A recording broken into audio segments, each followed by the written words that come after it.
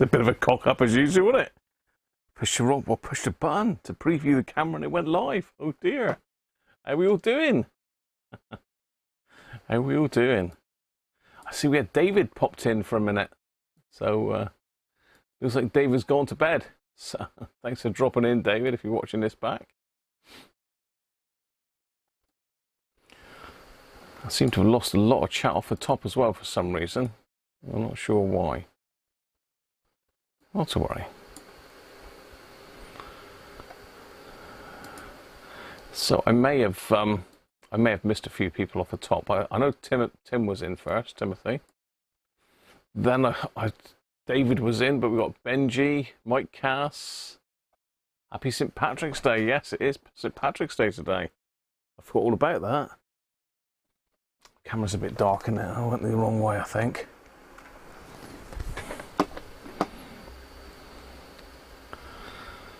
Chris is in. Chris Milky, how you doing, Chris? Daniel's in. Did Rob pop in? I don't think he's gone for his lunch again. Only one thumbs up. Russie, how you doing, mate? Matambly's in. Hi, Joe.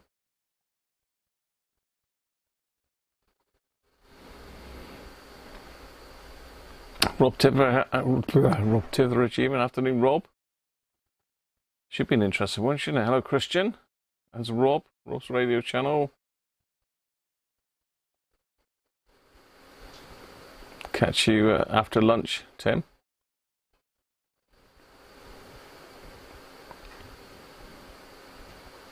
Bob Anderson, hi, Bob. Bub. Yes, yeah, I do. It's something that's always sort of fascinated me. The World Wars. Always been a bit of, not a fan of them, but, you know, I've always been interested in it, shall we say, Bob. I have got the German version of this radio as well in the other room, but I'm scared to touch it because it's quite valuable, I believe. Who else we got in? Thomas. Tom and Susie. Winter's roaring around there. Whoa.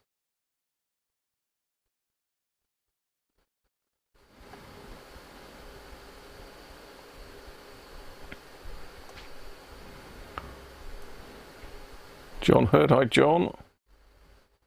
Mick McKinn, hi Mick. Bawley's in, hi Bawley. Hang on, we've done a bit of a jump. We've done a jump.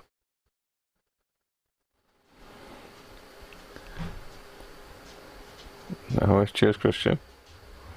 Susie's a bit late coming today, is she? Got to rephrase that. Afternoon, Gavin. Dids is in. No finger today, Dids. I'm out of finger. Barry's in. Hi, Barry. Anthony. Hi, Anthony.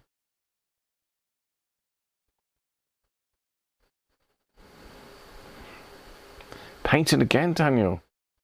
Cat says good morning. Morning. Martin Ryan, how you doing? Better be drinking Guinness. The only Guinness I've got is alcohol-free stuff, Martin. I don't know if that counts. I know. You know, I got an Irish friend who a bit of a hater when I talked to him about that. Apparently, it's not the done thing. Afternoon, Aaron. I think I said hello to you. Multi, how you doing? Whew. Benji's in. Hello, Benji. I think I said hello to you, Benji, didn't I? Apologies if I didn't. But yes, I do have some 4-leaf clovers on my desktop today, by the looks of it.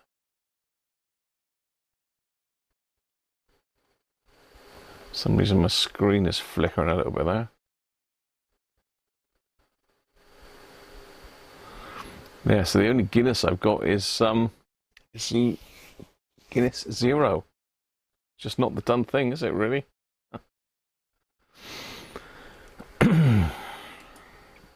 So, Wartime Radio. They were a little bit late off the mark, really, the British with this one. Came out in 1944, I believe it was May time. You know, considering the war ended in 1945, I think they were a bit slow off the mark, really, but I'm just trying to see, because there's There is a radio file guide. I've been trying to download it, but I don't know whether it's just...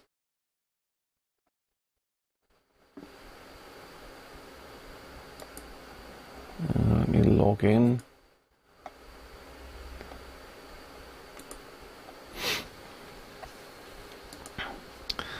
So if I go to my screen a minute, there's this civilian receiver guide PDF book, $7.95 on radio file. Let's pop the link in there for you.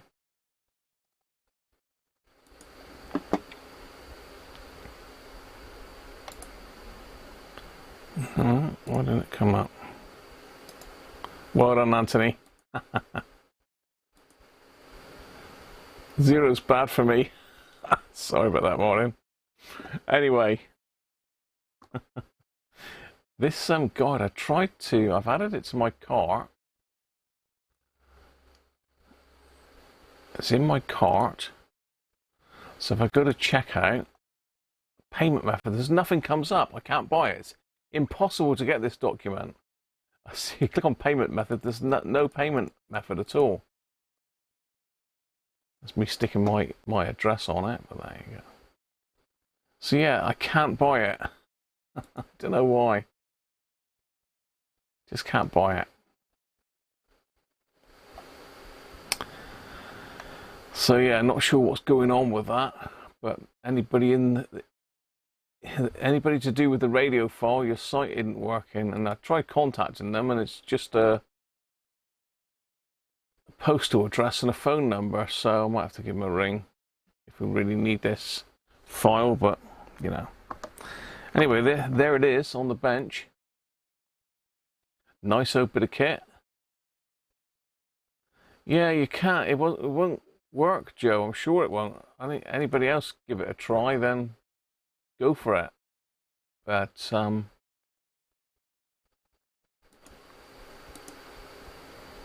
yeah, I can't get it to work at all.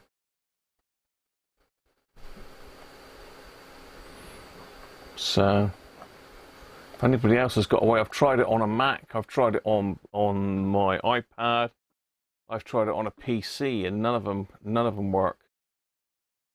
Very strange. It's very strange. So somewhere here I'll have the service info for it, I believe.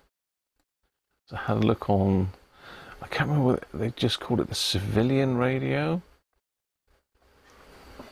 I'm not sure what it's under. Utility radio. HTML start.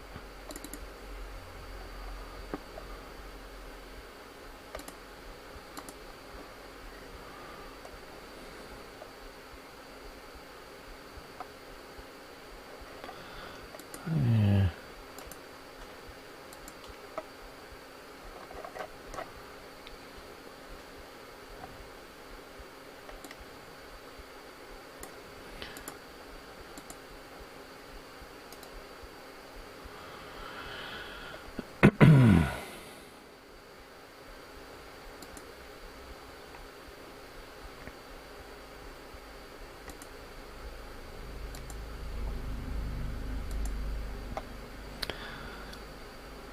I need to try and find out how to get the blimmin' thing. So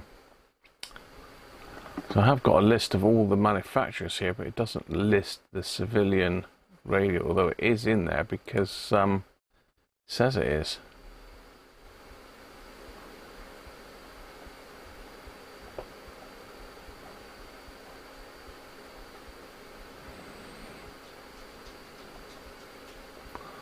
Would it be, no, it's maybe under Murphy, perhaps? Murphy? Trader?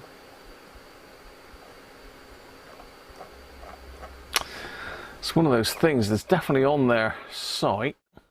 There was no model number for it though, was there?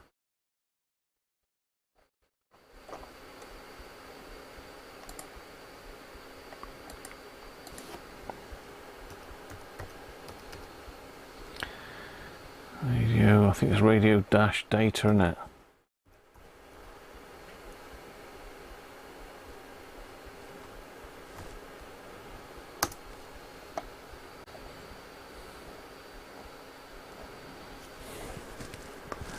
Whew. Bit warm today.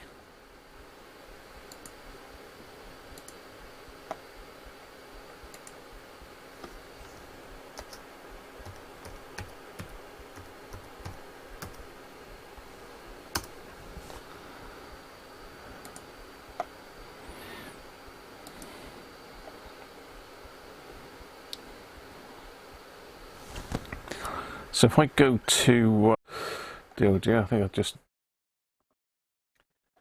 yeah, if I go to my screen, Wartime Civilian sets in here. I don't know what it comes under. Wartime Civilian sets under W.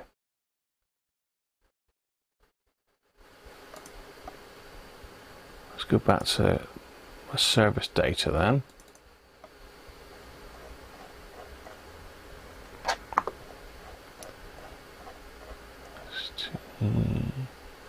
We've got a folder called Wartime. I wonder if that's it then. Trader sheet. AC. Yes, I got it. Okay, we're in. We are in.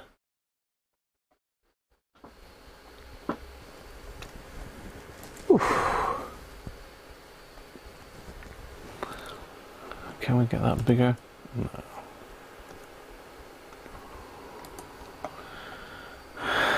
So, this gives us a bit of an overview of it. I believe it was 1944.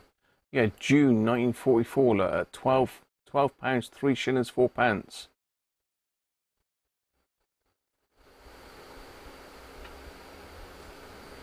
So if I get rid of my ugly mug out there, you can have a quick read of that. Can I fit it all in the page? No, not quite.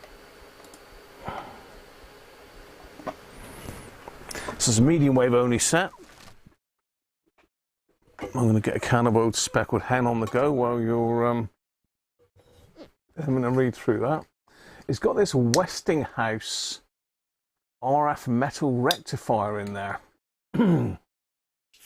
They have been known to fail. West Tector, isn't it?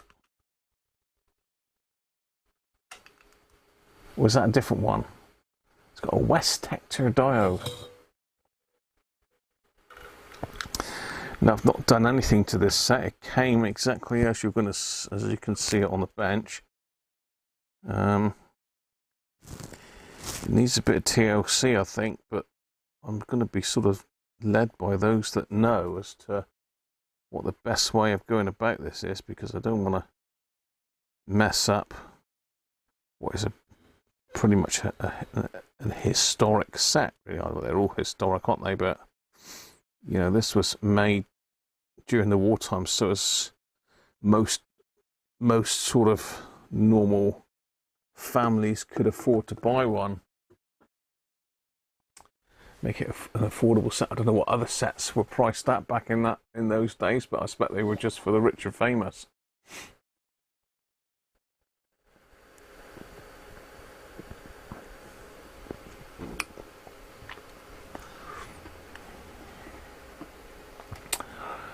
So the circuit for it is down here.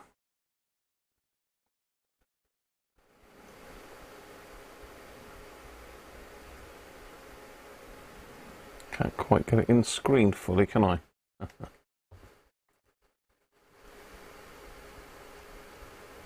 Yeah, there you go.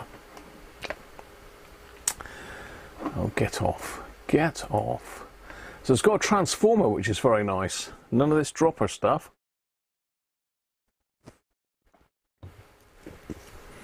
There's our rectifier, V4. I believe that is actually set up on top of the transformer. We've got an output transformer as well, so all of these things, there's multiple tappings off this thing as well. There's one.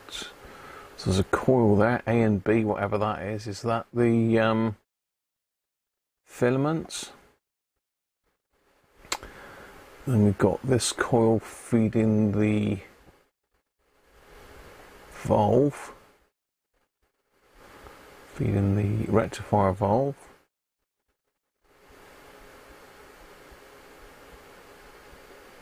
And another coil there.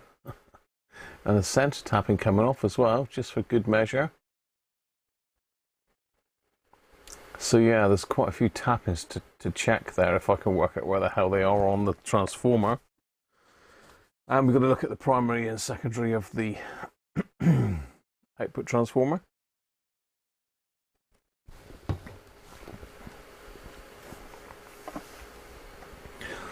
MR1, is this West Tector?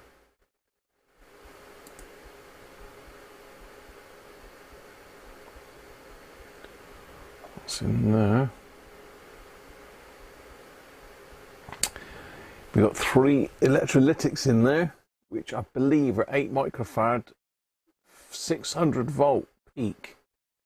So there's no way we're going to get this fired up today, because I don't think I've got any 8 microfarad electrolytics of that value.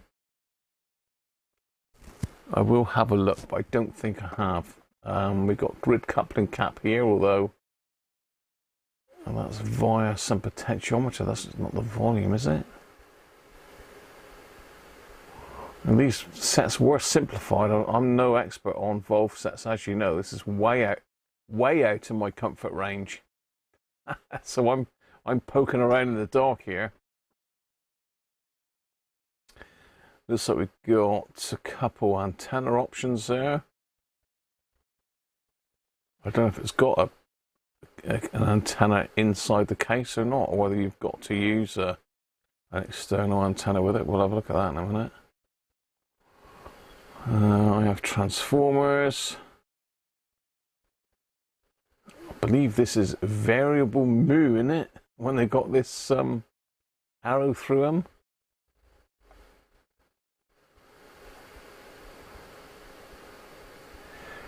And there's the end. So this is our 3 lumpy great capacitors in underneath, all strapped in nicely.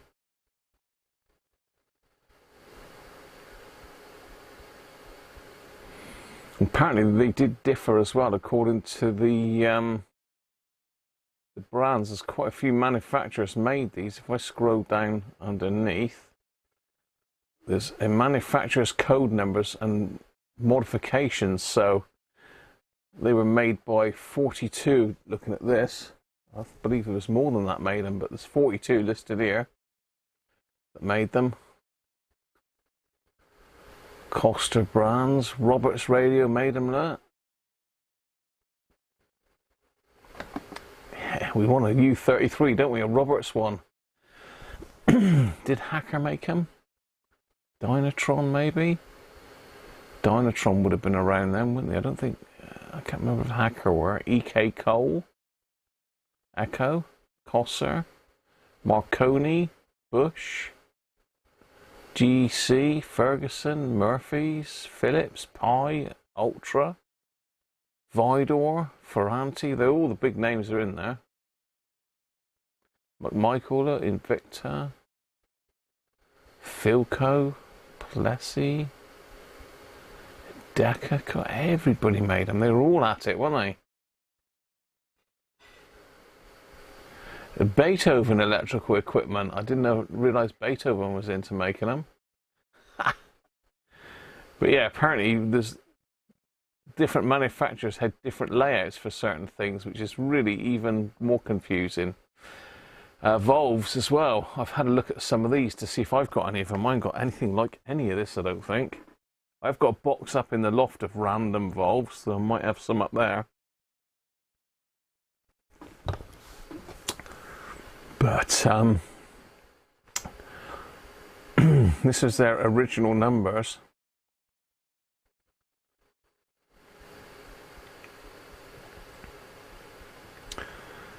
And this is what they equated to depending on the different manufacturers. So this is the V4 is the rectifier. Interesting stuff. It's going to be interesting to see which set I've got. If I don't even know where this code is likely to be. Where is this code?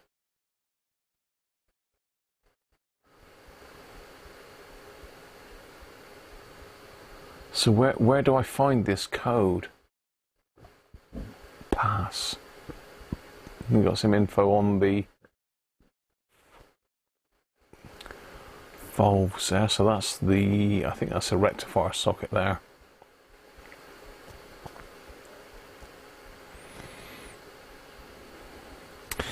Interesting. Better print that out, I think.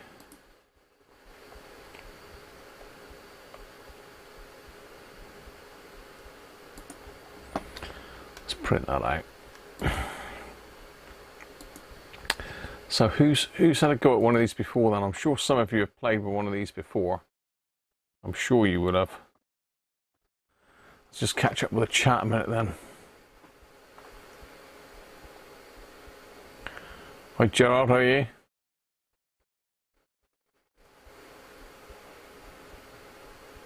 Right, let's catch up. Where are we?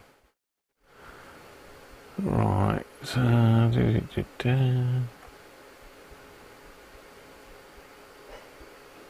Decaf coffee, yeah. Having your own radio station, Borley. Very nice.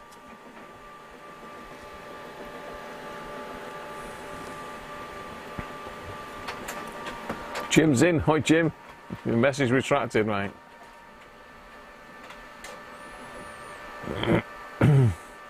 Missing dial pointer. There is no dial pointer on these, Chris. They're weird. They've got like a scale that moves. And the pointer is actually on the scale. I don't know if you can see that little there. I'll zoom in a minute.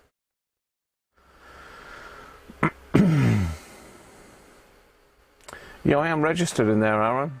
But I don't know. That's the one. Volksempfänger, yeah. That's the boy, Christian.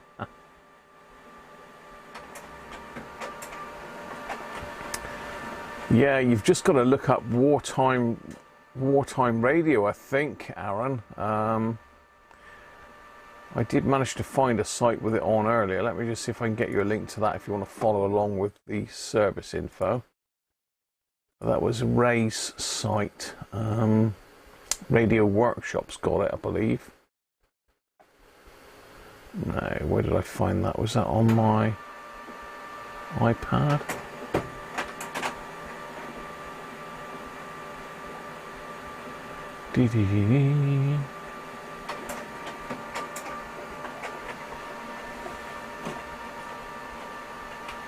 No, maybe it was my MacBook Pro. Let's have a look.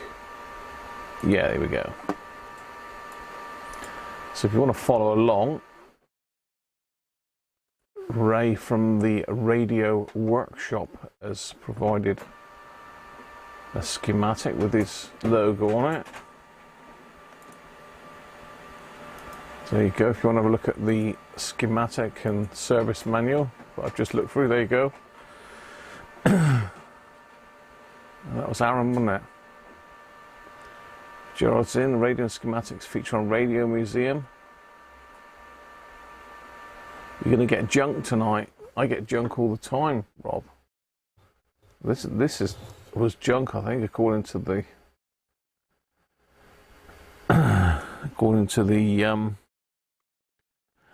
auction site. I don't know how much of this is original. It looks like the cloth, is that original? I don't know. You think it's a Ferguson one, Aaron, do you?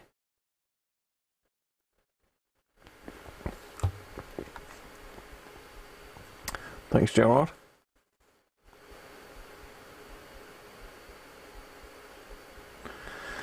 Yeah.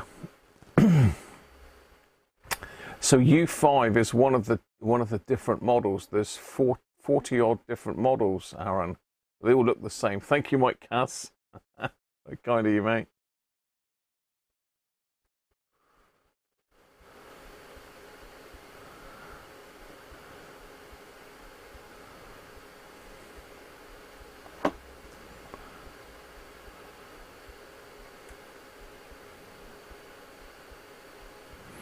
Yeah, I mean, I think the German one wasn't. The German one was what they called it. Oh, you've got to sort of double tune it. I can't remember what they're called now. It's not super hat, it's the other one, isn't it?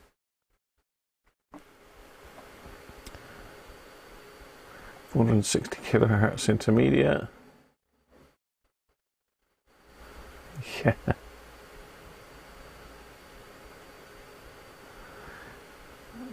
This is mains only. The majority of them are mains only. They did make a battery one, but it looks totally different, Anthony, to this.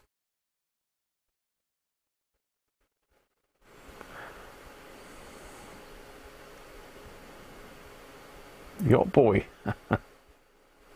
Hi Sandra, how are you? Harvey's in. Hi Harvey. Yeah, I've been after one for quite some time. I bid on them at the auctions and didn't win them. They tend to go fairly expensive, sort of around the £70 to £100 mark and higher. But I got this one a damn sight cheaper than that. Welcome back, Tim. Dave Rose, hi Dave. You cannot test 600 volt caps with a modern multimeter. No. This is fortunately not one with a field coil on the speaker. Arrow means variable. Hi Danish. I'm on the speckled end, mate. On the old speckled end. Hi Ben. Mac Vision, how you doing, mate?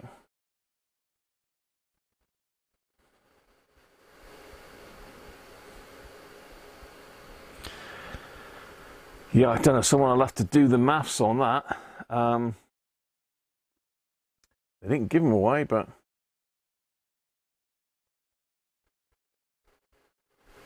Goebbels snout. There's 2 or 3 different ones over there, Jim. I've got one of them. I'm trying to think the one they nicknamed Goebbels snout.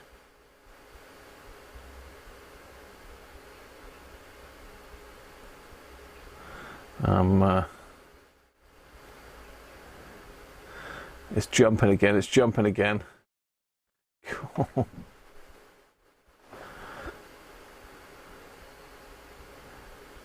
Right. Okay. There we go.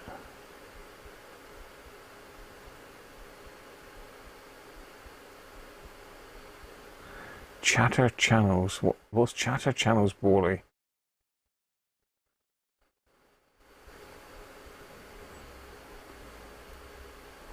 The code precedes the serial number. Now, where do you find the serial number? Got to be in there somewhere.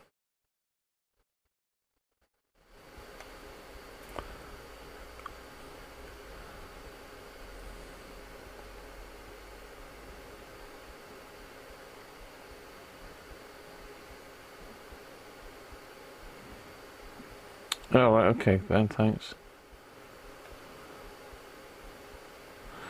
Still common in the 60s and early 70s, Rob. GT Jeff, how you doing, mate? Code is in front of the serial number. We've got to find where the serial number is. Peanut butter cups. Hi, Gio, how are you? Am I up with it yet? Smiley radio. I think it said smelly radio. On the Air by Peter Gabriel. One on eBay for 100 quid. That's about what they go for, Harvey, yeah.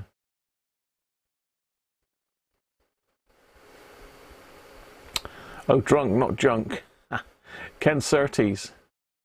Not cheap when made. Can we get the 1944 news on it or Churchill's speech? We can, Dids. We can. But not tonight, Josephine. It's not a Sony, Chris, no. No, Paulie, not a Sony. £12 in 1944. It's equivalent to £666. It's supposed to be an affordable receiver. How much? How much were the other ones then?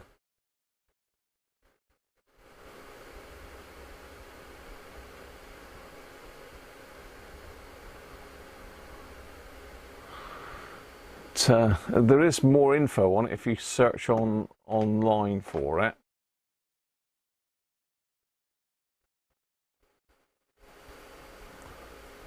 You were there up to your neck in muck and bullets, Dids, were you really? Flipping heck. You're welcome, Aaron.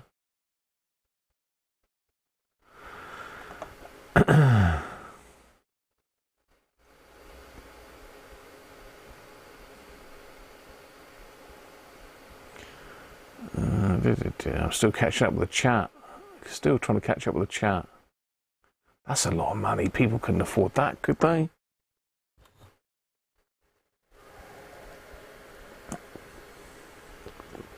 On its side, Anthony. What, the serial number?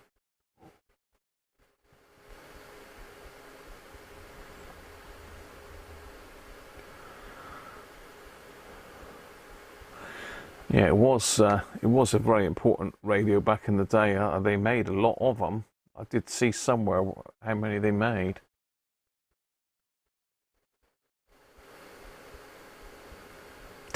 Chris. Oh, the VE1 was the Goebbels snout, was it? Okay. Thanks, Rob. Thanks for the super chat, mate. Inside the box, it may be. Once we take it out, we might find it. A jar is saying about £400 today. Oh, radios were rented back then. Yeah.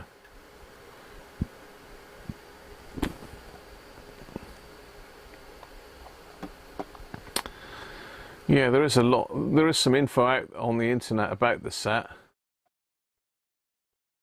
And there's some quite nice restorations. Oh, the battery version of the cabinet was on its side. Yes, yeah, you're right. 50 kilowatt Continental AM transmitter for $10,000 on eBay. Yeah, we rented our TV and video recorders when I was younger. Well, when I first left home, we couldn't afford a telly and that. We always went to radio rentals for ours.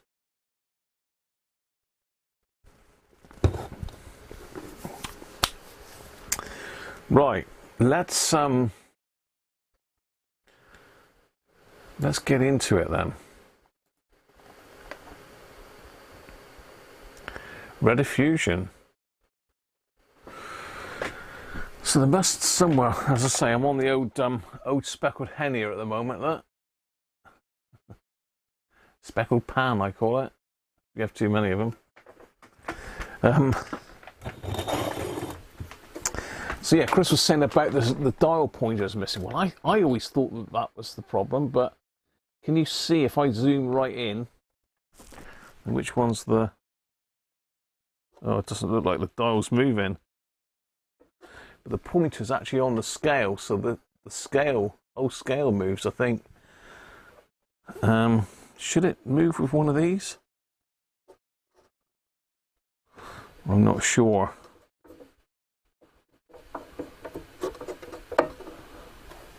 I don't know whether we've got an on-off.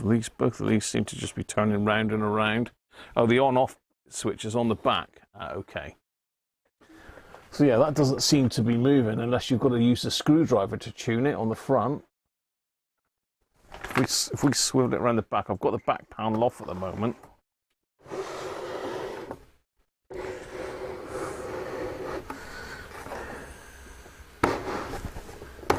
There's an on-off proper old school flick switch there. Now I have got the back panel, so maybe the serial number's on the back panel somewhere.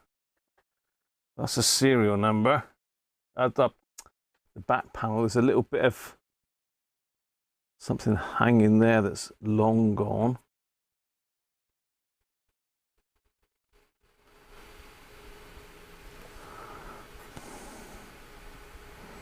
It's good. I mean, some of the text is missing off of that, but it is there.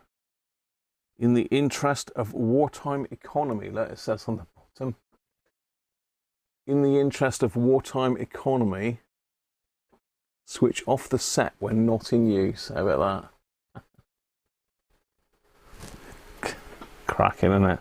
And it does say AC model wartime civilian receiver. So I think we certainly have to do a scan of that.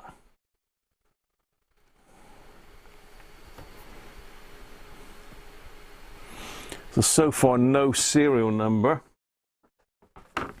Now also on top of the case there's supposed to be a transfer here, and sadly that's worn off as well, so I want to see if I can get a reproduction made of that, because it basically, I can't remember exactly what it says. I think I did find it on the internet.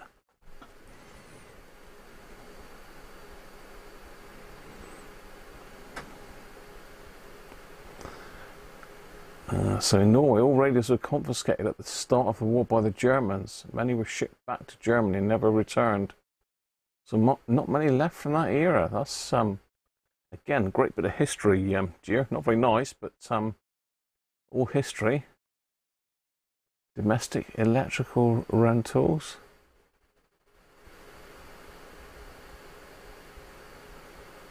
Rediffusion.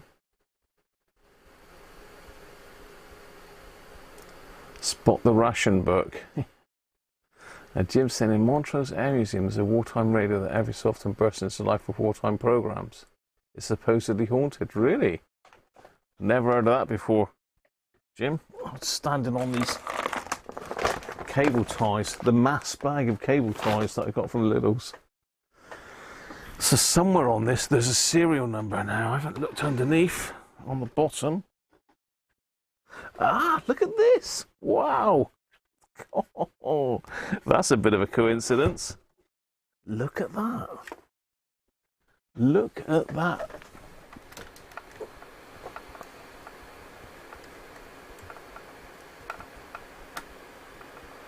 How about that? I was just saying about radio rentals. This set is the property of Radio Rentals Limited. It must not be sold or disposed to any person other than their accredited representative. It may only be repaired by the owners. That's very fragile. Very fragile. Wow. Look at that. Radio rental set. Really basic construction. Just plywood by the looks of it, used for the timber.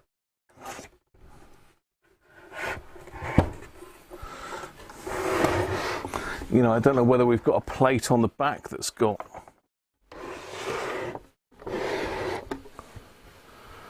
serial number on it. I mean, this Cosser valve, if you can see the Cosser valve over here, is very jauntily sat up on top of the thing. It looks like it's virtually out.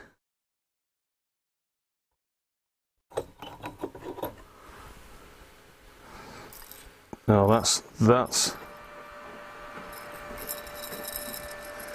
not good. We've got bits of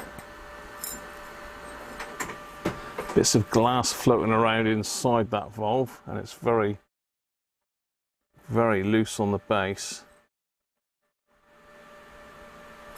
So that's that ain't good.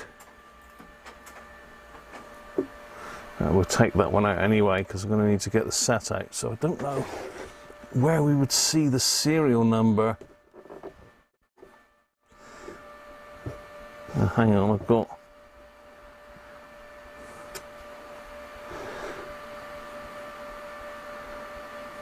I think that's a Radio Rentals number there.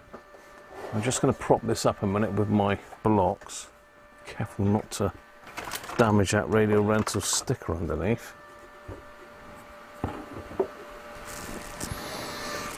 I don't know if you can see it, but just down there there's some markings. Now, from what I can see, that's just XXXXXXX, and it's got RR, which I assume means Radio Rentals 1125. I wonder if they've stamped out the serial number because it's a Radio Rentals set. Maybe that's what they did. See if I can get me goggles on and see any closer. Hi Martin, how are you? Yeah, that looks like it was 5, 1, 1, 6 something. 5, 1, 1, 6, 7 maybe? I'm not sure. I can't see any other markings on it.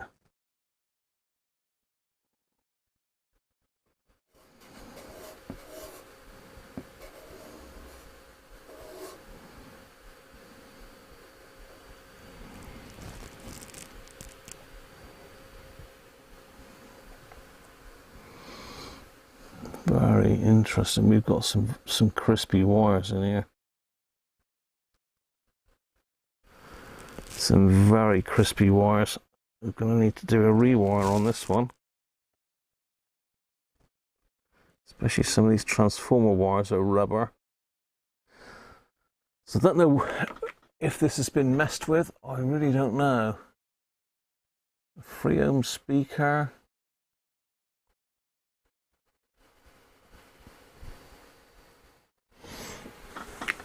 Yeah, I don't know if you can see that. I don't know if I turn it in a different sort of light, you might see it a bit better, maybe.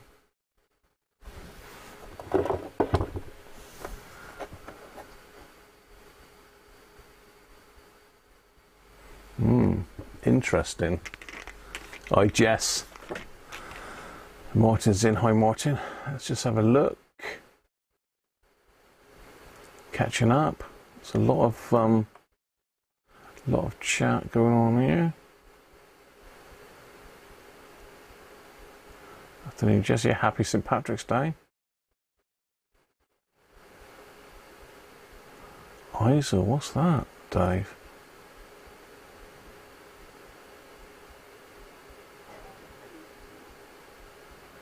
Output valves will be very difficult to source and expensive.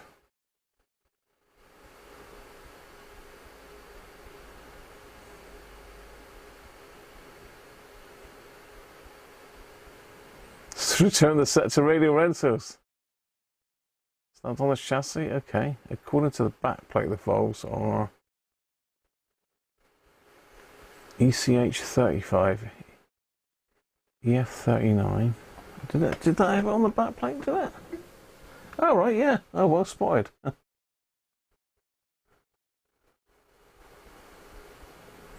I believe all of those valves are obtainable.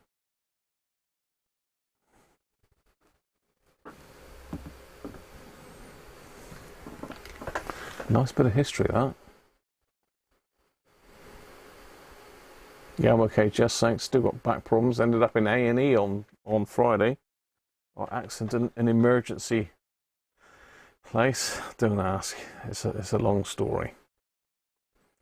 You're interested in wartime sets? I think there's a lot of people are interested in them, Chris. Myself as well.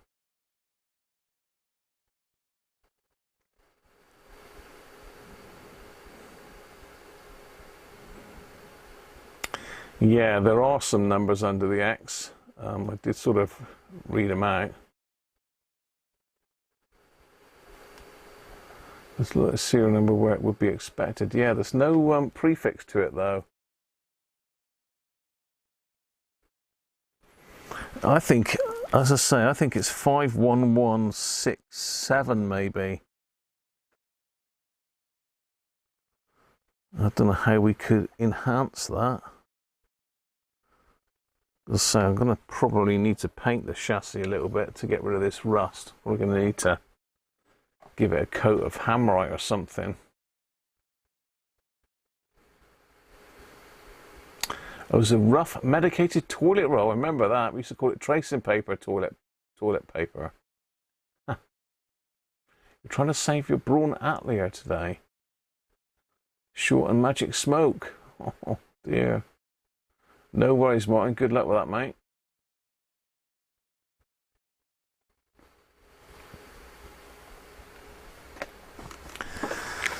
Yeah, I mean, I'm sort of looking at it fairly close up. Just trying to think if I could shine a torch across it, whether that would give you any better clue or I don't really want to colour it in. This is definitely a 5, 1, 1.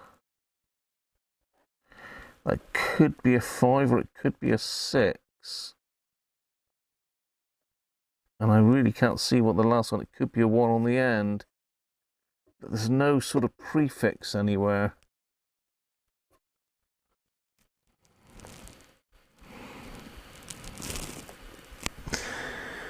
So I think what we're going to need to do is take it out of the chassis for a look. We'll take the chassis out of the case for a look, shall we say.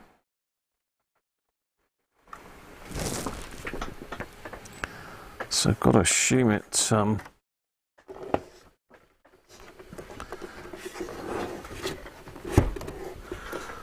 just undo these. I wonder how often this went back to Radio Rentals for repair then. I really don't want to touch that label.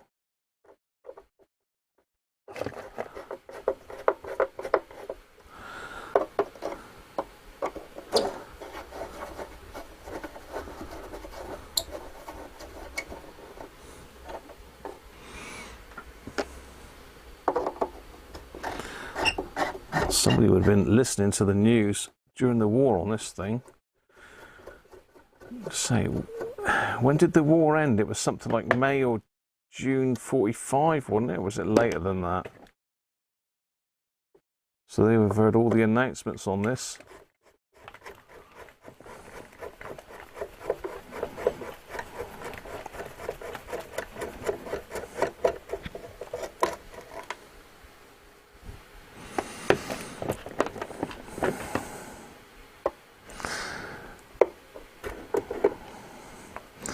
So what do you think we should do with this set? Should we restore the hell out of it and make it look like a, it's never going to look like a new set, but you know what I mean, try and get it looking as original as it would have been back in the day?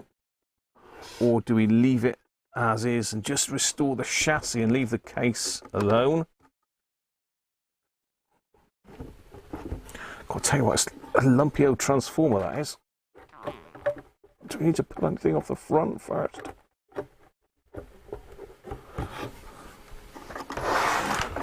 Yeah, we've got to get the knobs off, Graham. Denob it.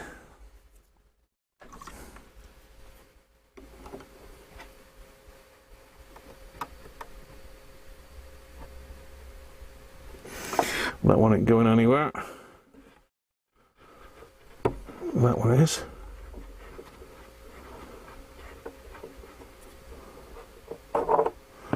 That one's off, but the other one is a bit tight. I'm going to need to pop a little bit of WD again. I don't want to break the head off the screw. I'll try and keep everything as is for now. I'll dribble a little bit of WD in there. So I'm going to say try not to get it on the knob, but that's impossible because WD-40 loves to go everywhere, doesn't it?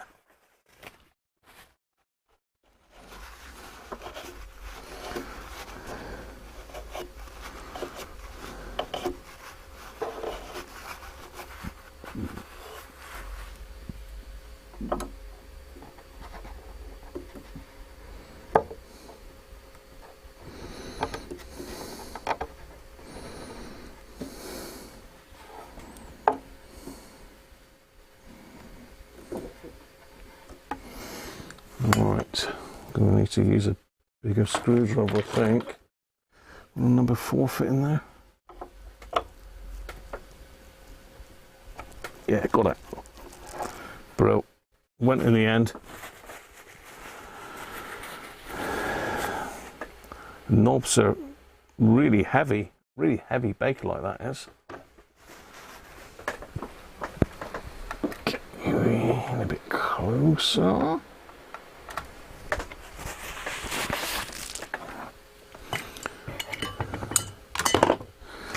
This thing off my head. Right. Try again.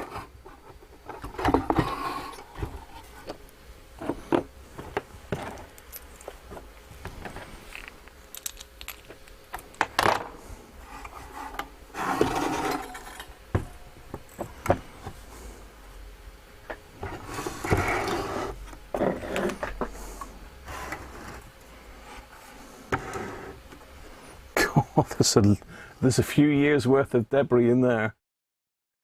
Right, what are we going to do with this? I think I'm just going to snip those off. It looks like maybe it's had another yellow wire in its time, but this one is just breaking apart. I think what I'll do is I'll take a picture in the back of that.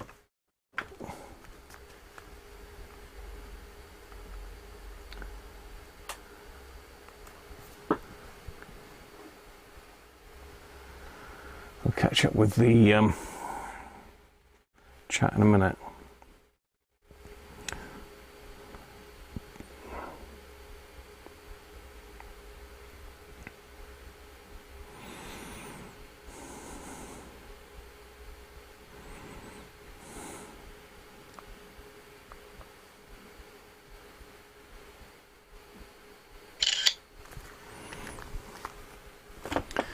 I'll just snip those off. Just leave a little bit of the colour on there so I know which one's which.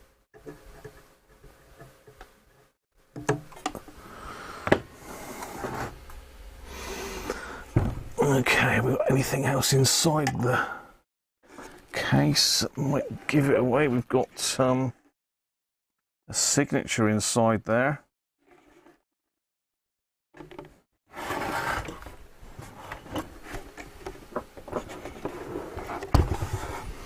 There is a signature, I don't know if you can see that,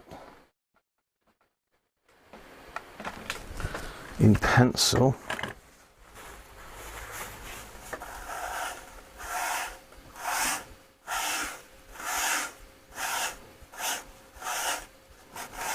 I'm not using anything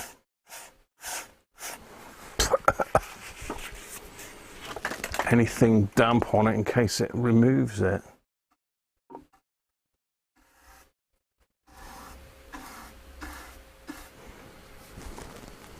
What would you say that is?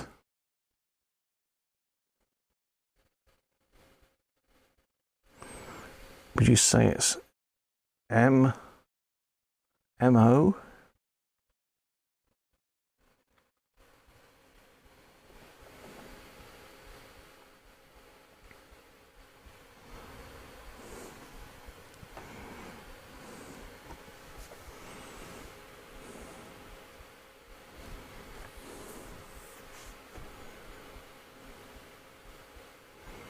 I don't think it's W.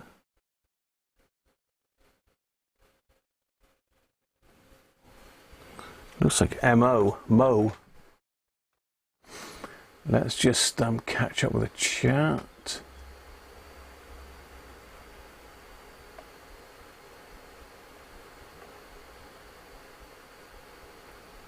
May the 5th, May 1945.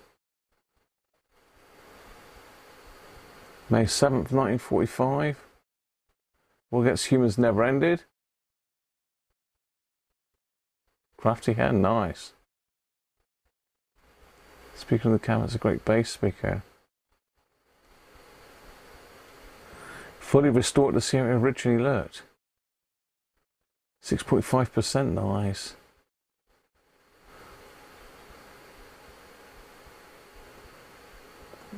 Jesper connect his mobile to it.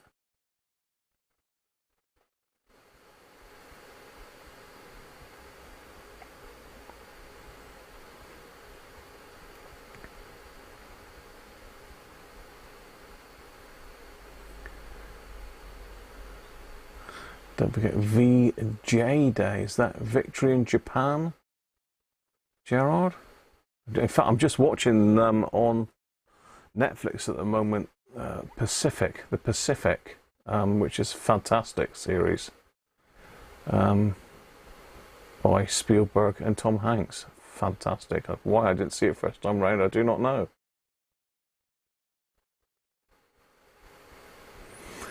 Chris is saying leave the cabinet as it is and restore the chassis. No, I pulled that one off. It's actually here. It's got bits of glass floating around in it, so I need to remove the base. And in fact, I think, I'm not sure if There's definitely bits of glass floating around in that, and the base is, if you can see this, but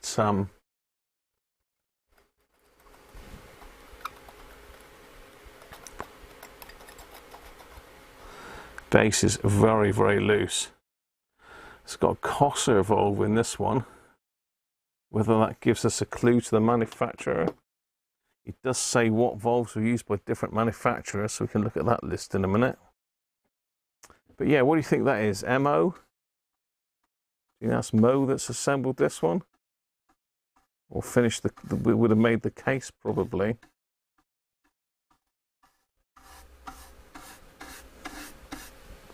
It'd be worth putting a bit of lacquer over that, wouldn't it, to preserve that?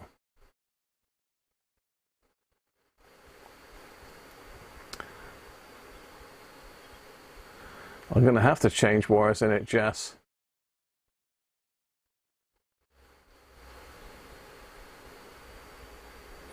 Clean it off with white spirit and give it some oil.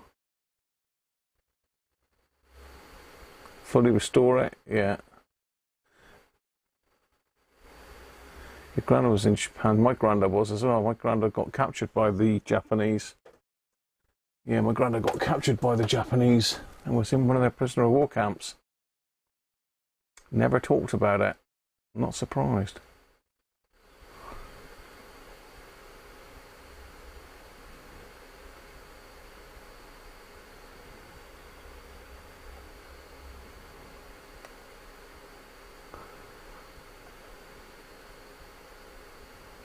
Reading the signature upside down.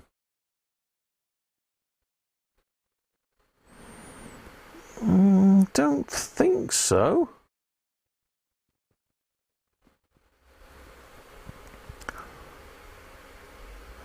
Because it would have started on this letter then, and that's sort of like its natural finish sort of going around that way. I don't know.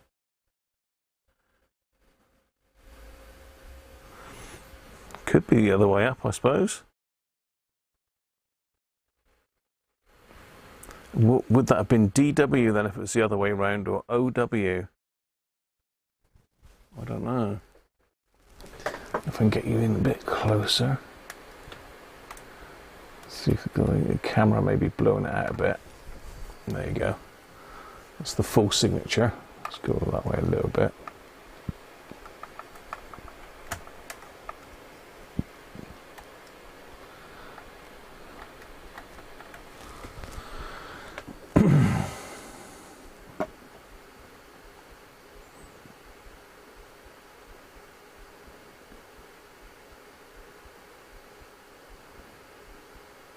Hi John. Dechroming with household items. Dechroming? Not a clue, John. It's not something I've messed with, chroming. Oh yeah, I saw Band of Brothers. Well, I actually saw Masters of the Air first, Joe. Which again was from Spielberg. Fantastic show, Masters of the Air. If you haven't seen that, it's on Apple TV. Then we saw Band of Brothers, and now we're in the middle of the Pacific. Hi Nigel, how are you from Swansea?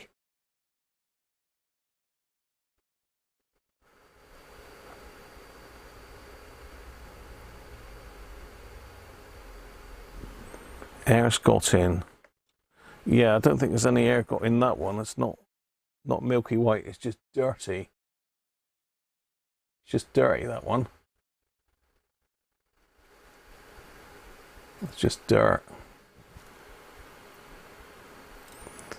You've got to be careful cleaning valves because you clean all the writing off of them. Victory at Sea. Have to look that one up, Jim. Derek, how you doing, mate? You got 5 of these, Derek. Oh, you'll be able to sort us right out on this, Sam. Can you tell us where the serial number is, Derek? Well, the U number that denotes who made it.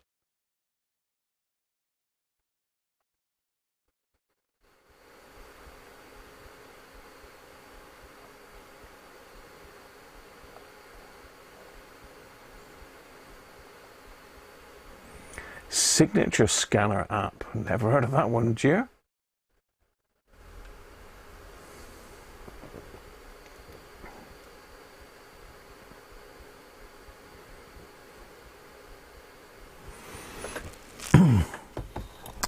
Yeah, I think you seem to be getting the dust confused. This is literally just dust on here. I get a wet wipe. And I mean, the valve itself might be okay. It might just be that it's cracked off a bit of glass inside, but I think I'm probably going to end up having to get another rectifier valve for this.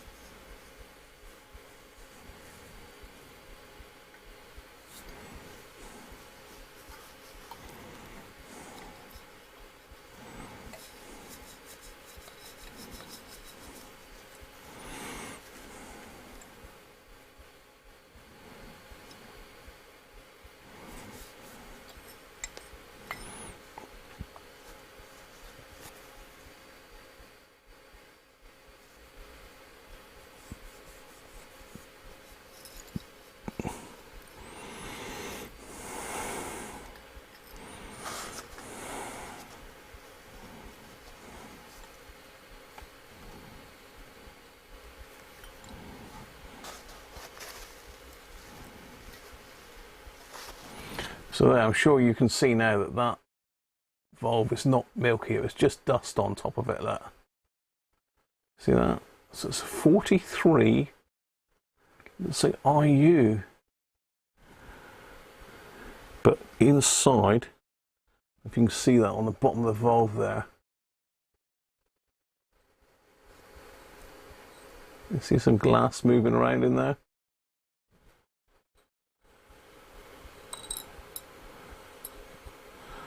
Yeah, if you see just in the bottom there, some shards of glass. So it might be that it's lost its vacuum. But yeah, it's not milky. It's no milky.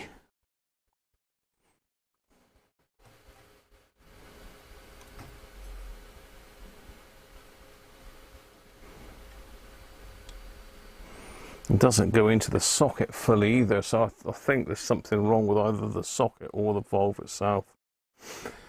Anyway, that's the only writing I can find. It says 3 ohms on the speaker, 1652. Nothing else. There's nothing else on the actual radio. So let's pop that on the floor a minute while we have a look at the chassis. So let's zoom me back out again.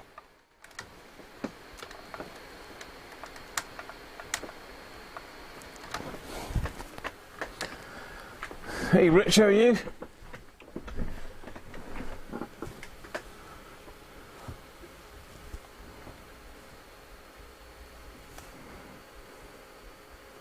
Thank you, Rob.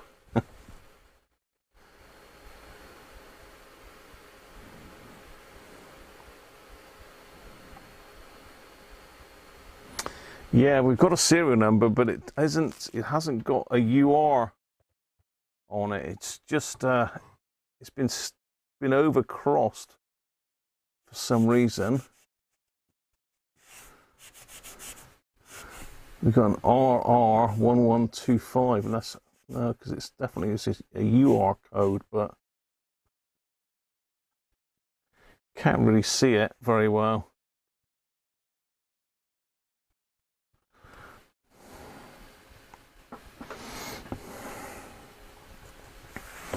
So let's turn it around, see if there's anything on the front.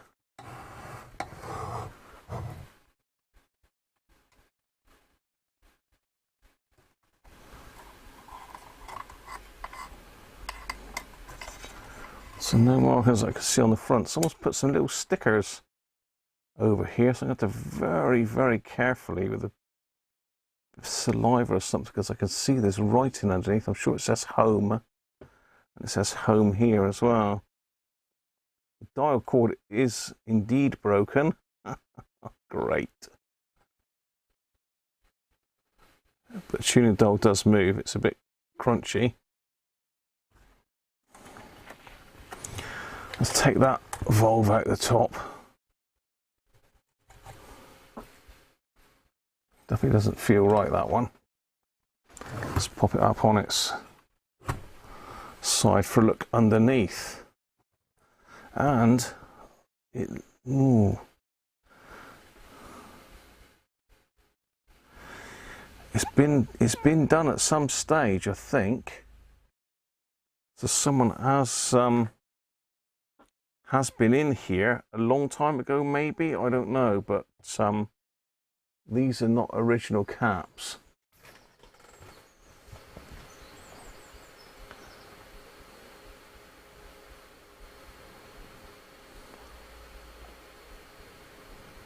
Derek Taffman, how you doing, Derek? There's a nice old bit of kit. I can't really, Joe, no. That's normal for a DW valve, is it? For with bits of glass floating around in it?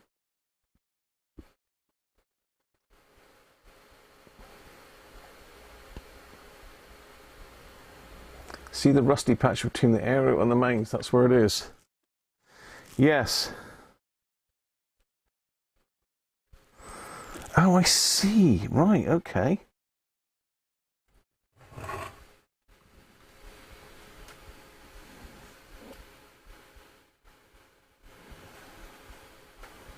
There's nothing there. I don't think. I mean,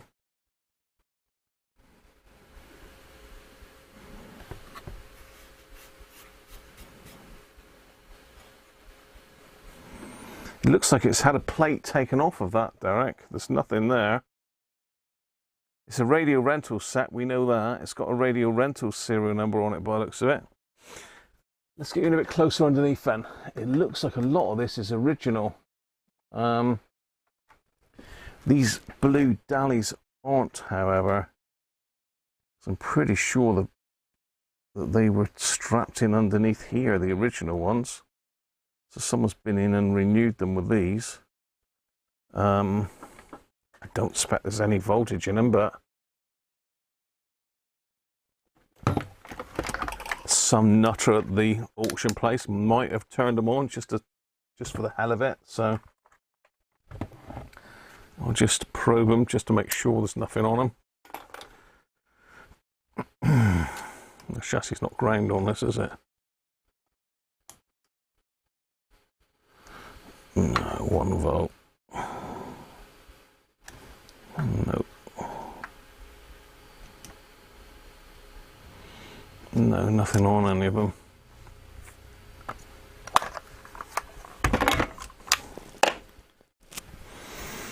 So yeah, we've got dallies there. I wonder what date they are.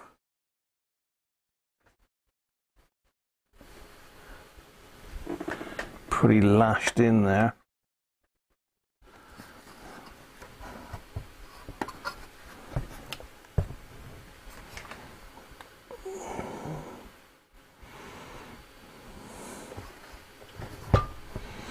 I don't know if there's any date codes on those.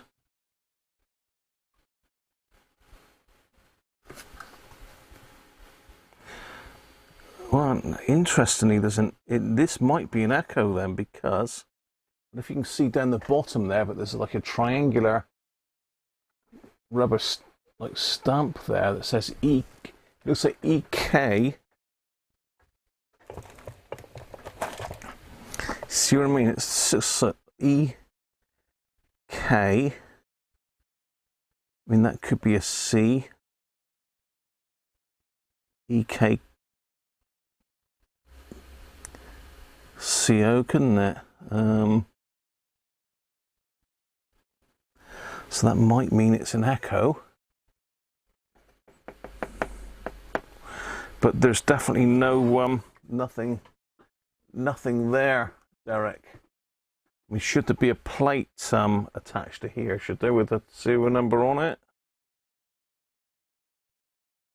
Or is it written on in ink, or?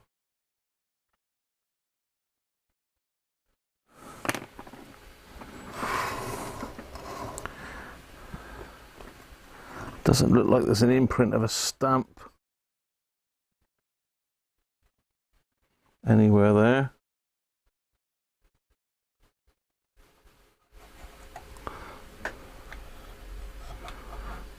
The switch is made out of wood. Oh dear. Switch is made out of timber.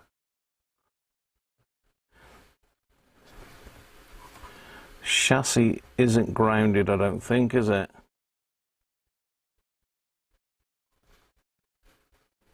It's just 2-core cable. But yeah, that just definitely looks like Echo, isn't it? Expanded the image is definitely Echo.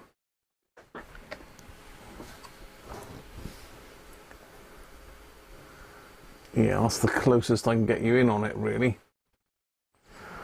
Camera won't focus any closer.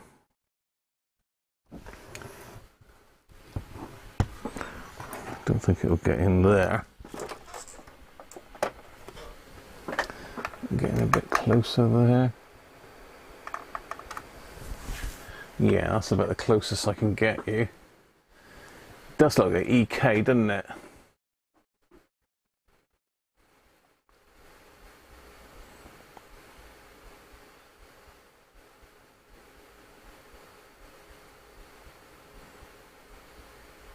Make and style of the IF cards. Okay, we can look at that as well. Afternoon, Rolf. Hi, Christoph. It is medium wave. How many digits in the manufacturer IDs?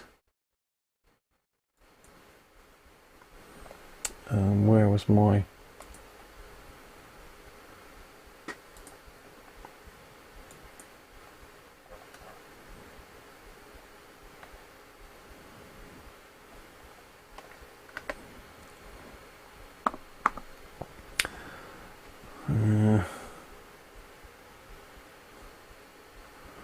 So if we think it's a U2 then potentially, which is EK coal, so if it was a U2, an additional resistor of 47,000 ohms, so 47K is connected between the A1 and the E sockets.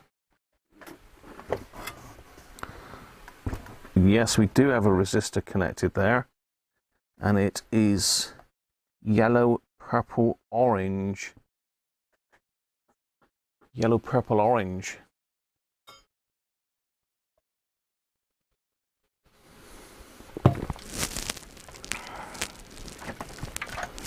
Anybody want to do the do on that? Yellow, purple, orange? So I can't find me thingy at the moment.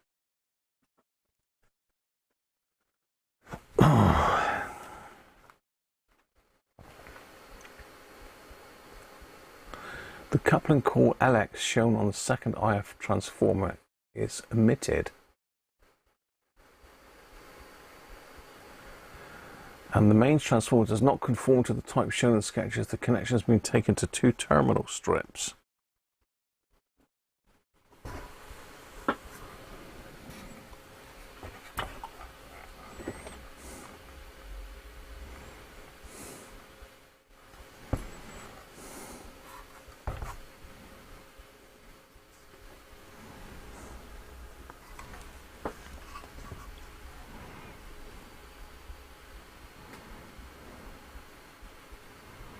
Yeah, I don't know. Potentially. Coupling core LX is omitted. So where's LX? Second IF transformer, is that the one? Second IF transformer LX.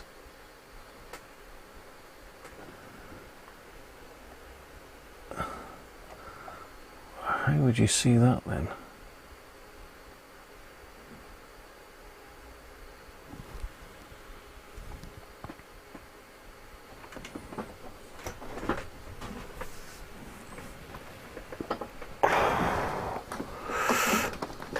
have to stretch my knee a minute. Whew. Knee was hurting there, didn't I?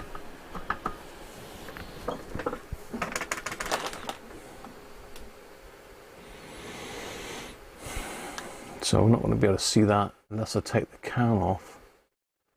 But seeing that, I don't see where the coil is there. LX.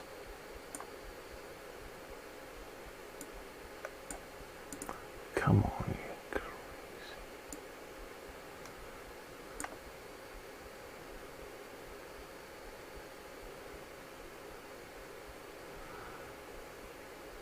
I can see a wire in there and a wire in there. We saying that's totally not there. Pass.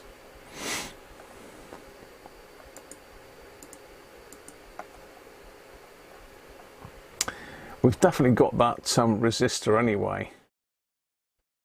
See the A&E socket.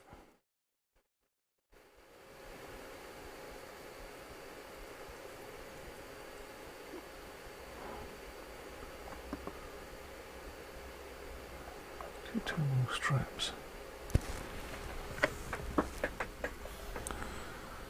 Yeah, no, that's right. We have got terminal strips on this one. So yeah, this is an Echo one. There you are. Well, that's one mystery solved. The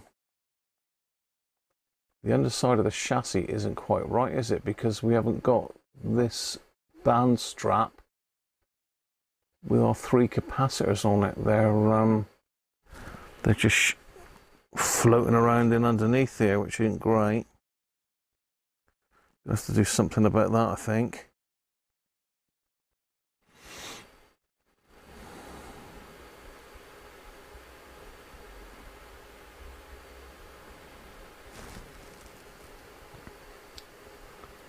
C13. Yeah, that one's still in. C13. This big red resistor there, that's in. More capacitors.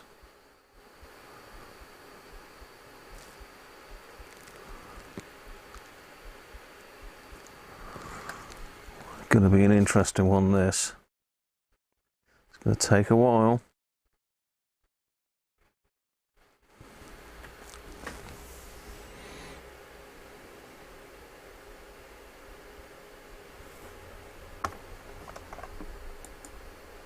Oh, wrong one. What am I on that for? What's going on? Was I on that all the time when I was trying to tell you what I was looking at? Oh dear, apologies.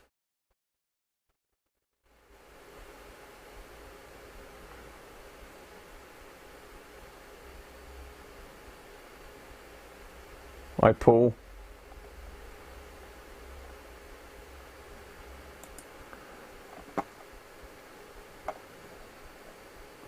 Oh, nice one, Paul. Thank you for that, mate. Paul's just popped me a British Vintage Wireless Society bulletin from back in the day, by the looks of it. What the date of that is.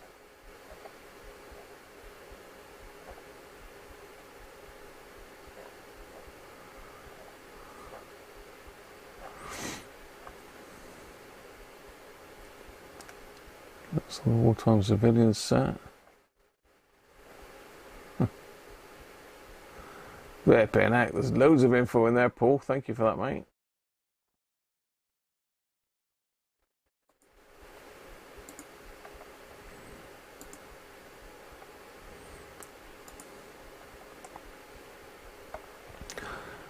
Right.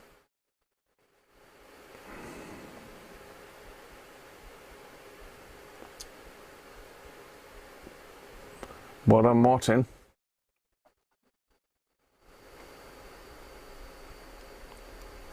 That's a 47K, so yeah, it definitely is.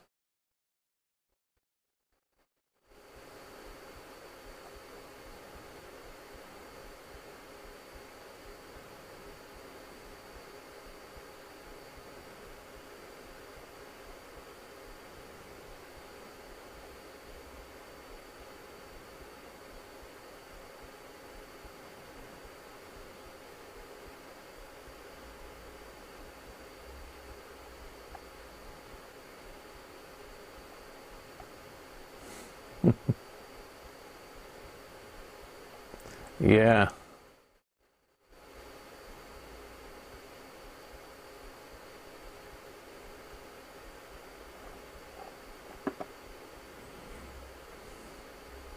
George is doing a cottage cheese pot. Afternoon, George. Is that some cooking thing, George, is it?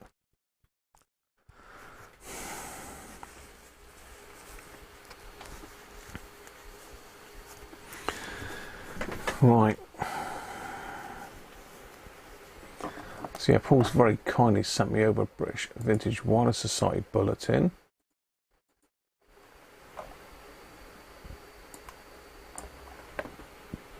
In fact, you can all read that, can't you? But Paul's left a link to that.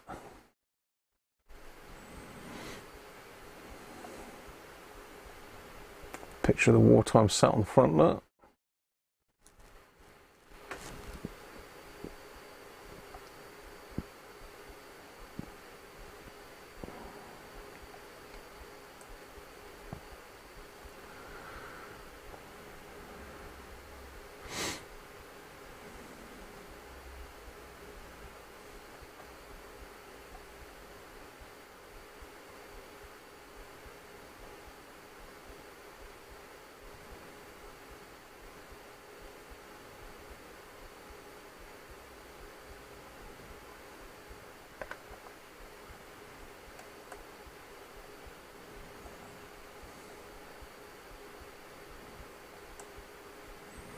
There's a load of info there on the Wartime set.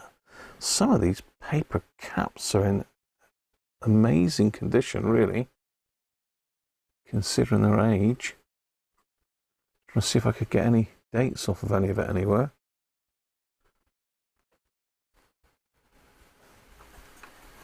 Got the lovely hunts. Obviously, they were about during wartime then.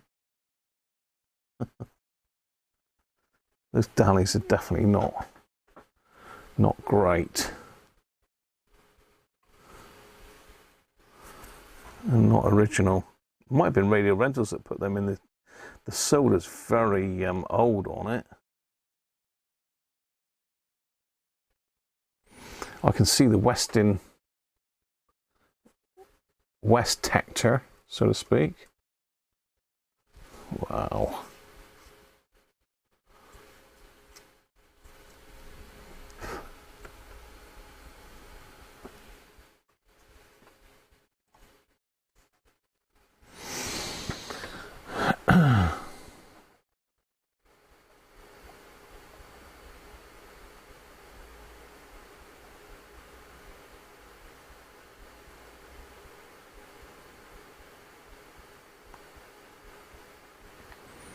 So yeah, it's a lot of information there.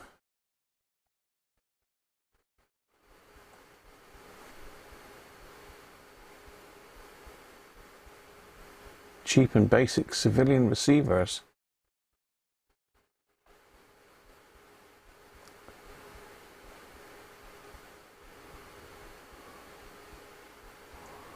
$175,000 of the AC main sets and 75,000 of the battery models.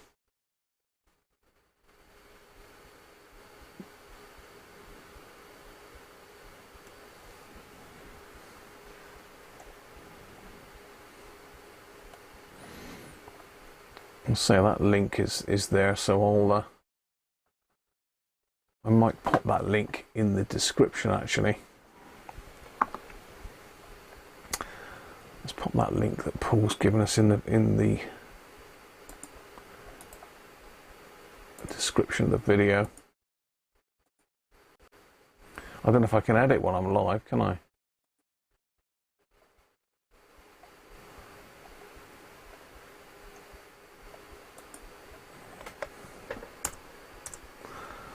I'll put that in the description. I'll save that. Should be okay.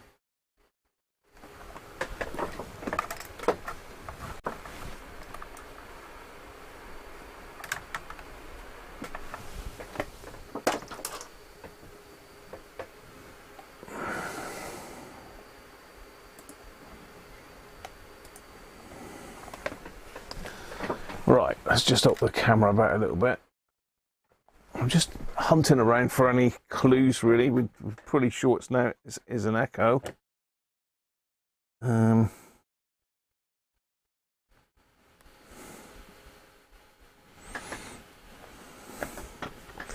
there's something stamped on this wire as well. It looks like Hatton, Britain or something like that.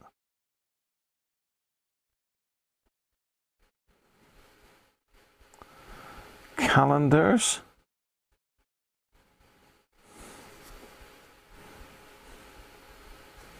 Hope there's not asbestos rope inside of it. And we won't be able to reuse this because this is all gone brittle. It's all rubber cable that's just perished. I'm just going to have a look at the what it says on that wire.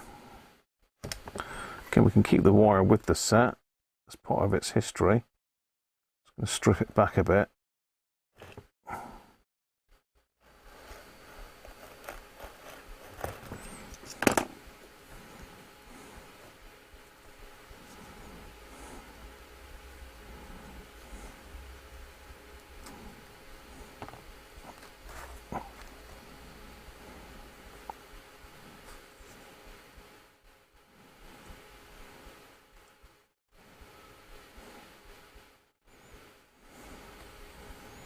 Definitely got something written on it. Insulated calendars.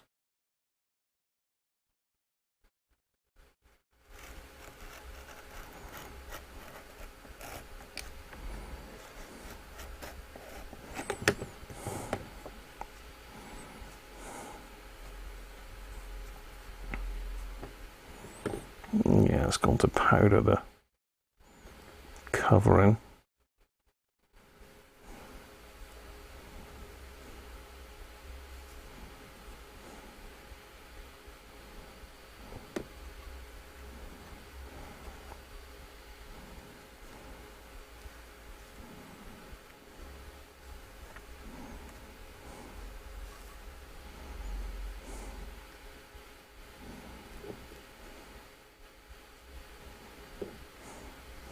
Still going back the writing. Let's go back a bit further.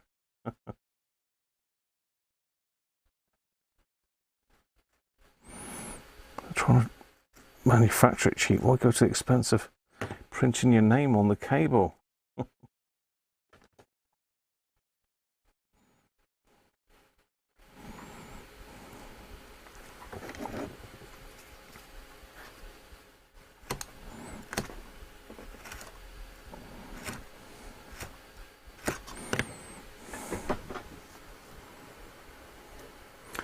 It hasn't got the number on it, George. It looks like it's a radio rental set. I think they've taken the numbers off of it and claimed it as their own, I think.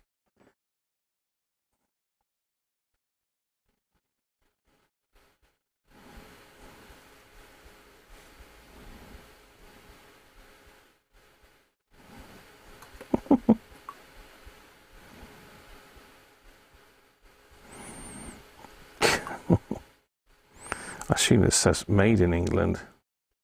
So it's got England medium insulation, British insulated calendars.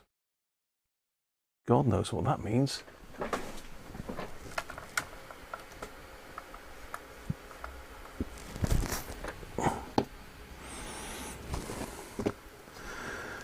If it'll focus on this, it should do. Yeah, can you see that?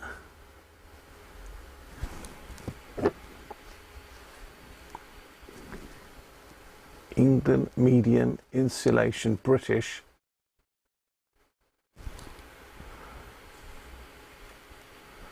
Insulated calendars.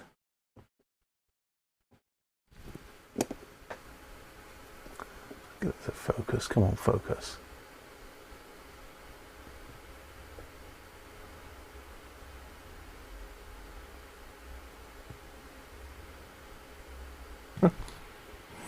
There's nothing written on the red wire. It's a red wire that's gone really brittle. You can see it on the ends. It's gone all crispy and crunchy. So unfortunately we can't use that cable. I think we can probably earth this as well, can't we? It's got a transformer. Should we be grounding the chassis on this?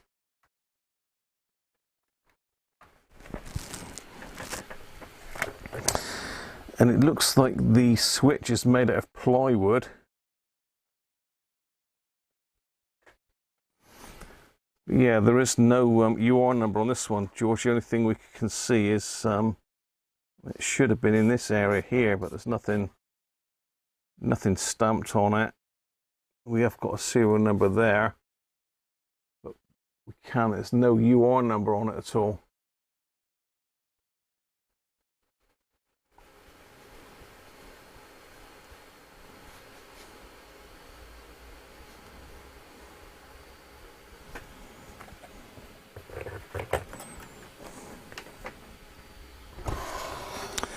Right, so I'm just sort of hunting around to see if we find any other dates or anything in this thing. As I say, these, I don't know, B4/12. They're not 1912, are they? They're not 2012.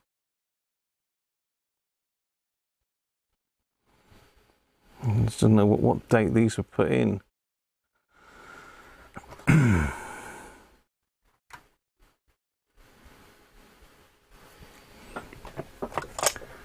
Could release one just so we can get a date on those.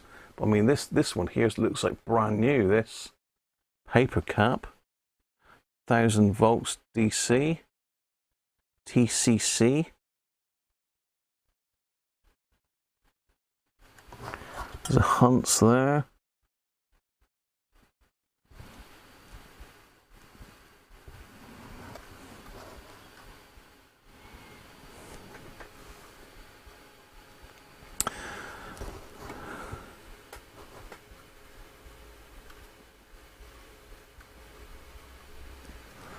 So the West Tactor is over here.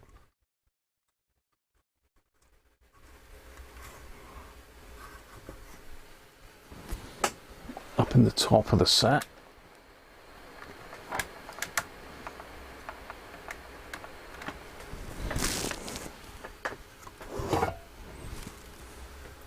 You see it just in there? Weird looking thing.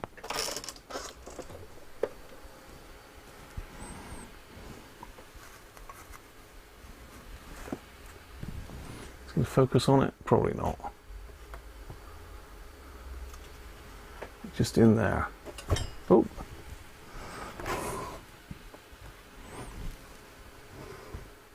That's better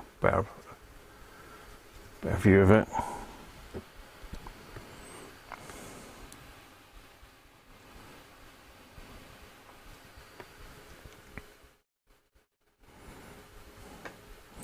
Certainly got different IF cans on this as well. We've got an original BVA valve in there as well. Can you see that? Put a focus on it. BVA 266. I think there is a reference to that as well in that manual.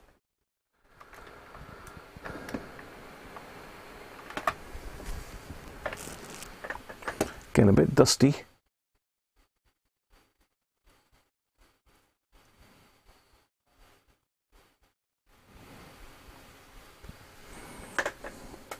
So that's one of the original valves, that one is. This one's got Mullard written on it, so probably not an original. And that one, has that got a number on it?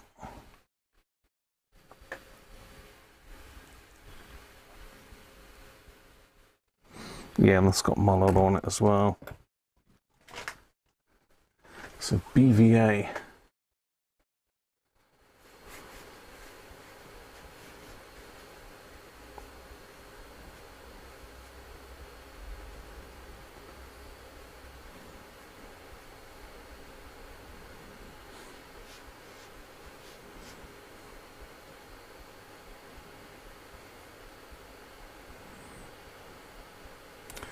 Yeah, someone has made it work at some stage, George, by the looks of it. Some very crispy wiring in it, and I don't want to kill it I don't want to kill a transformer because that would be carnage. That would be a disaster, wouldn't it? So let's see if we can get anything from that BVA then. I think it tells us what the manufacturer would be.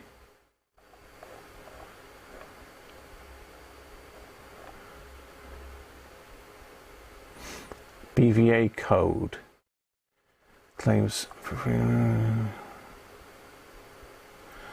the final figure of the code marking the valve. So the final figure on that one, is that a 6? So that was made by Mullard by the looks of it. That's based on this this valve code here. Look. Claims for free replacement under guarantee on the valve manufacturer whose name can be identified by reference to the final figure of the code marking on the valve. So that was definitely a Mullard valve then, number 6, with a number 6 on the end.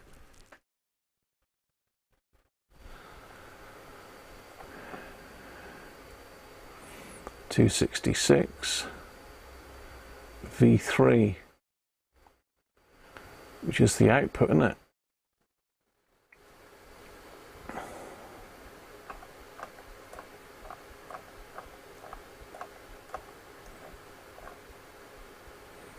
Yeah.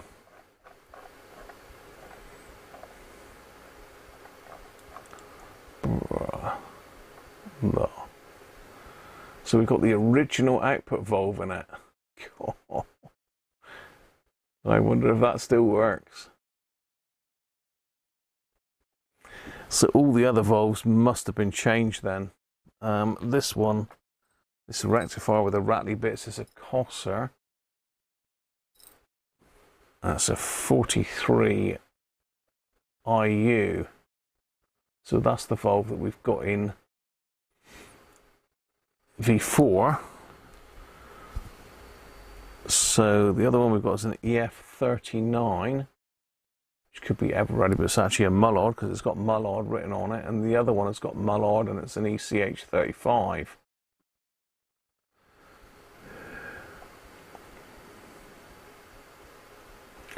EL33 is usable by the looks of it, so that would have been what that valve is, an EL33. I bet that's not cheap.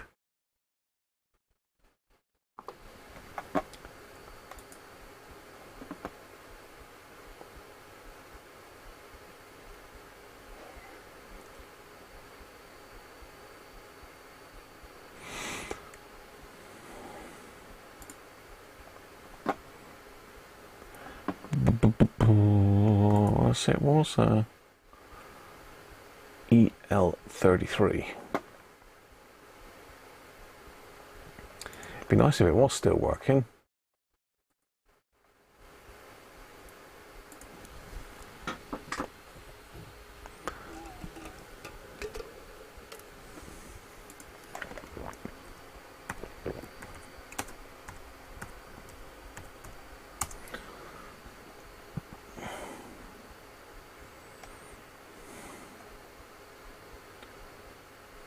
Oh, £88.50 plus a £5 postage. New old stock. £50, £5 postage.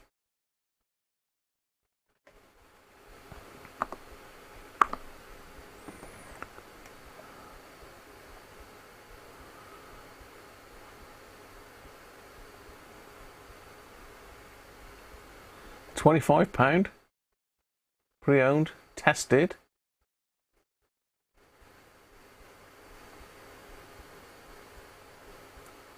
£10, £10. The rest of it's some weird other valves or other rubbish. Match pair, brand new.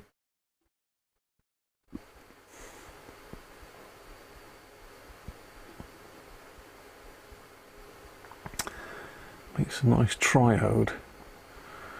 £14 of best offer.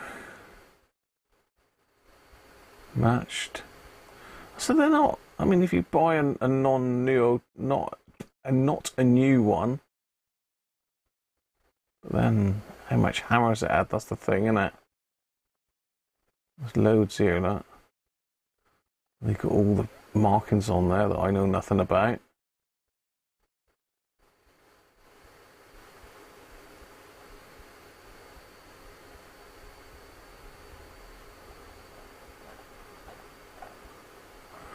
Oh, they got pages and pages of them. So what are we on here?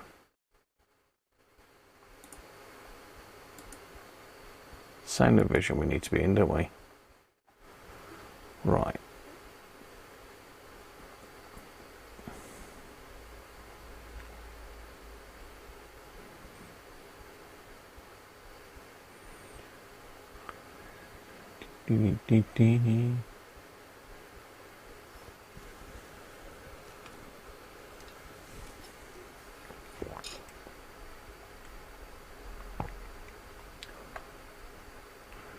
Yeah, you just don't know, do you?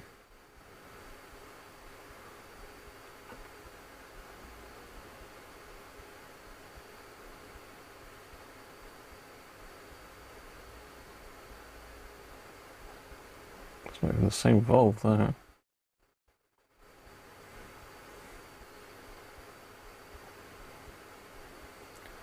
Open, never used. Open, never used. Various. Is there an EO33 in there?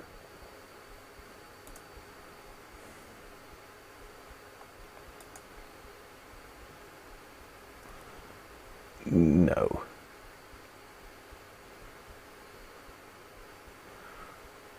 No. No, no, no. I don't think any of those are ones that are in this set. Nonsense in it sometimes.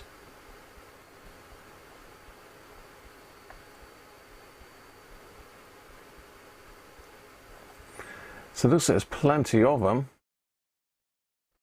See, that looks a bit of a bargain. If that is genuinely not used, it looks a bit.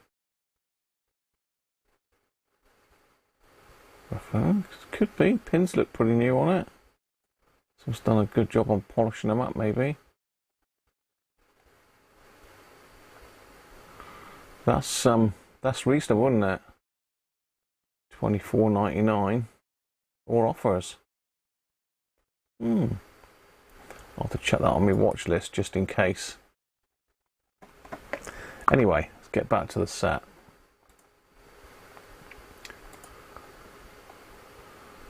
Thanks, Mike. Thank you, Mike.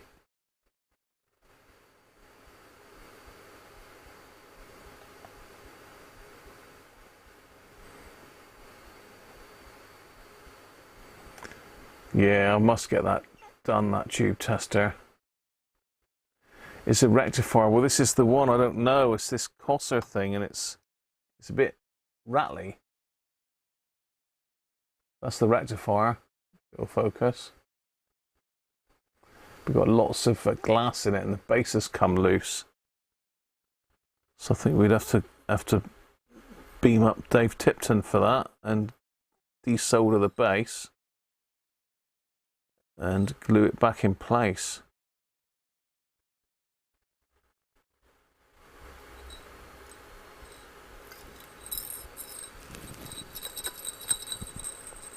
You can hear it's a bit wibbly wobbly.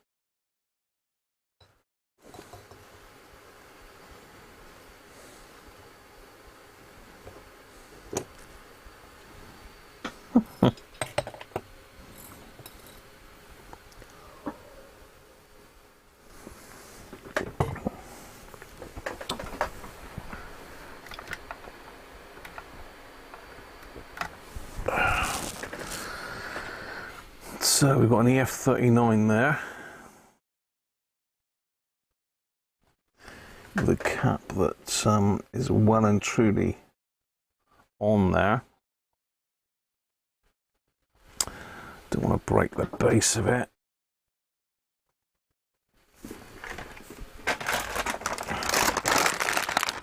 See if any of these look dodgy or not.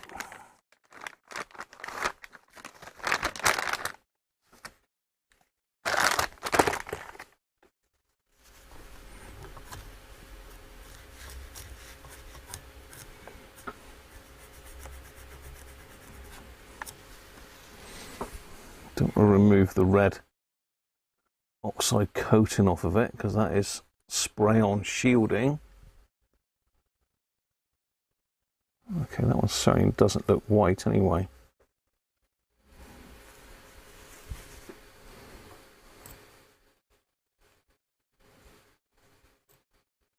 So likely it is that that one's all right. Look at this one.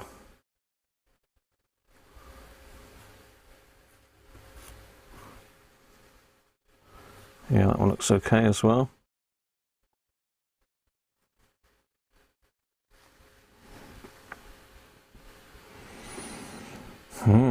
Right, let's start having a look at this transformer then. Let's see if we can work out what the hell's going on with that.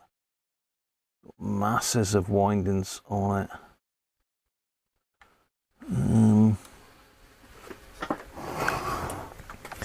So yeah, there's loads, as you can see, we've got loads of windings on this transformer. We should be able to test the valve socket to check a couple of them. But that valve socket just doesn't feel very nice at all. Doesn't seem deep enough for the valve really, but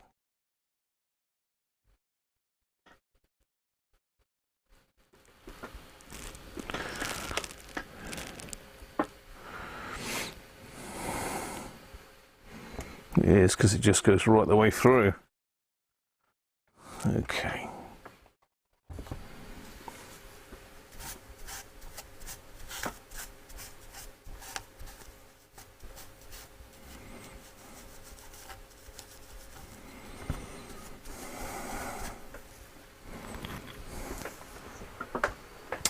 Right, let me grab my circuit diagram a minute, if I can reach it, which I probably can't because I've got so many things piled up here. I've only got to breathe and everything will fall over.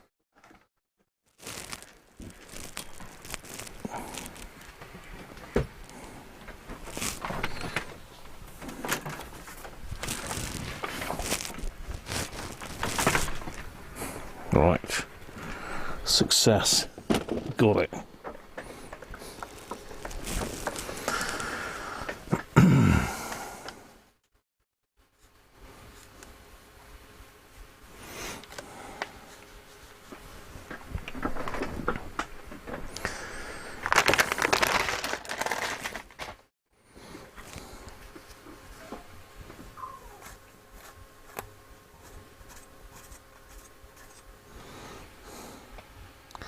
So there's only two windings coming off there and there on that side.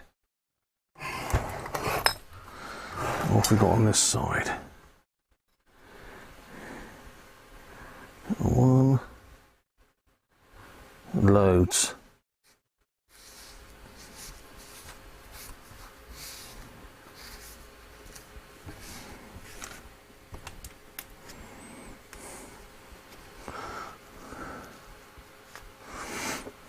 Okay, so that's the valve there.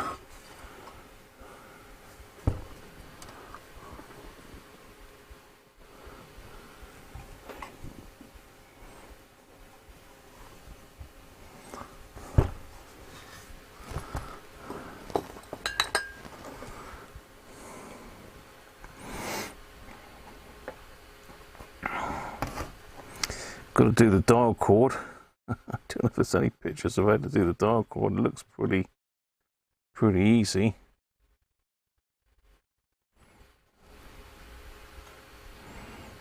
Yeah, I think the dial cord should be fairly straightforward, although I've got to take all this off to get to it.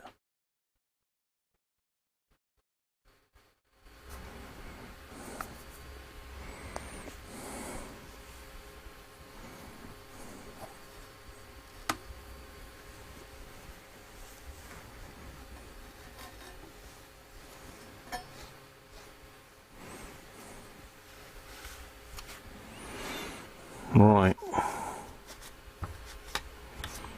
let's see if we can work out any of these windings. Which is the primary, which is the secondary? God knows. As I say, let's look at this side first, shall we? Because this looks to be the hardest side.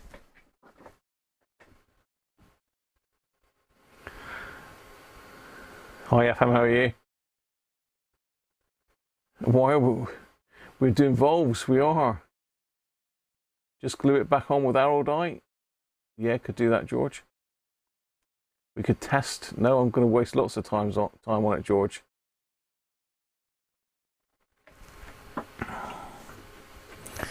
Gonna waste lots of time on it, mate. You know that. It's just on the wind up again, that, George.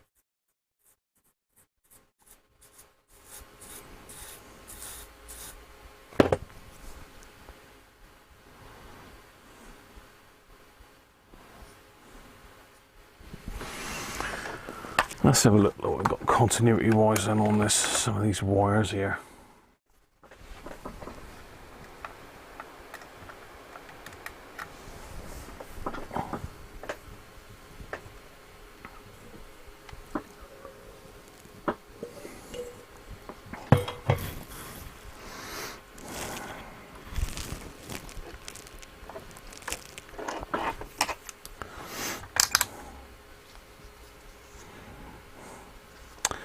Okay, so we've got a pair of windings there.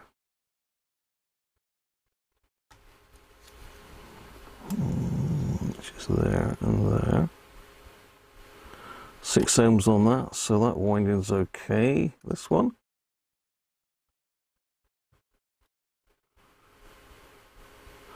Got mega ohms on that one.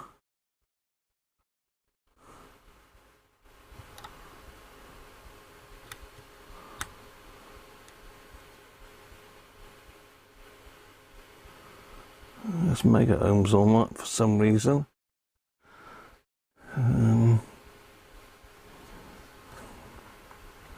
Where is this one? Mega ohms on that one.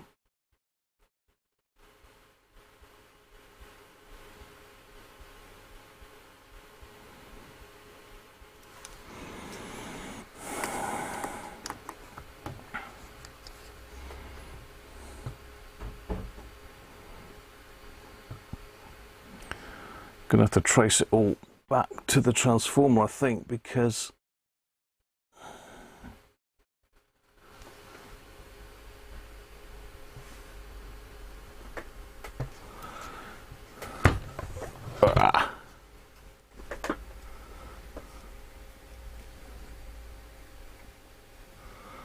so that's the mains cable coming in by the looks of it. So that's the mains coming in. Oh.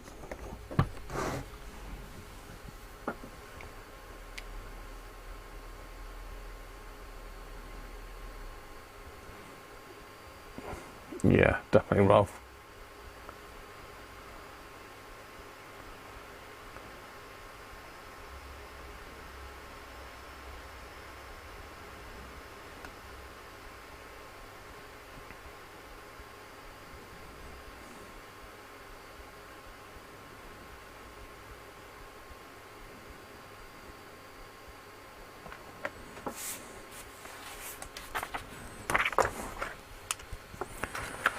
Okay, so we've got one of the tap-ins is the heater to V4. So we should have 4 wires coming off of this one on the top here. Oh, I can't see them because it's too dark and they're all black.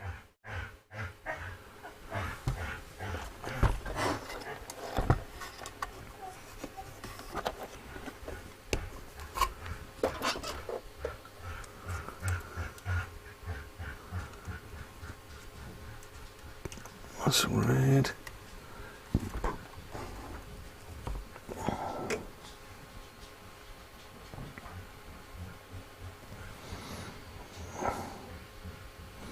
So 1, 2, 3.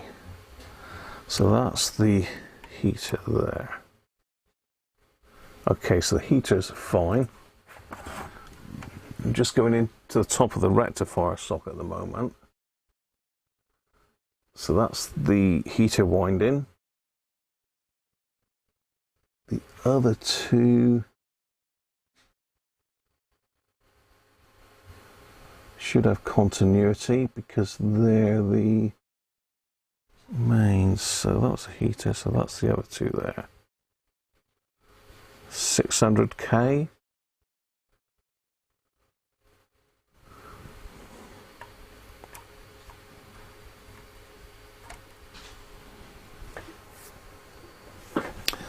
Show you where I am. So I'm in the top of the rectifier socket. So I'm just testing either side of V4 at the moment.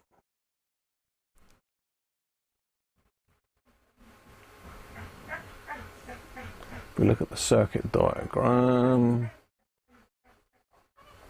Maddie's going out for a walk by the sound of it.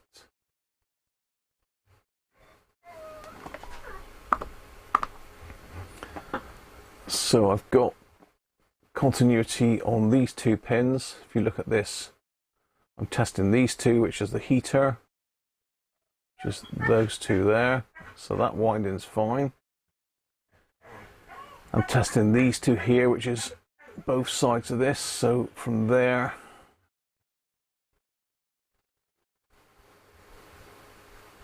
to there. So that coil's okay. Center tap goes to R8. So we find R8, we can check the center tap to both sides of this. Let's find where R8 is. R8 is underneath there. Dog bone at the front.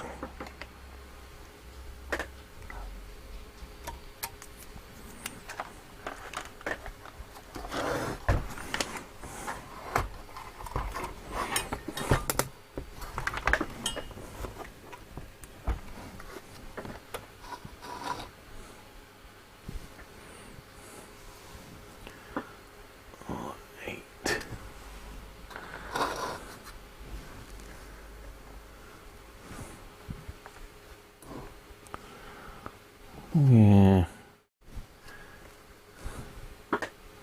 Just trying to look, see which way round we are on the chassis there. So with that way round, R8 should be there, but what is R8?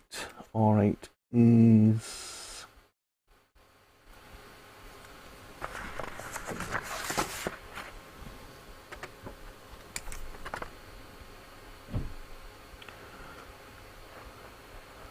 .7 meg.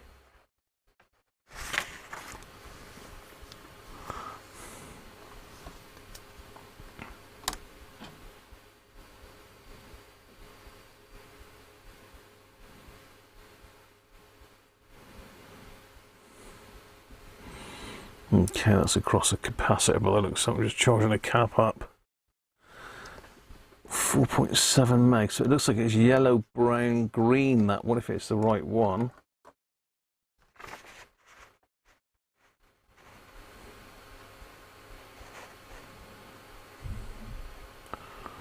R8 is between pins 10 and 11.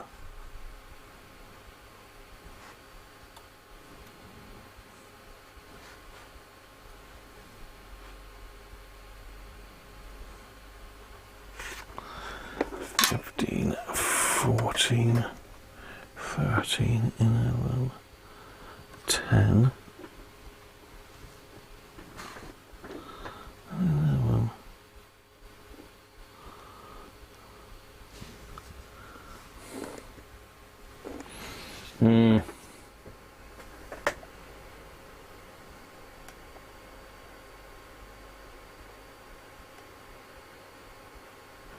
ABC field potential divider resistors. Wow. If I'm looking on this, as I say, and counting back,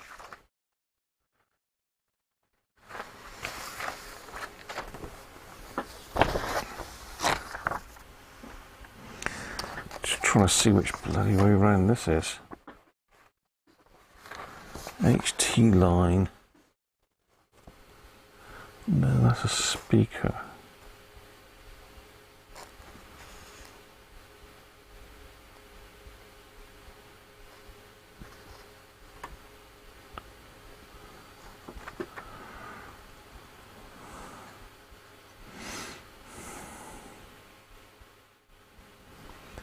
Pretty sure that's R14. The trouble is they look both exactly the same on this set. I'm looking at these two here. Can't quite see because I'm not in shot, but there's two resistors, one down the bottom here and one at the top. I'm just trying to get which way around this board is a minute, so I can find R8 and then work out from that where we are. So there's two resistors in series. It's those two there by the looks of it. Can't be that one, can it?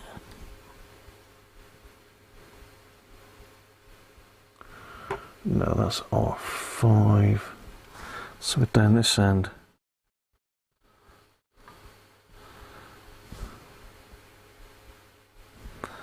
C6, R2.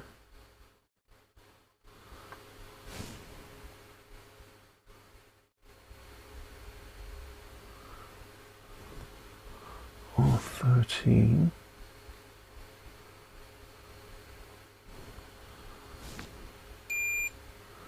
Yeah, this ain't wired up the same. So 3 resistors in there.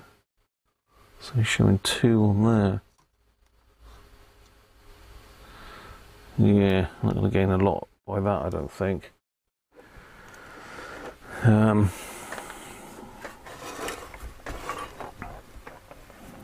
Let's stick it in the older one of those and let's see if we got anything here.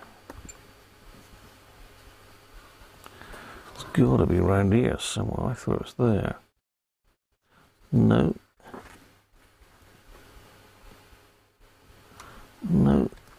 Is it one of these then? No. No. Let's try the other socket.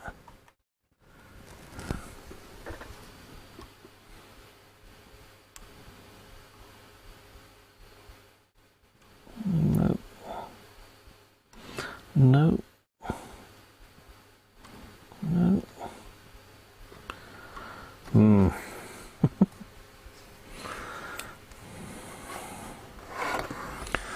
So I'm looking for the center tap of that one.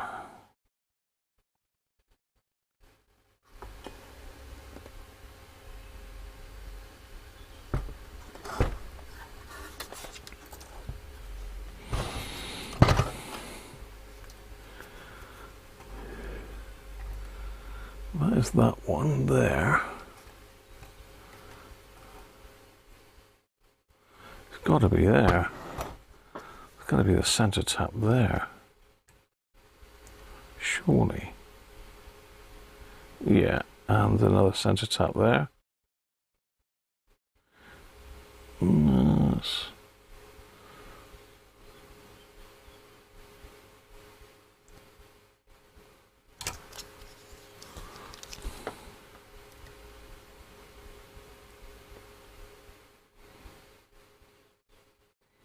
$900K seems a bit high. 2, 3. Don't worry, I'm just blundering my way around this. 1, 2, 3, 4. 1, 2, 3, 4, 5, 6, 7. So A and B is our heater for V3. So if we take out V3,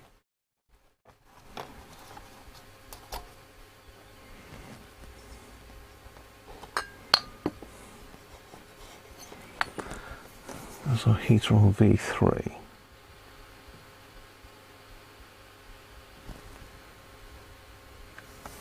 Is it in there? There and there. Yeah, so it looks like our filament is okay. 4 ohms. Well, 2 ohms is just dirty connections in there.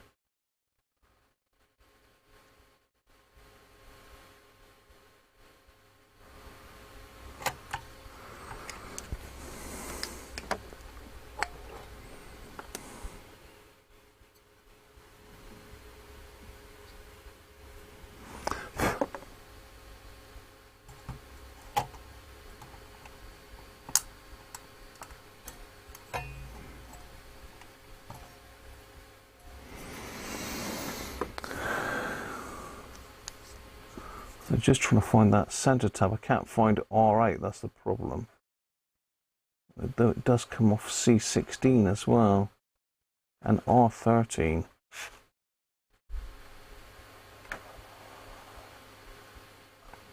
It's HT minus.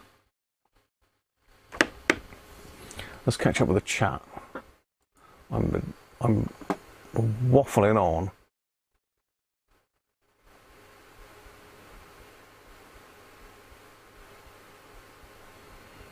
It does look fine so far. Catch you soon, Martin. Cheers, mate.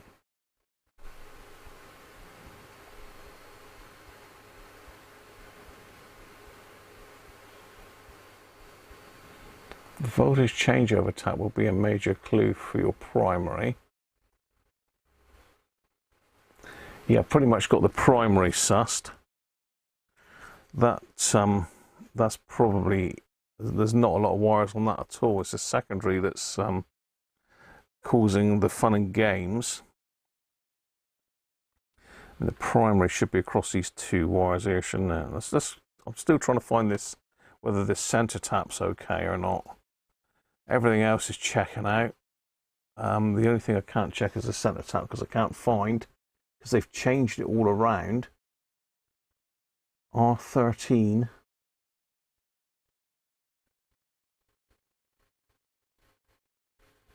An R8 junction. R13, R8 junction. Just can't find it. If I could find that, that'll be my center tap.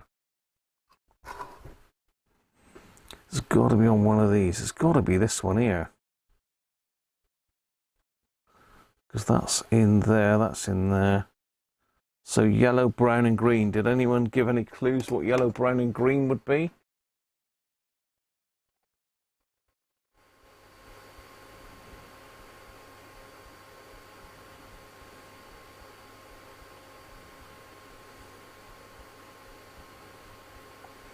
Ah, it's both okay then, no worries.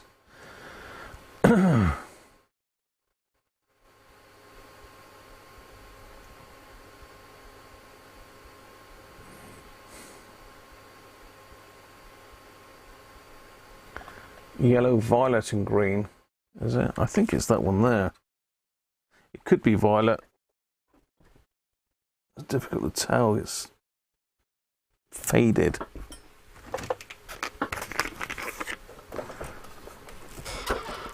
Oh, it is yellow, violet and green, so that is the one. So that is the junction there, that's the center tap.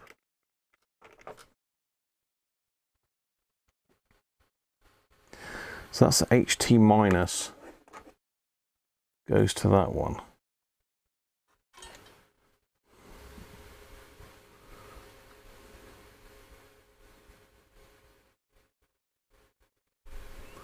So I should get that reading either side of that one there.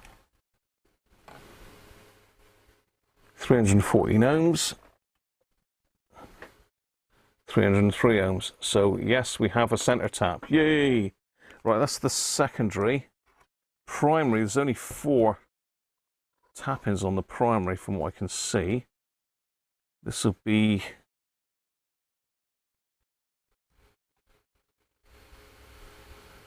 yeah, it's charging up again.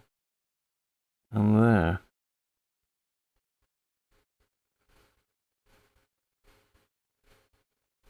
A6 ohms, what's blue and black? Where's that going to? Blue and black. Black is a ground. And the blue is going up to EF39.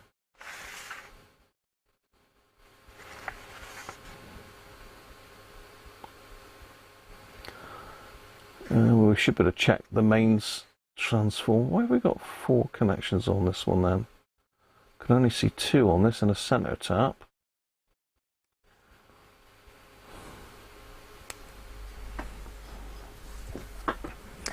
So if we flick it on, we can check the windings through the power cord here, assuming it's, I don't know if down is on. Should be able to check our primary there. Yeah, 34 ohms, 35 ohms, so that looks good.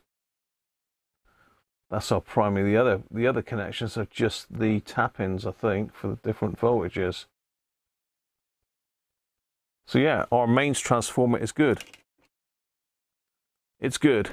That's a relief, because I don't know how on earth I would get that rewound, but I suppose it could be rewound if you wanted to pay an arm and a leg, but that's good news. The other one we need to check is the output transformer. So we're going to need to get the case back up for that.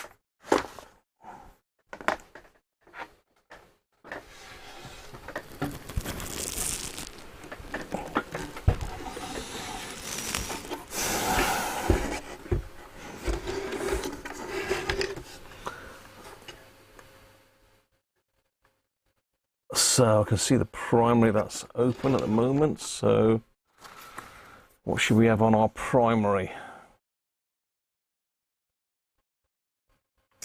400 ohms on a primary and 8.8 of an ohm on the secondary.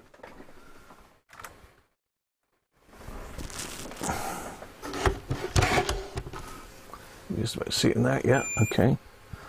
Let's get the multimeter in there, see if we can get that shot as well. Yes, we can.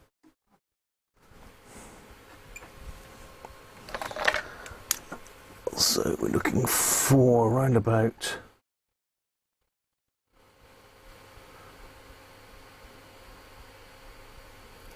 400 on the primary, roughly.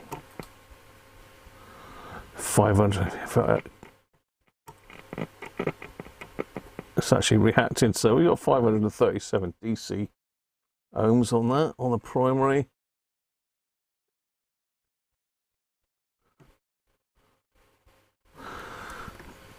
Let's try and get... Careful, I'm scratching the front of the case up here. Let's get a decent connection on the thing. I'll try to get my hands out of the way as well at the same time. Yeah, 0.63 on the secondary, I don't know if you can see that. So that's good as well. Whoa, looks like we may have us a working radio. Do you have a copy of that sticker, Derek, that goes on the top? Because there's a sticker on there that says, I can't remember what it says now, but it says something about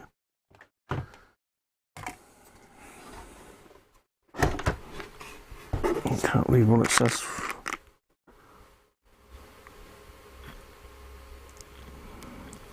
Yeah, unfortunately it's long gone on this one.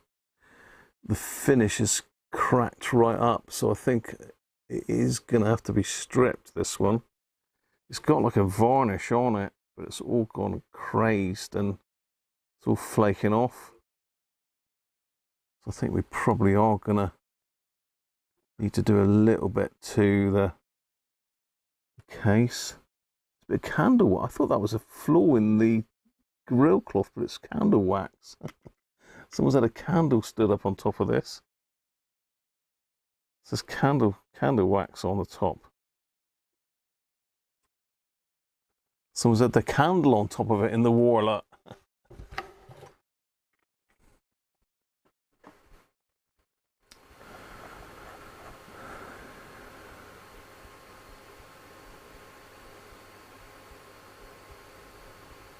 Yeah.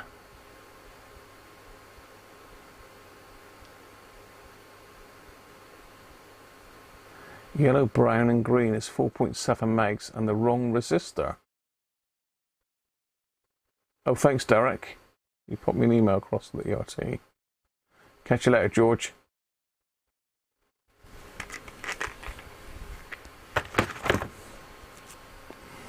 Yeah, I think we are going to have to try and refinish this case.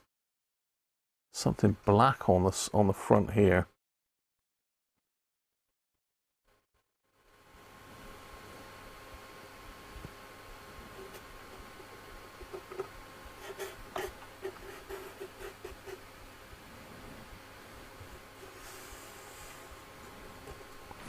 I wonder if that's the original grill cloth then. Derek, have any of yours got a grill cloth like that?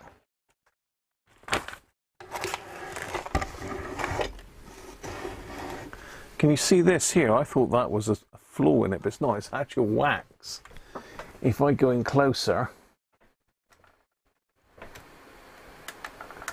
it's actually candle wax that was dripped down over it. And there's a weird black mark there, bluey black. It's probably someone's just mistreated it when they've been loading it up, and there's bits of wax on top here. This is wax as well. I can scrape that off with my fingernail, that. But yeah, the finish has gone very flaky on top. That's why it's got this shocking... You can see it's gone all crazed, or it's all cracked. So I'll have to use the old furniture scraper on that one. What do you think? Side to same. I wonder whether they were varnished from new or whether the owners varnished them then.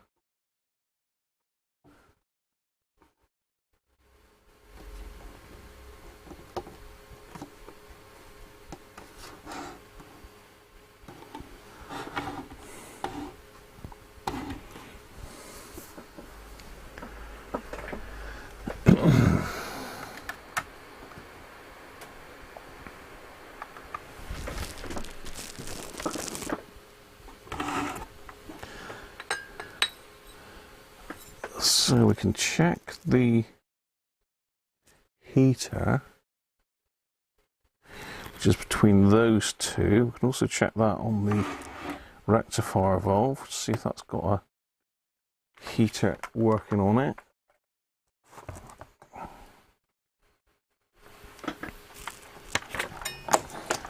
Just got the rectifier valve down here.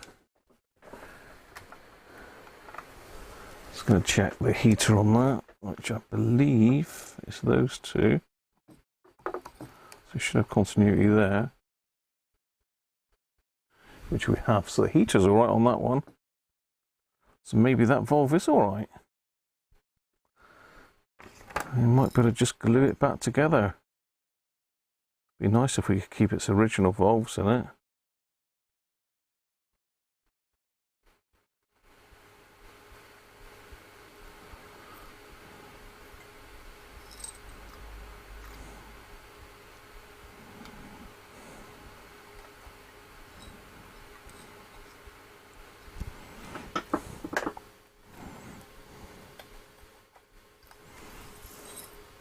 Doesn't sit in the socket very well though. It's very... It will not push in that socket for some reason.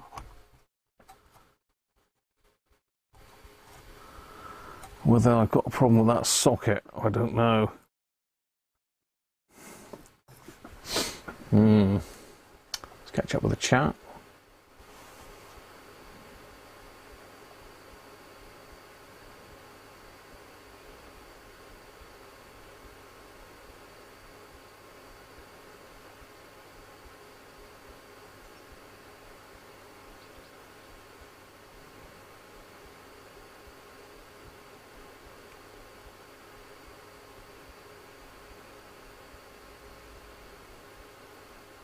Oh, thanks, Derek. Do you reckon this is original then, Derek? Oh, cooking for visitors, Sandra. Thanks, catch you next week. It's normally a wax finish, looks like someone's varnished it.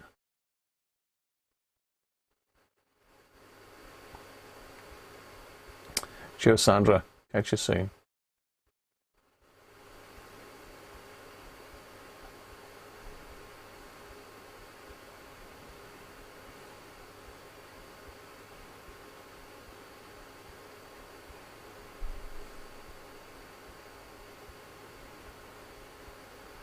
Sort of asleep today, are you? Finished recapping your trio R1000 at midnight last night. It still works. Oh, that's a lot of caps.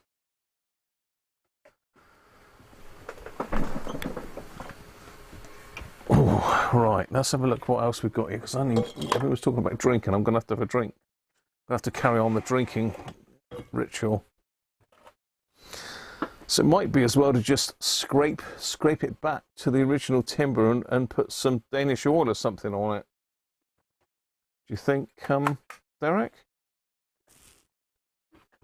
I don't like that valve rolling around on the bench, but as I say, it's just crusty because it's old, or I'm not sure.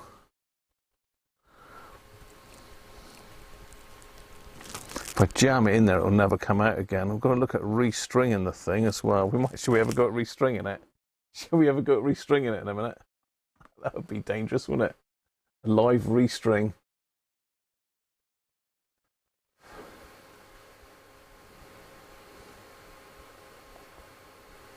Okay, that's good to know, Derek.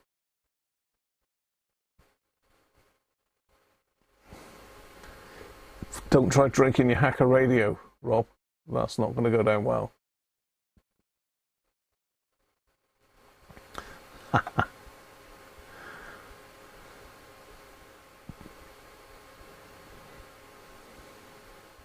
$76, hell. Go for the stringing, Aaron. Get your caps locked, mate. I love the dial chords.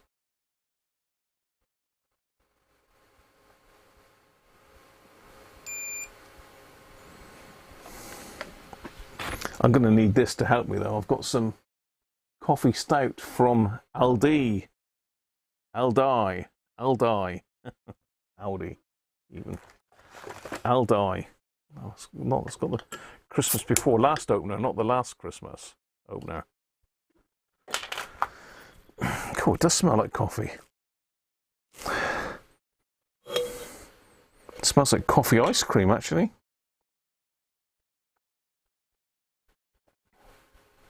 Coffee and vanilla. You need an 82 ohm resistor, half watt.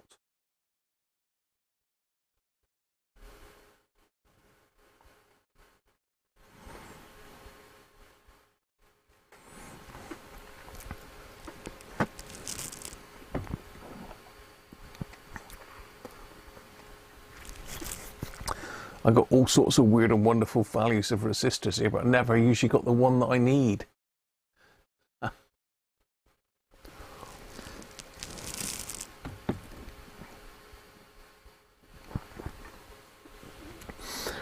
So it originally used 600 volt caps for the HT smoothing.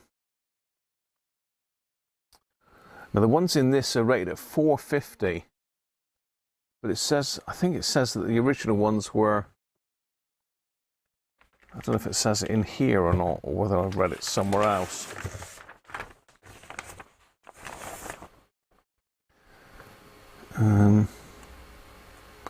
I believe there's 600 volts surge, 500 volts normally.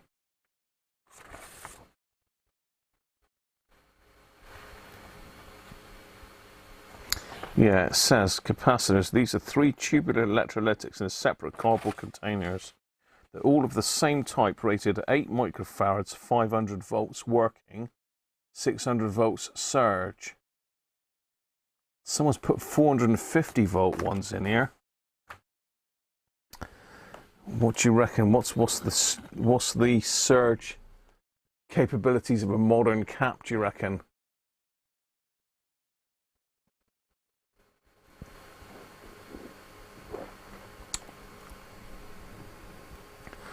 I'm saying the caps have to be able to handle surge.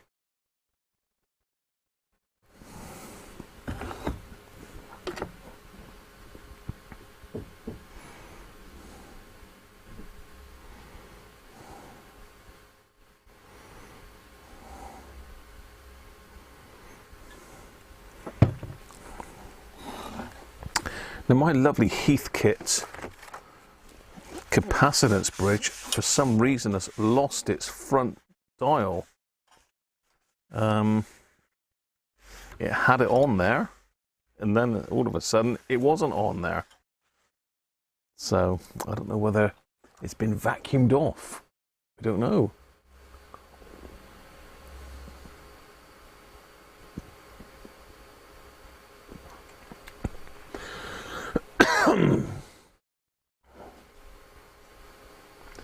You haven't got one, an 82. I've probably got an 82 here, Benji. I've got an 820.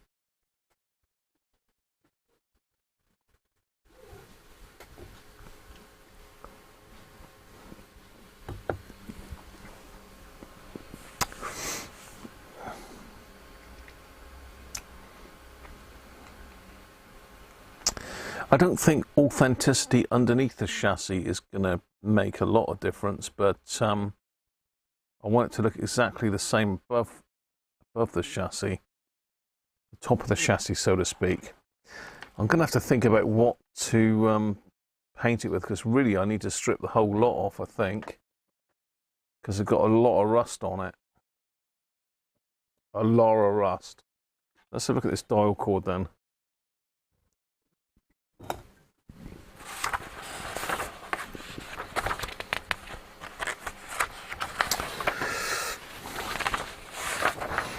No dial cord instructions on this one.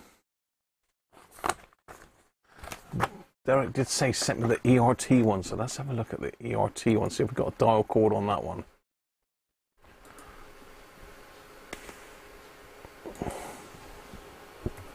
I'll just log into my email in a minute.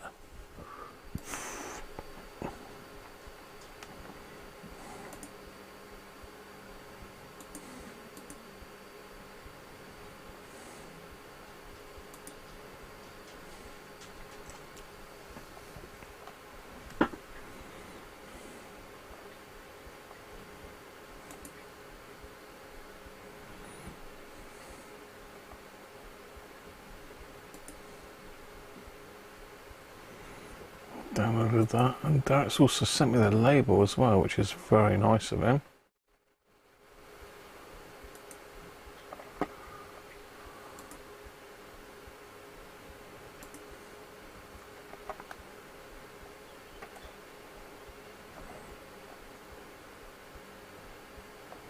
There's quite a bit of stuff on that one, isn't there?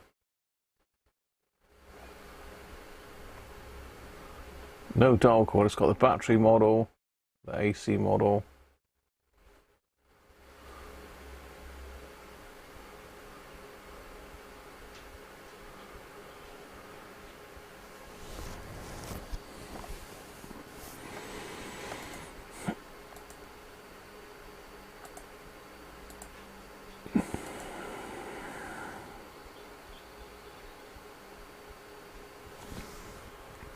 Yeah, that's a pretty good reproduction of that label. That's the label that should be on top.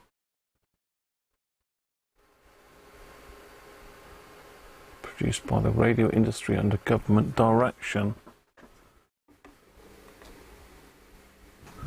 Yeah, I can see the ION on mine. Certainly it's a greeny sort of colour, so it probably is a very good reproduction of that, Derek. Thanks for that. 300 DPI as well, so that's printable, definitely. She'll have to get to work on that.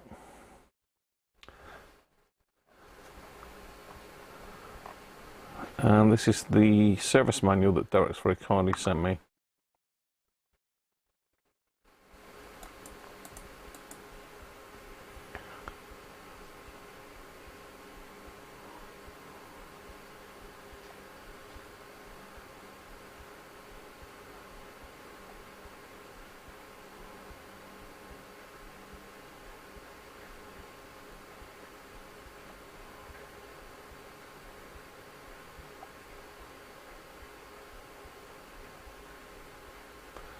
Modifications, then we've got the battery model. I bet the battery was a pain in the backside on that. Wonder what battery it used. One of these multi-tap batteries. HT positive, red, HT negative, LT.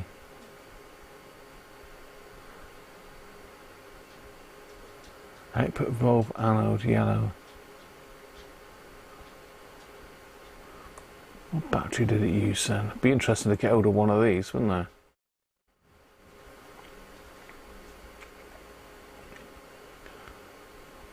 So HT between 108 and 150. Bias and no separate bias battery or special tap-ins on the HT unit.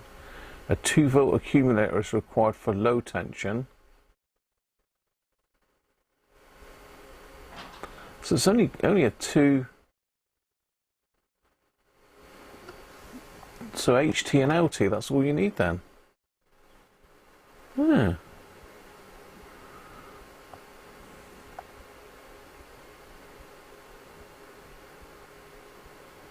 A 2-volt accumulator. So would that have been one of those glass batteries?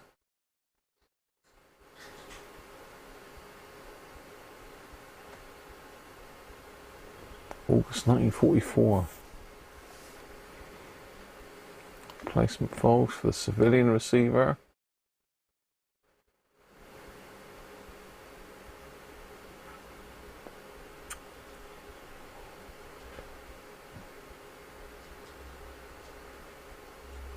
Maker's codes.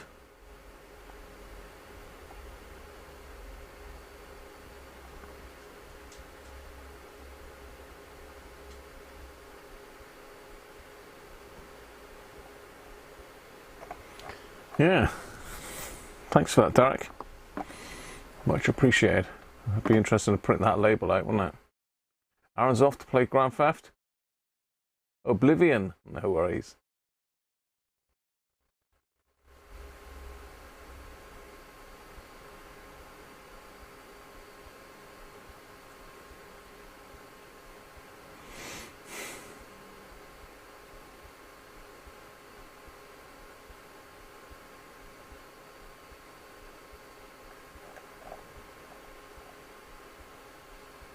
Don't look the 120 volt.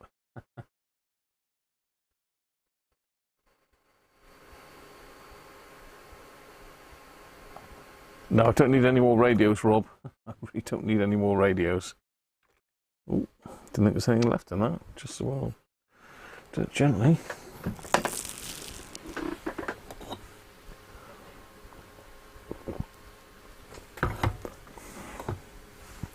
Right, let's get this one out of the way again then. And let's have a look at the dial cord.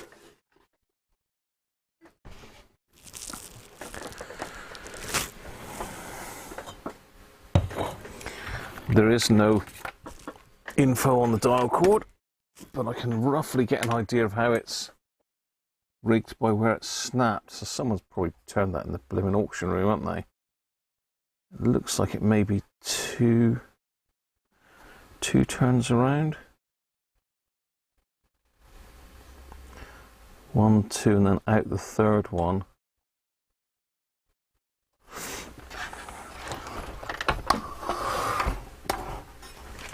Let's get you a bit closer then.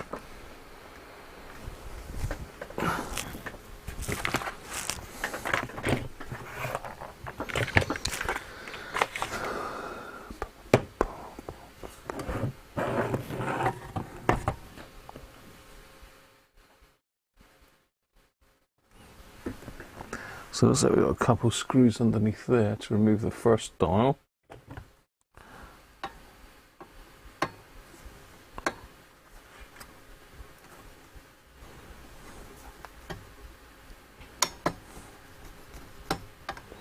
God, the screwdriver's almost too big.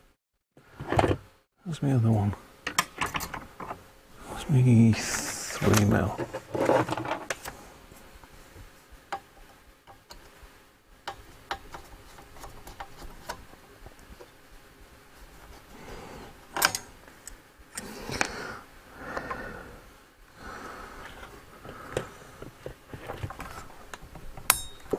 Was tight.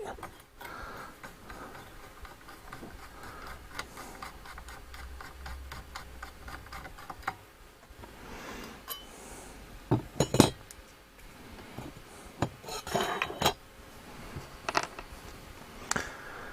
then we've got this marker plate.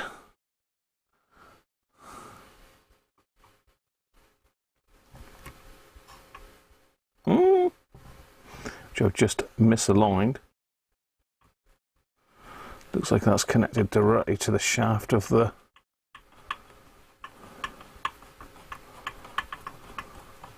so we're going to have to realign that, aren't we?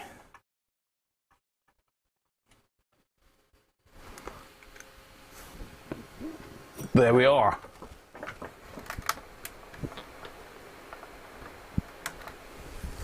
There's our dial cord.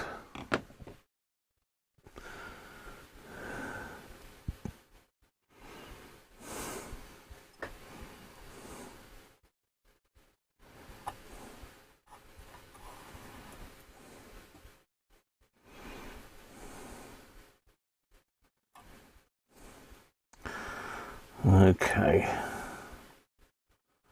so what we're going to do before we take this off is just do a little drawing of it, because otherwise it's all going to go pear-shaped, isn't it? So if I just, for posterity on the video, I think that, see, has that got another turn on that, or does that go straight up to that? I think there's, oh, that's really stiff, that as well. Oh god, that was, one of the cords broken. That's really stiff, so this is going to have to come out and be greased. So I think there's 2.5 turns on that, because it's moved when I moved this, I think.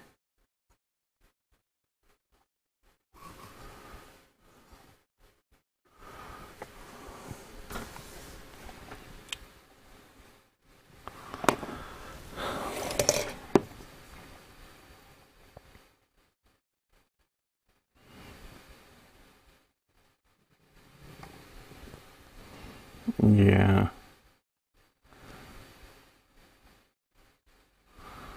So it goes in 2 turns, it's going in clockwise. Let's get my book.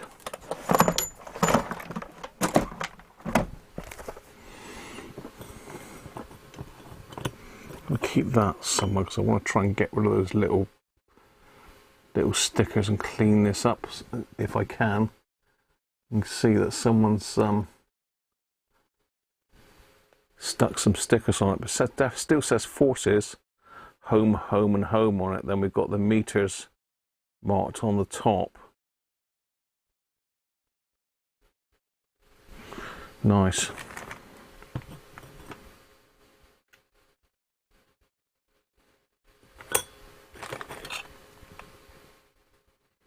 There's all sorts of stamps on the back. I assume that quality control. V3, V5.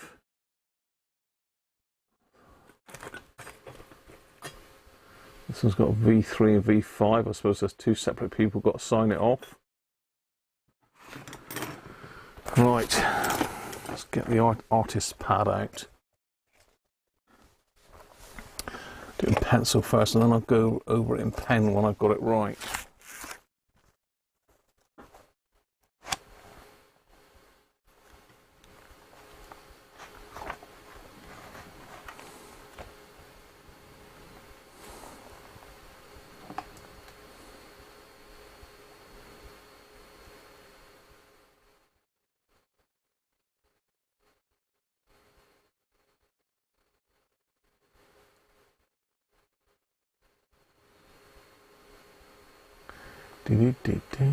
Just catching up on the chat.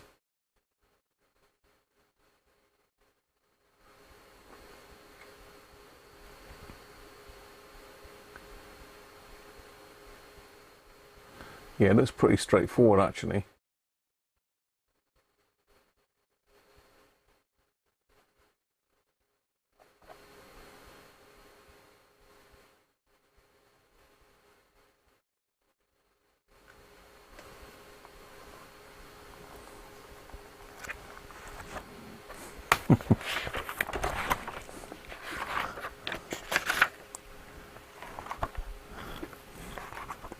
So is the kit running, Rob, but you can't get it going? Is that the issue? Okay. Right, let's move that back a little bit so I've got a bit more room.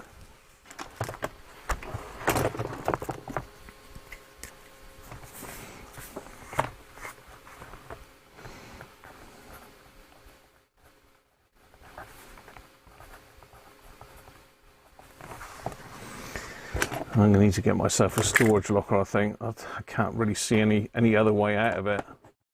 God knows what that's going to cost a month, though. But I think if I continue going with this, I'm going to have to get a storage locker.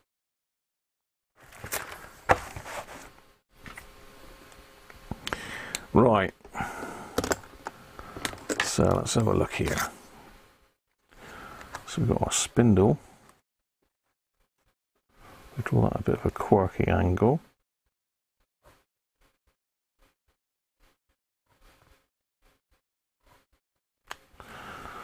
So it comes off.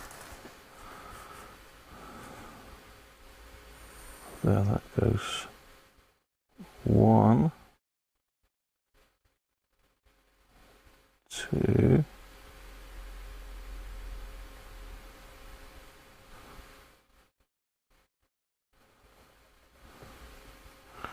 So clockwise, no, anti-clockwise it's wound.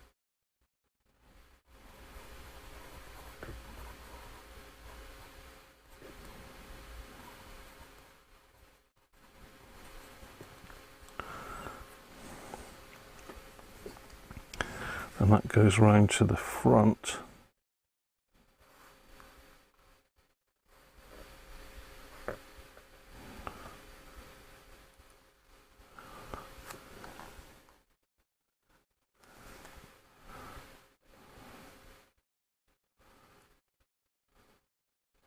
So underneath,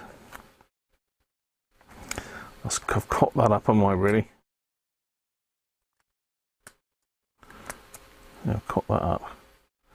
You do a slightly different diagram to that. So the cord goes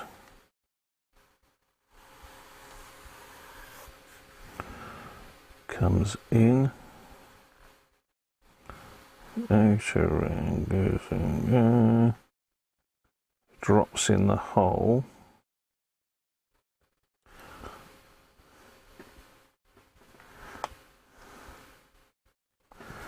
then attaches to the spring, which goes around the centre, and the other half of the spring, so the spring is tied off twice. Comes down and out here. That goes there, up, round, and then out. And it goes 1, 2. Right there. Okay, I think that's right.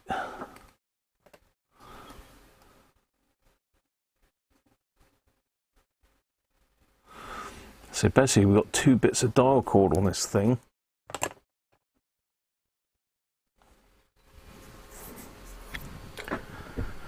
Fun and games.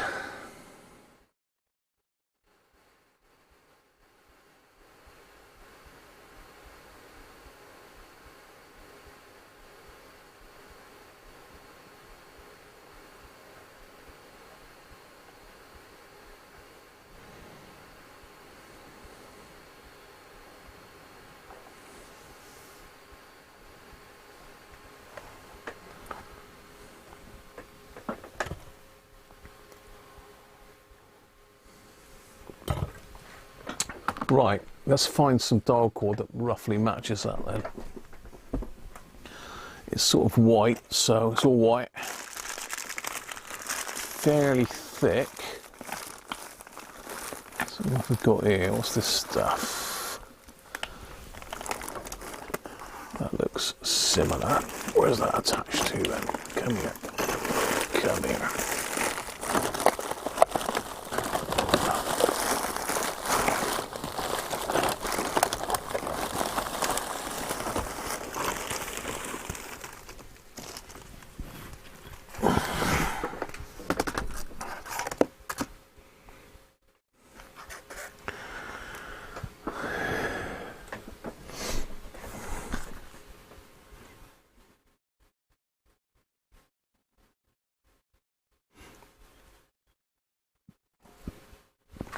So according to this, this is 0.8 mil, 0.8 mil.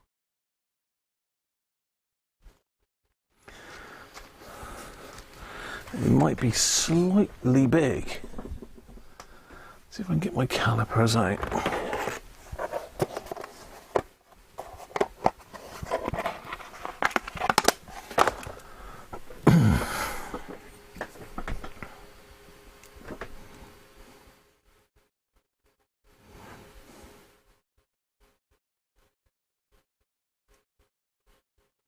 No.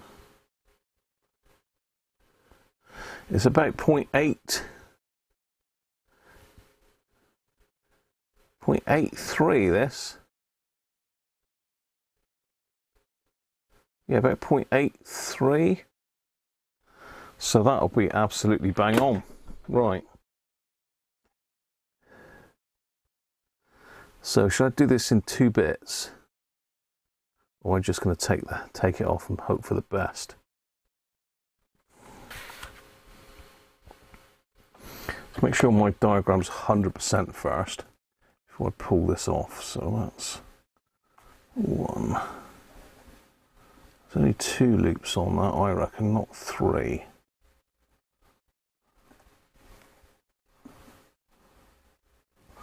It's only twice around there, not 3.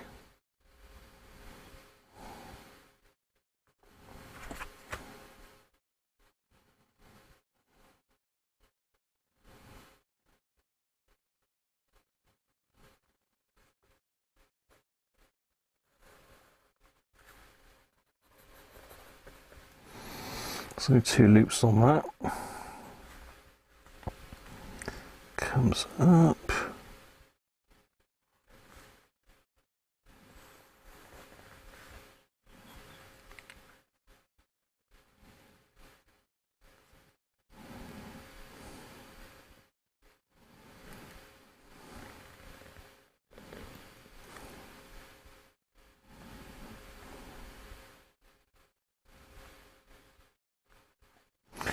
That goes over the, no, it doesn't go over the top.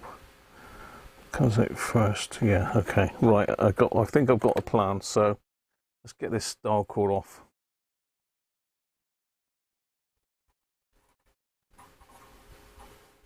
A bit drastic, I know, but we're going for it. We're getting down and dirty with it.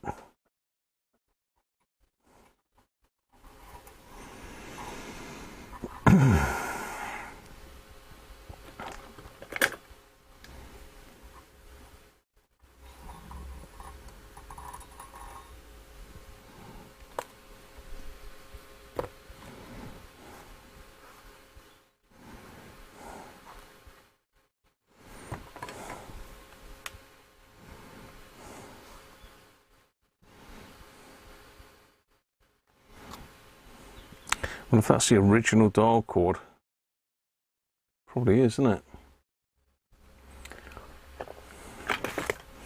And that dial cord, I believe I got that from Australia, that dial cord, if anyone's wondering. I think, looking at this, you could probably get away with braid, because this is not like your normal dial cord that I would say.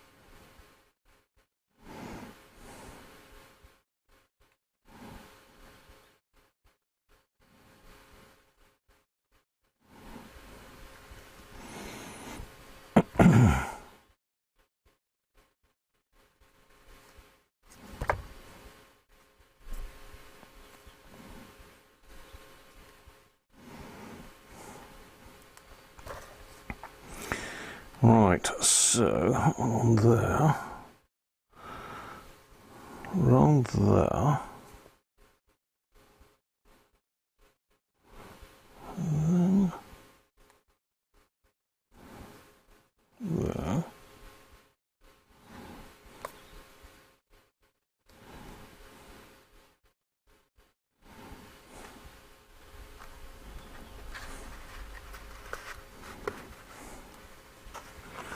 So I'm going to cut it off about there, bit of excess on it.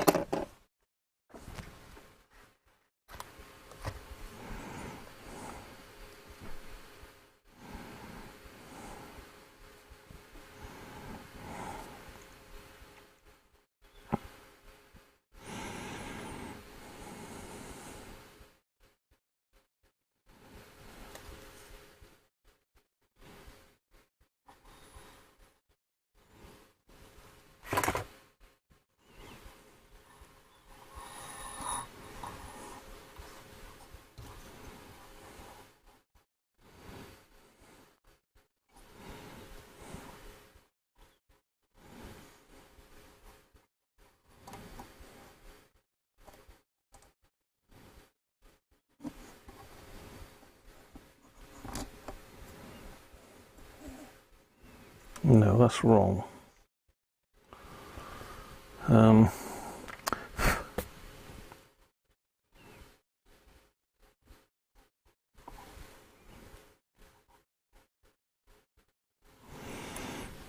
Right.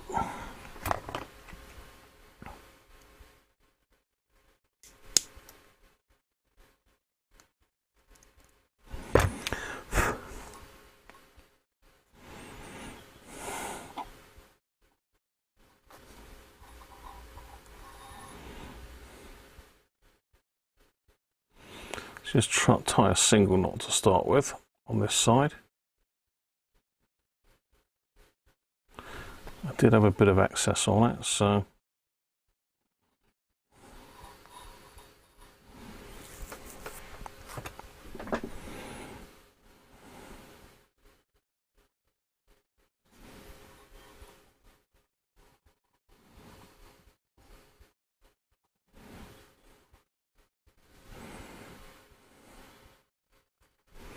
that went on the inside.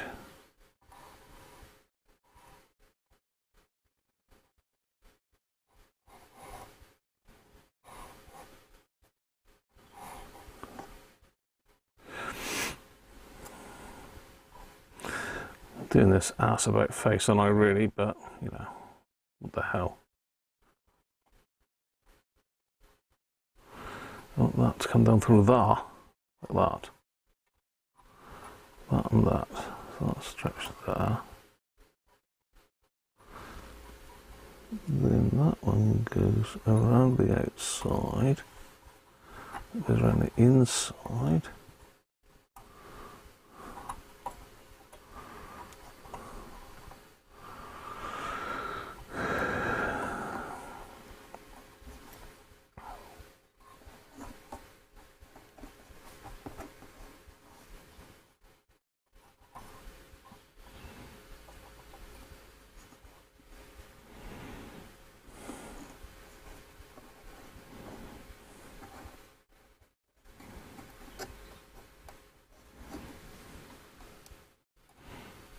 Well, that ain't right, is it?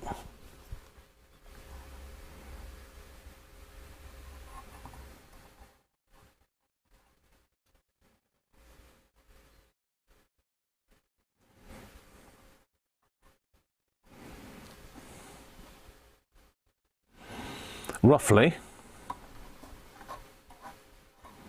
but not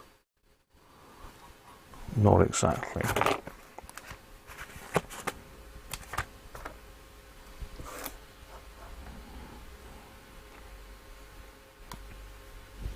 We're getting there. The dark horse stressing you out, Simon, is it? Stressing me too. I haven't started yet.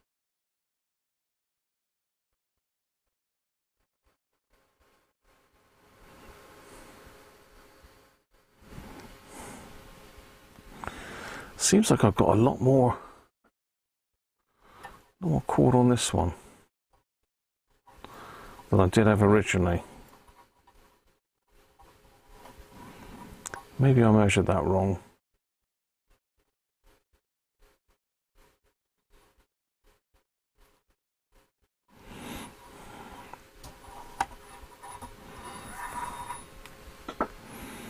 Maybe I've measured that wrong. Let's have a look. So from knot around there to there.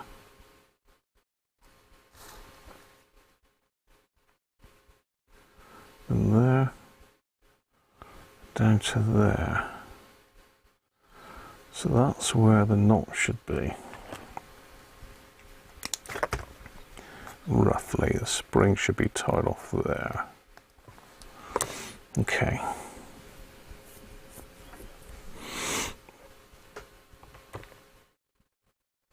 So that went in.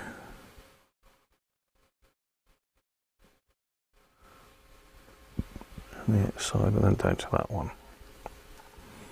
Let's try it a different way. I think I was confusing myself by trying to do it all up and then do it. So that goes down there, round there.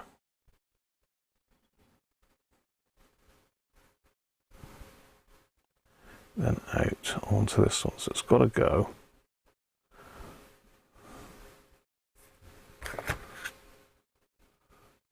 Over the top, then 1, 2, and 3 out there.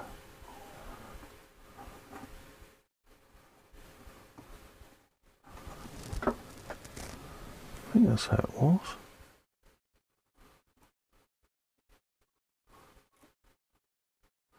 That doesn't look right, does it? Got that going over the top. I think almost that's got to come. No, it is only 2 round.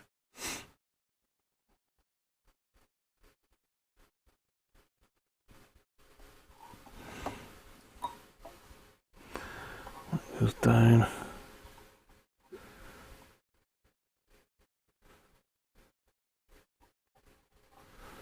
Through that hole. If I can get it in there. Oh no, don't feel that one on it.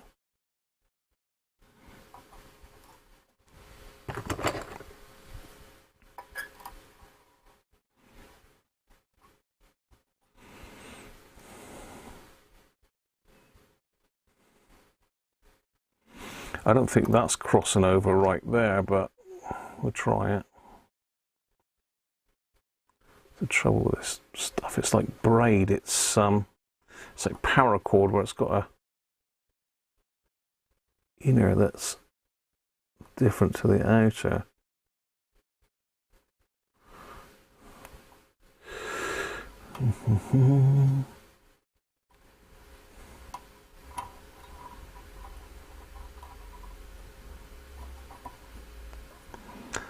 So that knot has got to be down there more.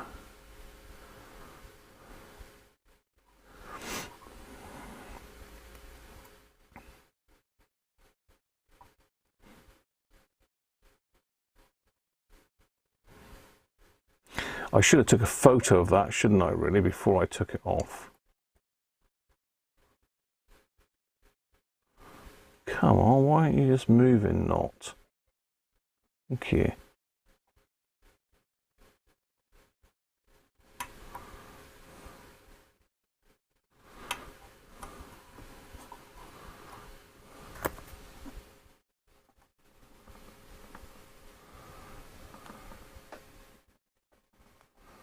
It does move. It just doesn't seem right crossing over like that.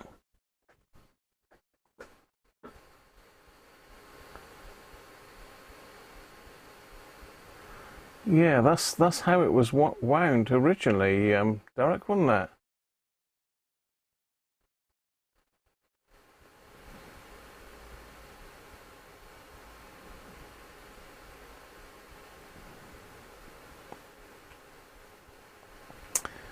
I've done it exactly as I took it off, Georgie. The only thing I'm not sure of is this crossing over here. I've got the same tension there. Well, it could go a bit tighter, really. I haven't tied it off yet, but I need to get this thing here sorted. This needs to come off and be greased up. So I think that's a plan. That will work, I think. Certainly looks like it's turning it. God, it's just so stiff.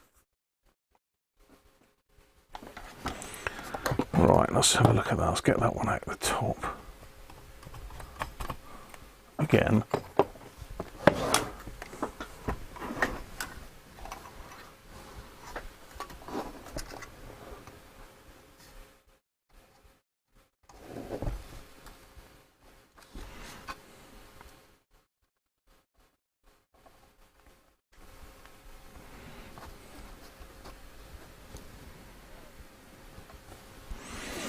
Right.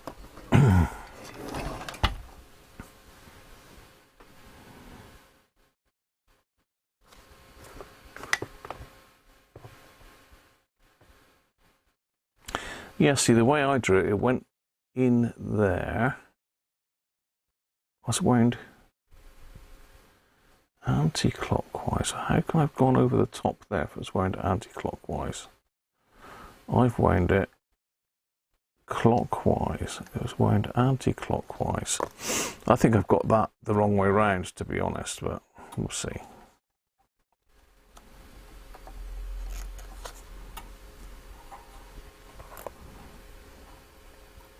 Plenty of time to mess with it, isn't it?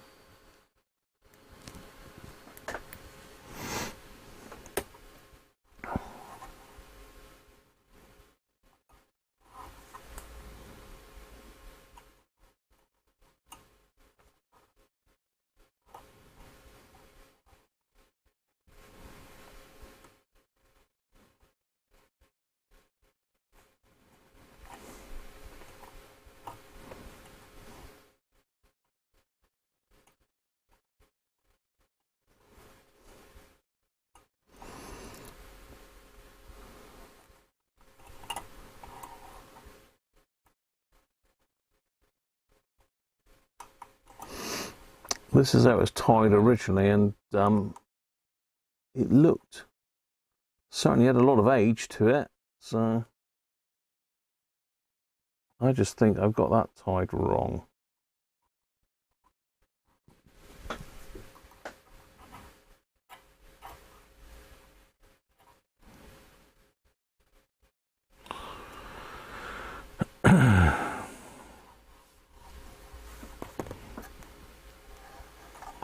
Because I said that goes anti-clockwise, it should mean it would go that way. One.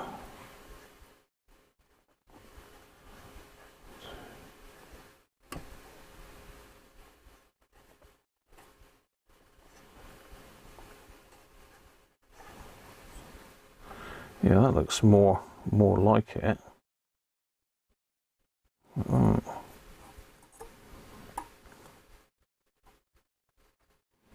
Yeah, that looks more like it, I think.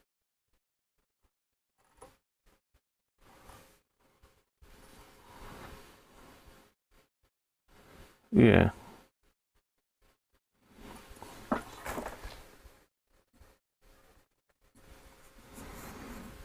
That's better. Right, let's get this thing here out.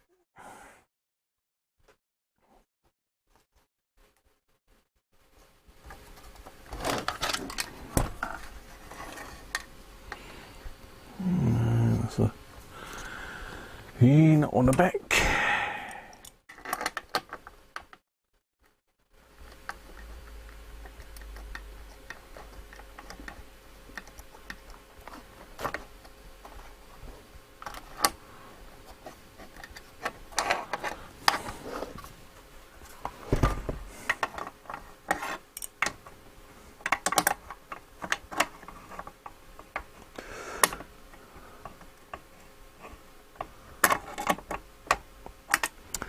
Won't go in there, will it? Won't go in there, so I'm going to need to find a socket to get that off.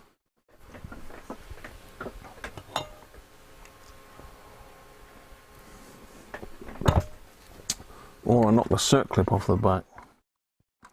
It's not a circlip though, it's one of these damn horrible split bits of metal that once you pull it off, it never goes back on again.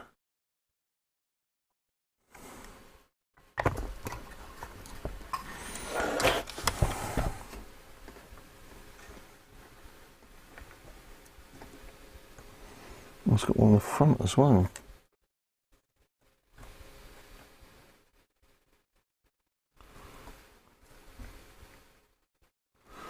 I reckon I might be able to just get some oil down that, you know.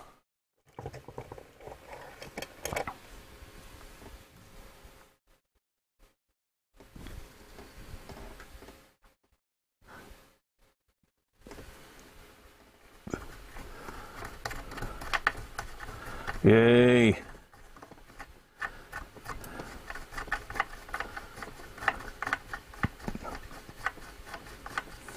Want me super lube? That's what I need. I've ordered some super lube. It's on my on the video description. Not coming till Tuesday though, I don't think. Down in the description of the video if anyone wants any super lube.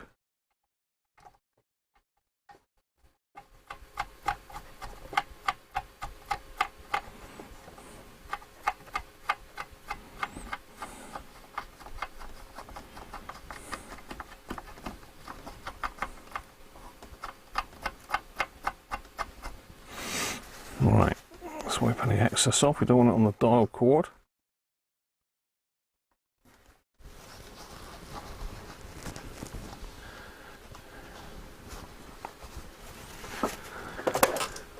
Alright, let's get me Scotch pad and just give the spindle a buff up.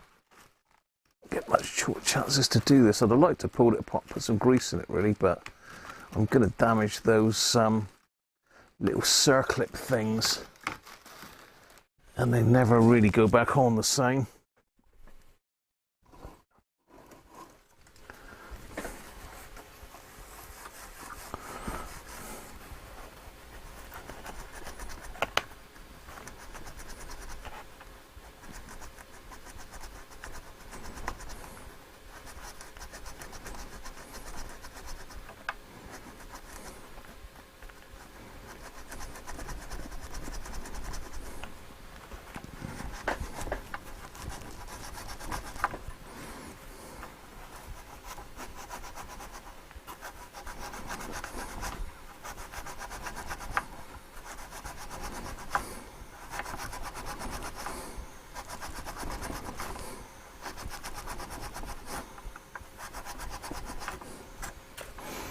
There. Right.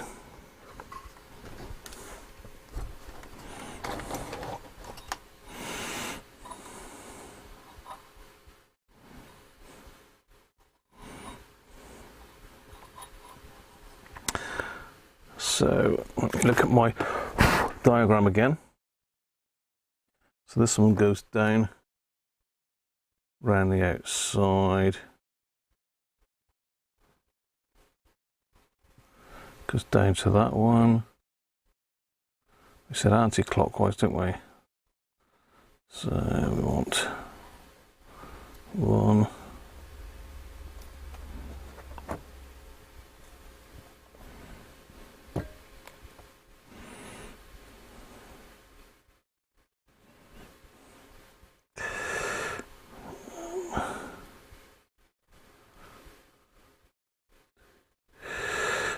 Like that, basically.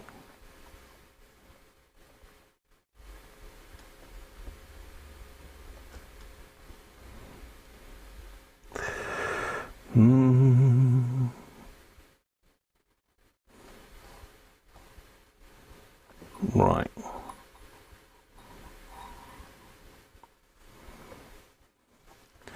That's that. So that's got to come around there. So that goes in behind that one.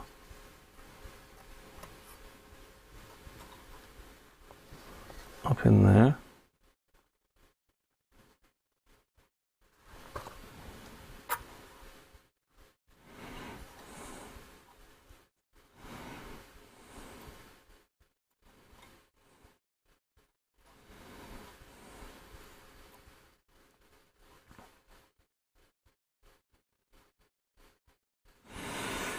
Oh, this braid.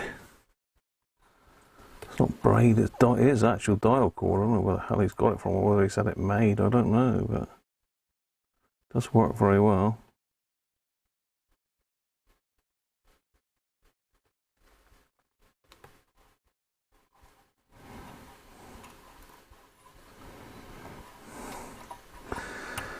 So it's got to be tied off there as per the old one.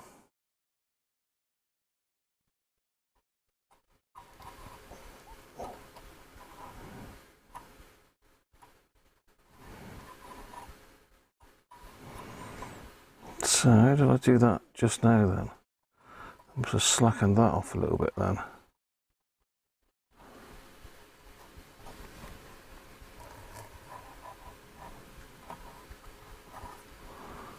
Yeah.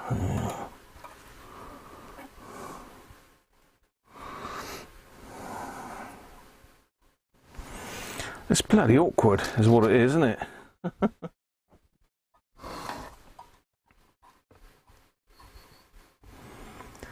So I've got a spot marked on the dial cord where I want to tie it off to. I think if I push that through again, it might lock that in place a bit better for me.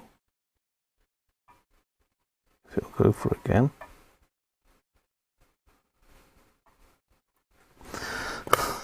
Got to cut this off. It needs burning. That's what it needs, George. It needs burning. I don't know where my little lighter's gone.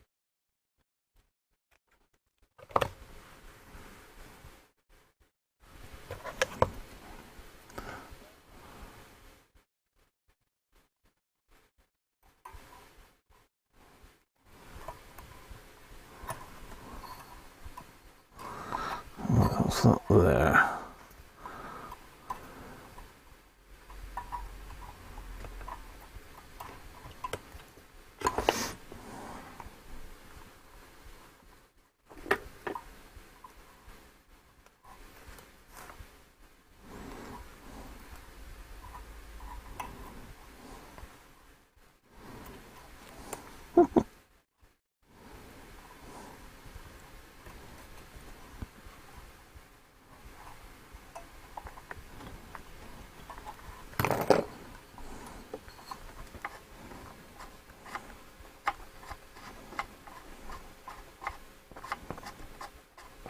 Not tight enough.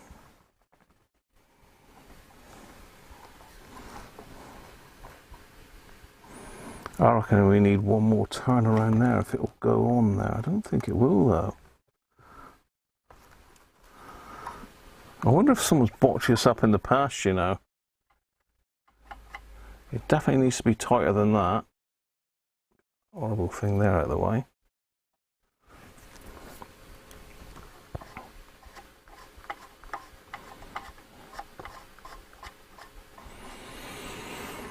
It needs to be tighter. Tighter.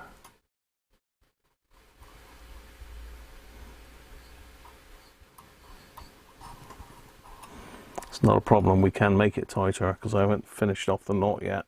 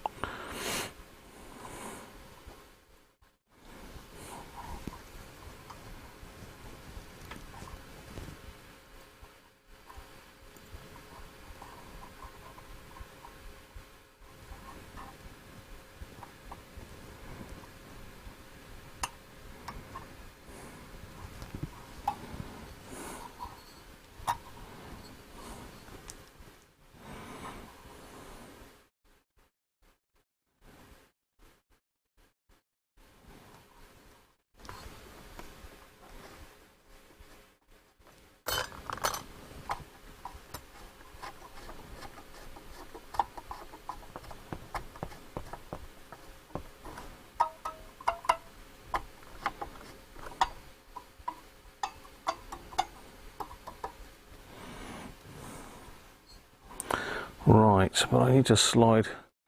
As I say, it just doesn't look right, does it? Because there is a little nick there, almost like you want a loop, and then you go around and spring, and you just do it all in one piece.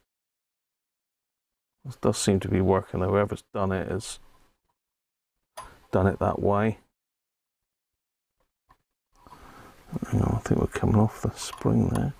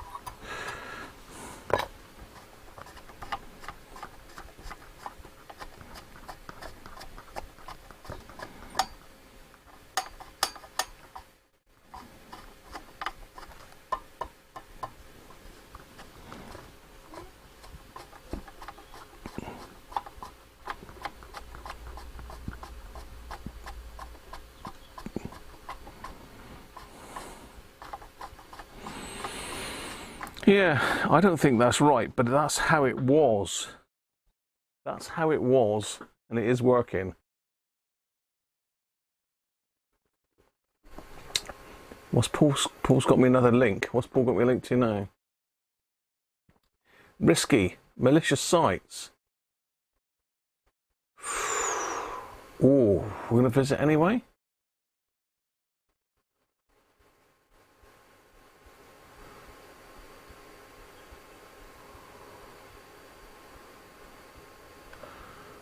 Whoa, what is that saying? Is that saying that... Thank you, Paul. But that's different again. Let me zoom in on that.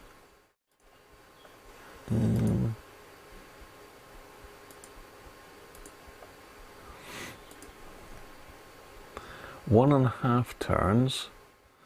Both going through the same hole. Finish.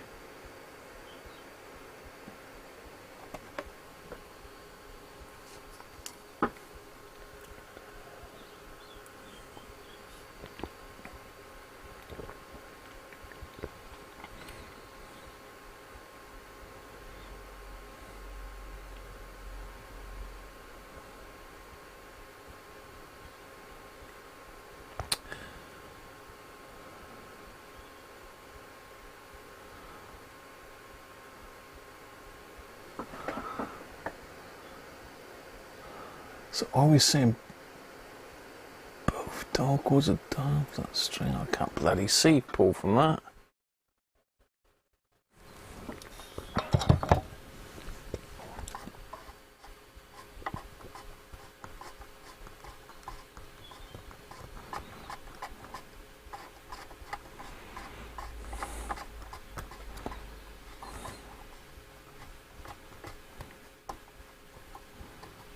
It's gone slack again now. Yeah. Capacitor fully closed. Fully meshed.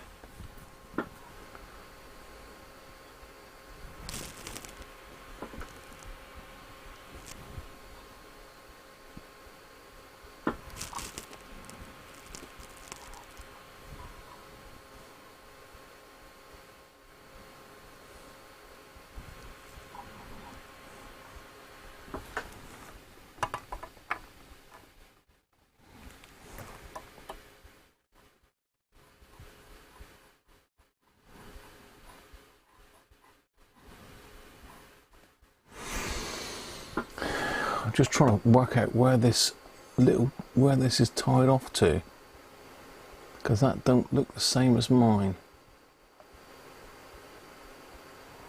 So we've got our 2 holes there, but they're not lined up either. But then it could just be that the grub screw's in a different place, couldn't it?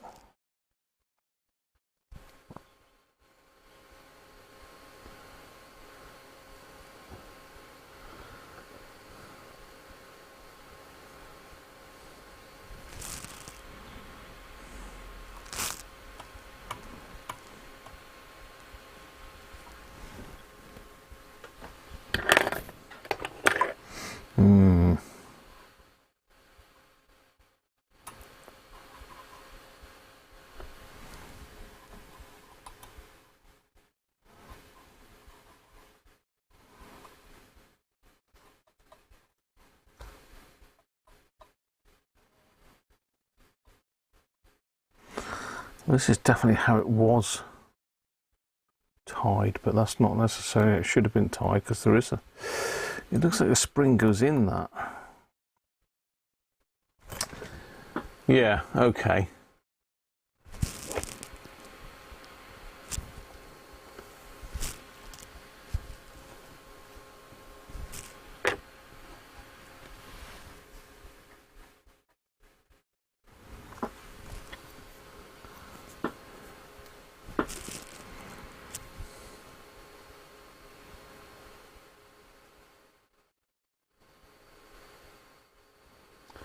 Just got to be that pulley's in a different position. Someone may have messed with this. This is the problem, you just don't know, do you? Thanks very much for that, Paul. That's really put the cat amongst the pigeons, isn't it? So that ain't nothing like mine.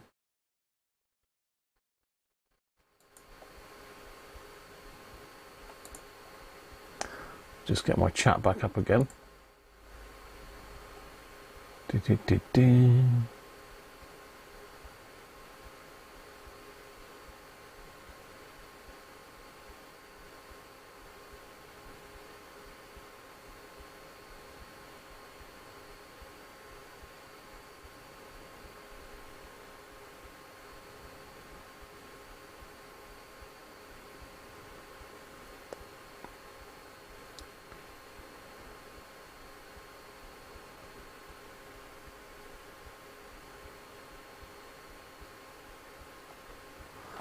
Yeah, just the hook direction is different. Thanks for subscribing, A's. It's got to. I mean, the hook is there, isn't it?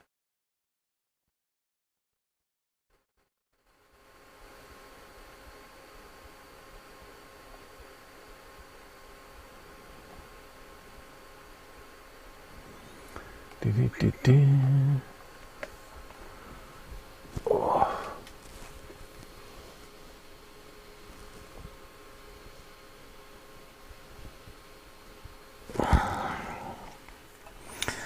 Let's undo it again. Let's undo it again. Let's have another look at it from a different way then. Let's try and string it up conventional wise. I just don't know what the original way would be. That's clearly not original with a green cord on it, but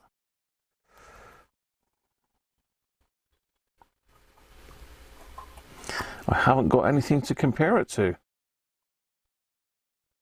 Apart from Paul's diagram, which I don't know where you got that, Paul, but thanks for that, mate.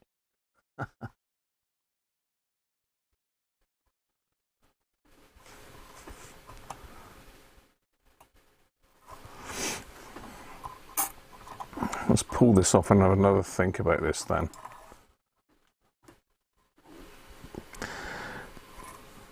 So if we were to go in there,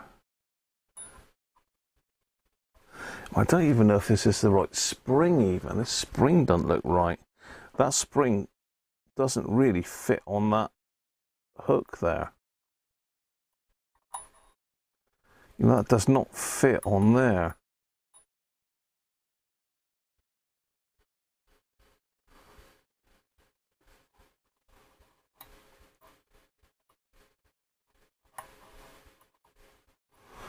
It just don't fit. It just don't fit. Oh dear. Yeah, so my spring does not fit that hook. So someone's changed the spring as well then, if what we're saying is right, that this needs to be hooked and then run around. I mean, it's in a different position than that one in Paul's book. That is fully closed, fully meshed.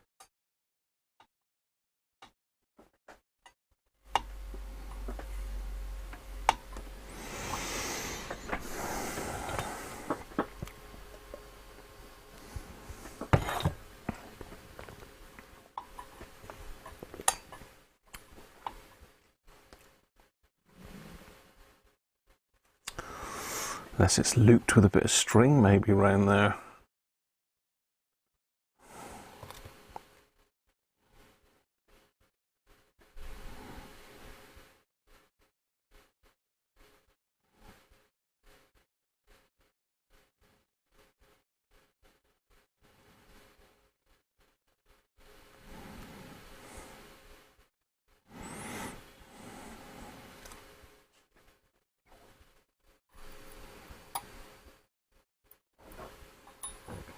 We could bend the spring and make it fit, but it just doesn't seem right, does it? Plus the pulley. I mean, that pulley's rock solid there. That ain't moving anywhere.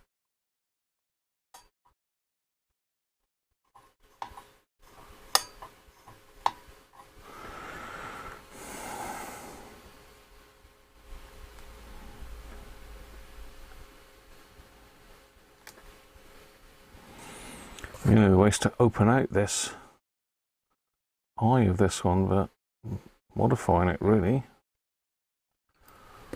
Let's make it bigger.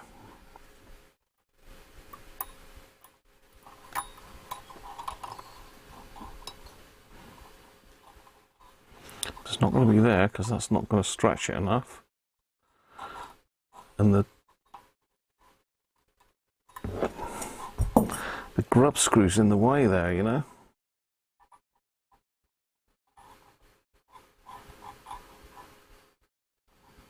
I suppose I would just about give it enough room.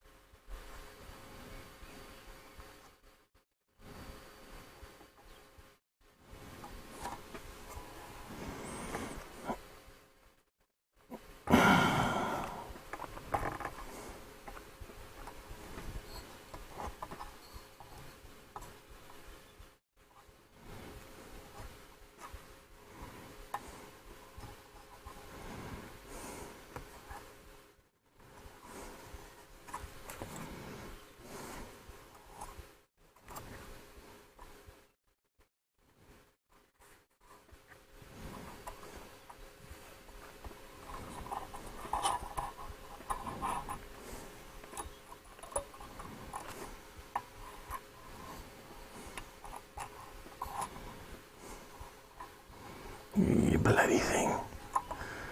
Alright, come on. A bit of strain. Come around there, up there, back down through there.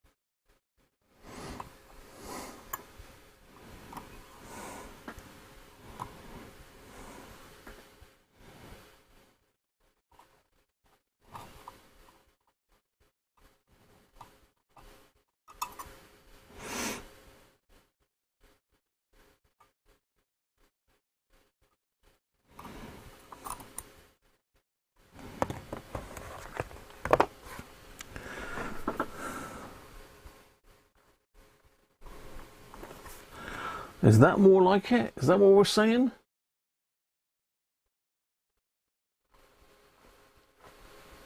You don't have to watch, George. You know, you can shoot off if it's too much for you, mate. I don't want to upset you, like.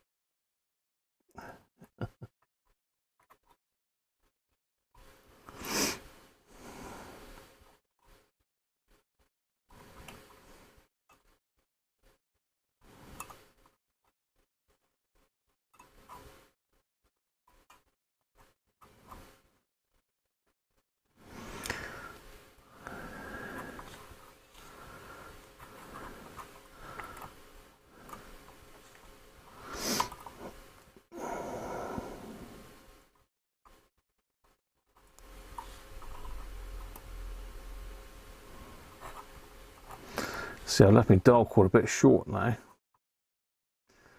because this is clearly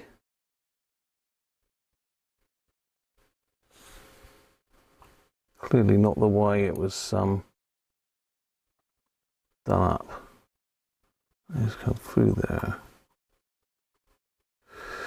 back, down through there.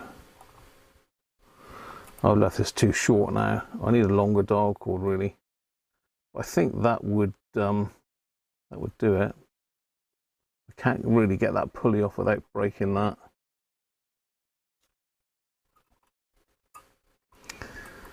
Put that out, that'll give me a bit of slack.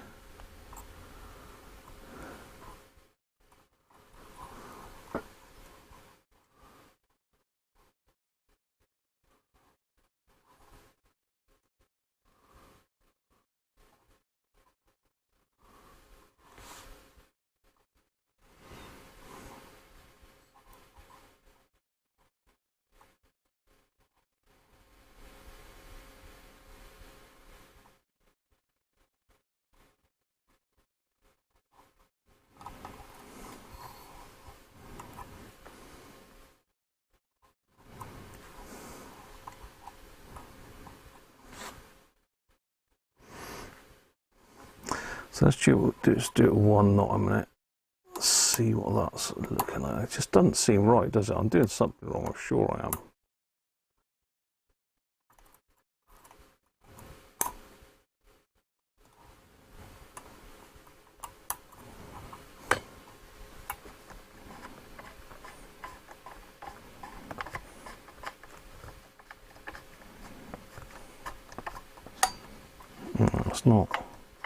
It's not gripping that enough. It needs to be tighter. And because this grub screw's in the way, it's really difficult to get it any tighter. I mean, the spring is under tension.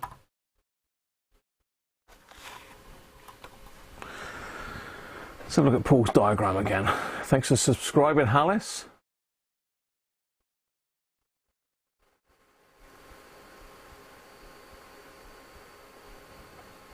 I'm sure you would. Everybody's got their own way of doing it, but this is how I'm doing it, so tough. How you doing, Paddy?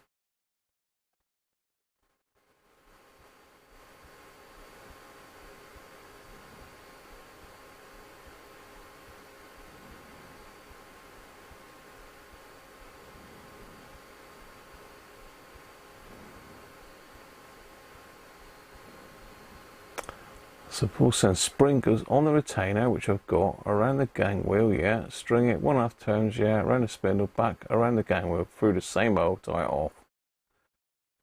So we tie it off to the spring, or which I've just done that, Paul. That's what I've done. I believe that's what I've done anyway.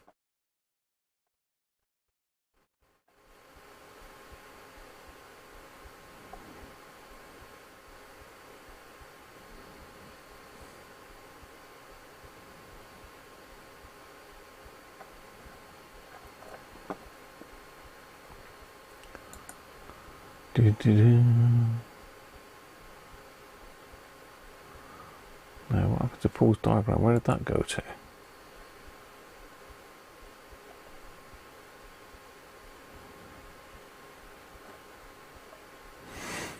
Your diagram disappeared, Paul. It was there a second ago because it was on the screen. Gone to then. It's correct now. I thought it was. It's just not tight enough, George, still. It's not biting the spindle.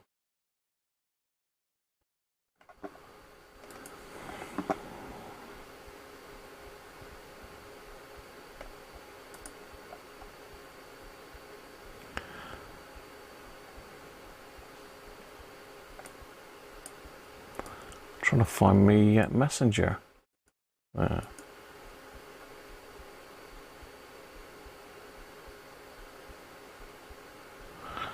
Yeah, I think it's because someone's been messing with it, George. So they've moved the pulley around. I've just had a go at undoing the grub screw. The grub screw's right in the way, really, but I have tied it off there now.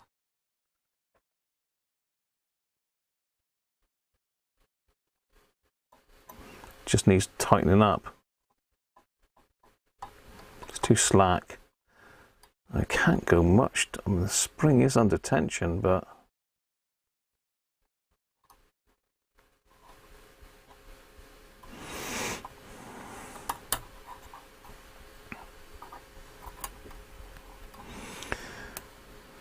I don't believe it's the right spring either, you know.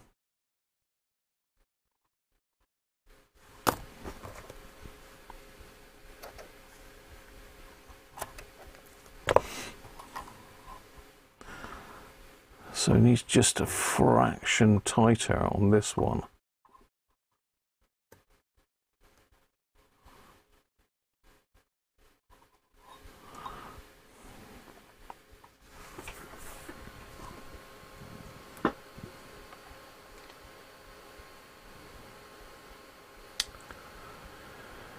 I don't know what the hell happened to Messenger. It just disappeared off the face of the planet.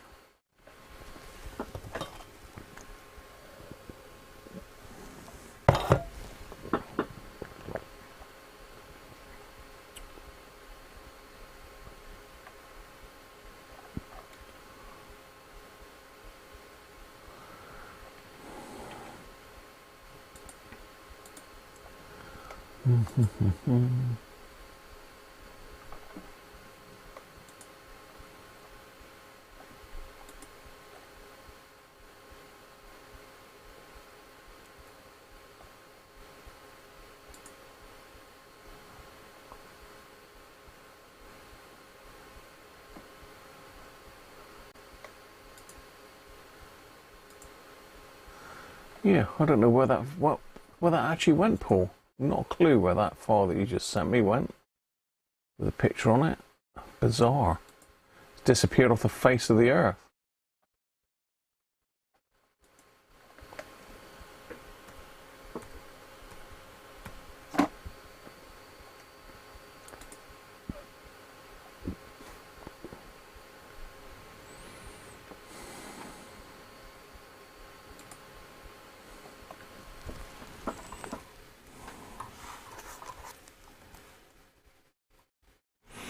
No choice with this one though, really, was it? It was busted.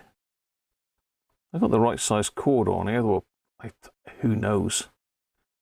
The cord in that picture that Paul sent definitely looked different.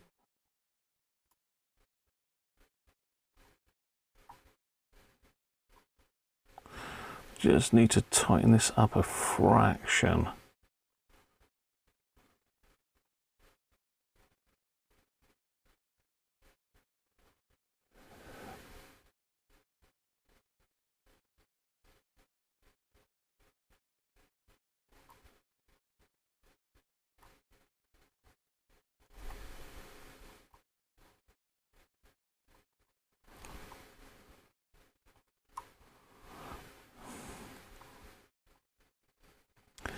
Don't think that did tighten it up a fraction.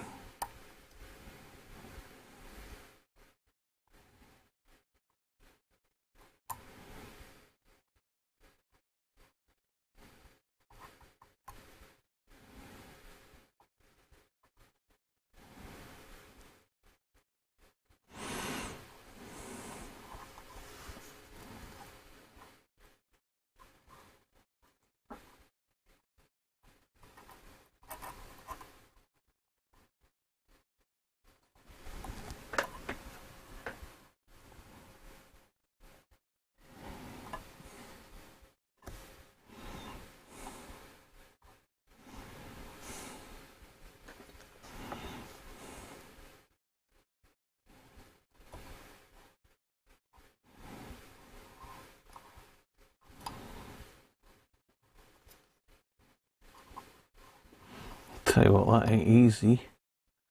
I'm just trying to see if I could get it off of this thing, but it won't. I can't pull it off because it's in behind, if you know what I mean.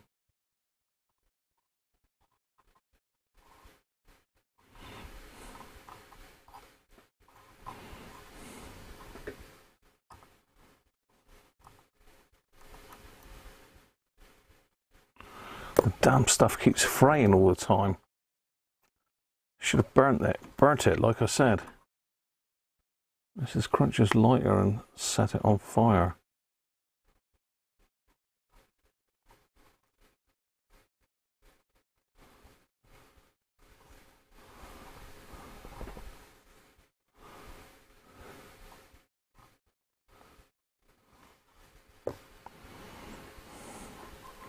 Well, that looks a bit of a pig's ear, but I could do with getting another knot on it, really, but I don't think I'm going to be able to. This is just seems way too tight. You know what I mean? You know what I mean? Just don't seem to have any room to do the knots up. I'm still not turning it. Something's still not right here somewhere. Either we've got too long a spring,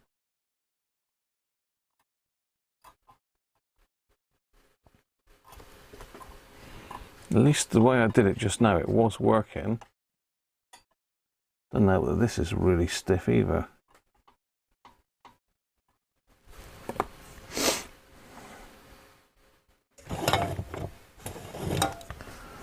Where I go?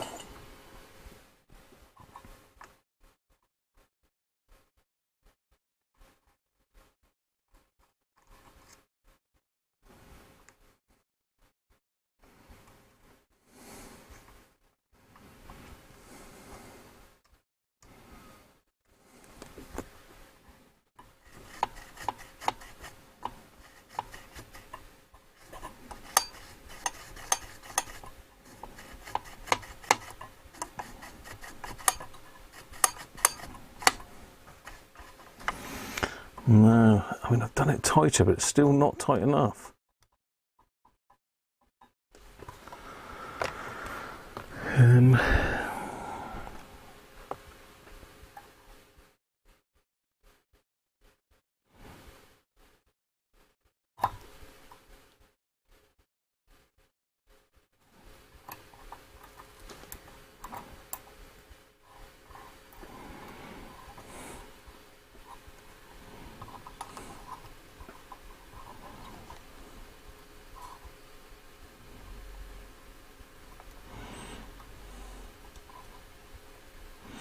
It just seems way too tight to where it comes through that hole, that's all.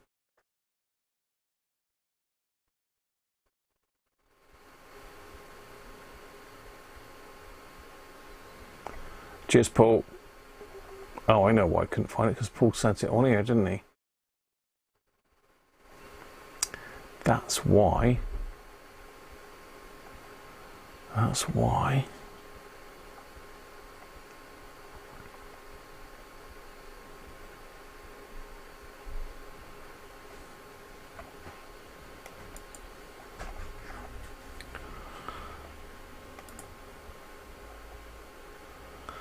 Yeah, see that spring is much shorter than mine.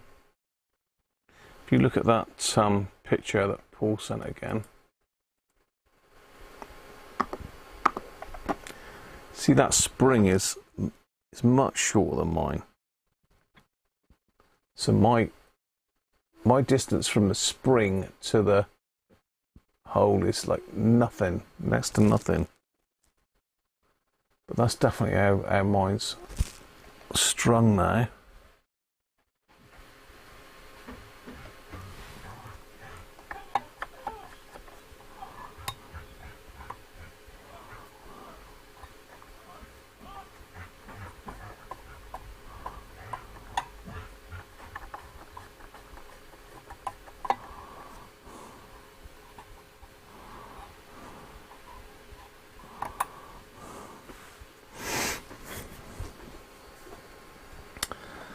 I haven't got 1.5 turns. I've got... no, I have... let's have a look. No, there's 2.5 turns on there. But then that spindle's different. That's a skinnier spindle.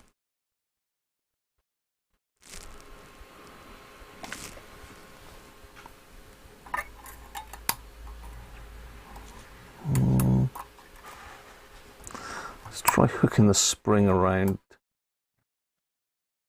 I'm going to end up having to get another spring for this, I can see it.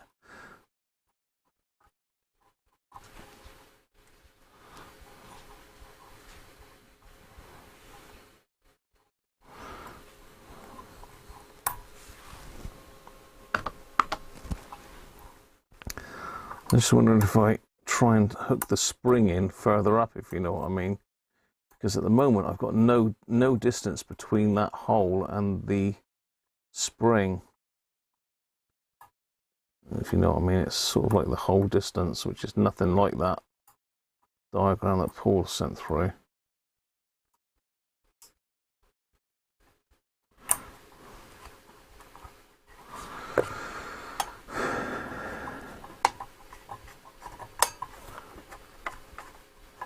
Yeah, it's just not tight enough, you know. Even though the spring is compressed, doesn't seem to be putting any tension on it.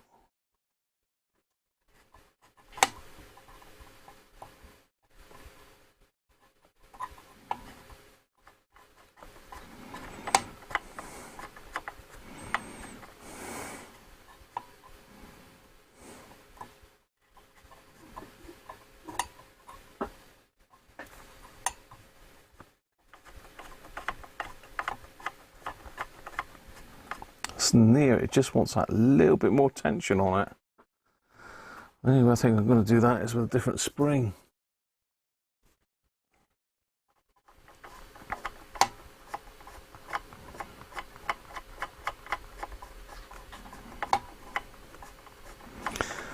Wow.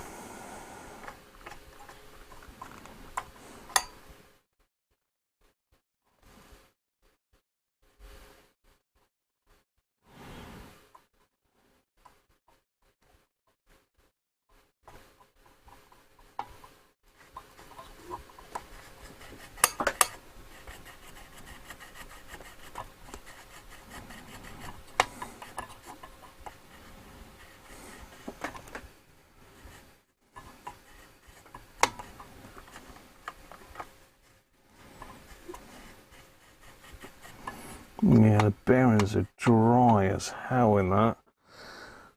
So, I mean, that's not helping it. It's sort of binding there.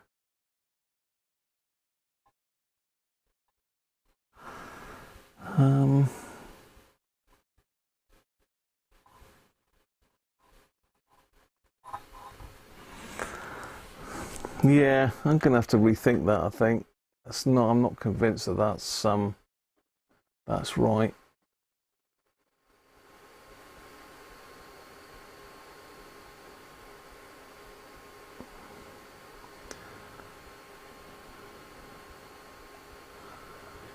I'm just not convinced. Right, where's me picture? There's me. Oh, there we are.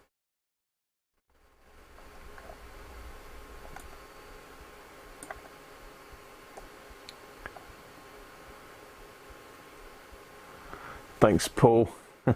Cheers, mate. Cheers, Derek. Thank you, mate. 2.7 mild owl. Yeah, that's going to put you to sleep, Rolf, that is.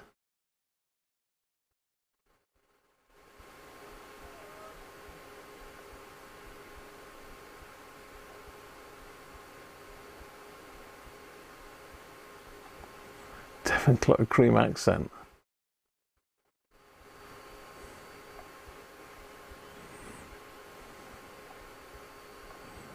Hi, Lee, how are you?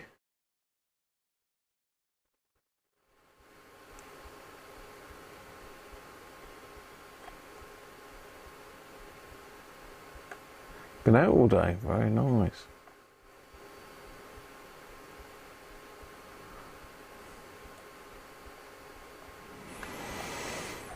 I'm going to have to go and have a look at my spring collection, really. Sounds like a fashion thing, doesn't it? My spring collection. I do have a load of springs, but they're mainly longer springs. But one of these spring sets a long time ago, but these are no good. But I do keep all of my springs that I come across in here. So see, there's one. Now that's really strong, that one. That's very strong. That may well do it. What else have we got here? We've got that one. That's quite weak, but it is smaller.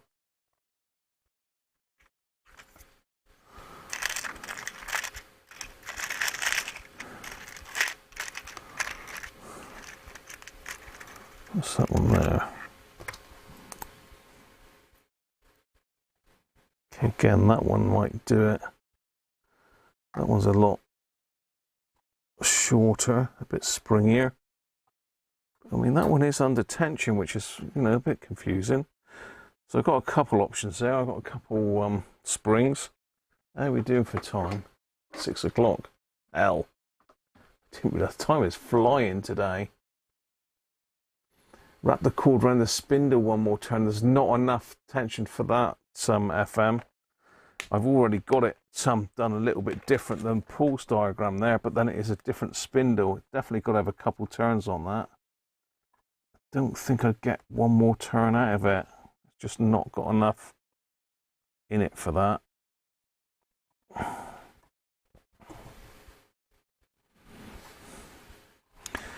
Yeah.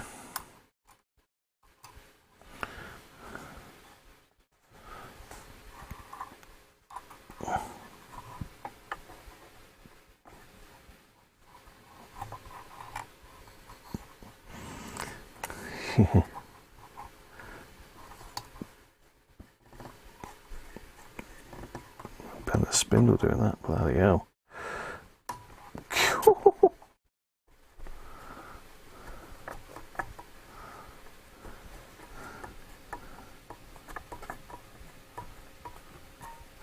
Yeah, it's binding up, so no, that's a no-go.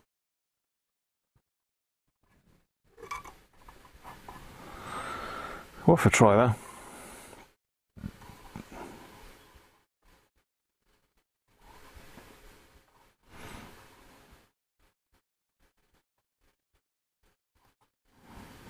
So I'm gonna have to get another bit of dial cord because this is I'm right on the edge of this.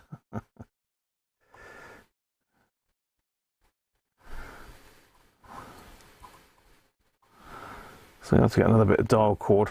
Let's get this done.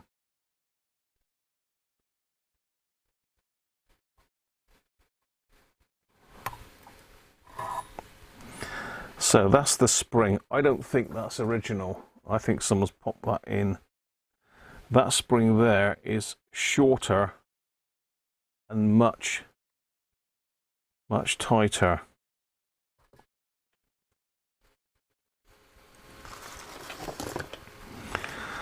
I need to get something to just melt the ends over on this.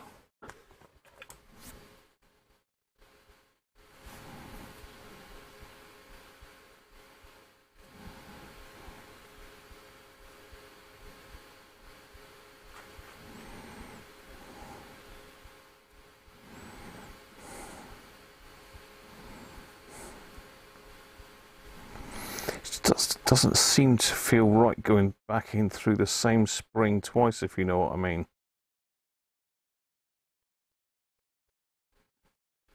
If I used a thinner dial cord, I could get more turns on it. Done a granny knot there now, that. I'm just tying this spring on.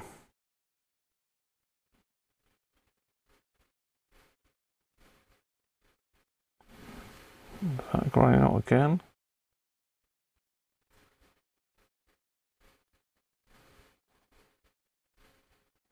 Yeah, it needs to be the other way around, Graham.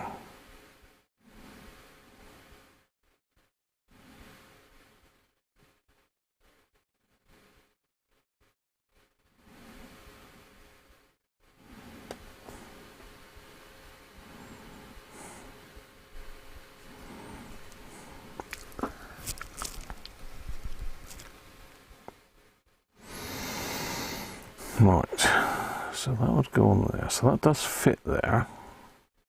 Yeah, much tighter spring now. Let's make sure we don't do it too short this time. It's going to be a bit of extra to play with.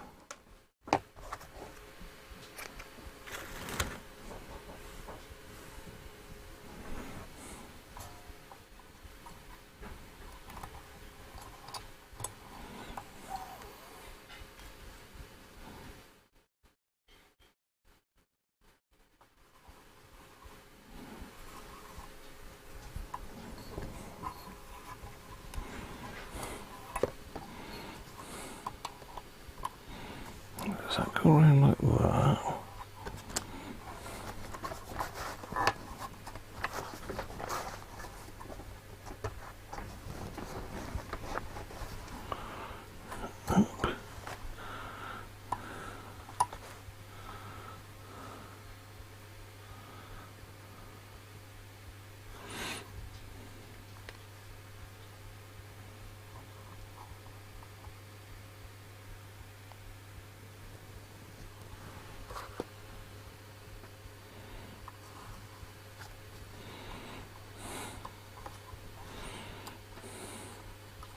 This is a hellish spring now.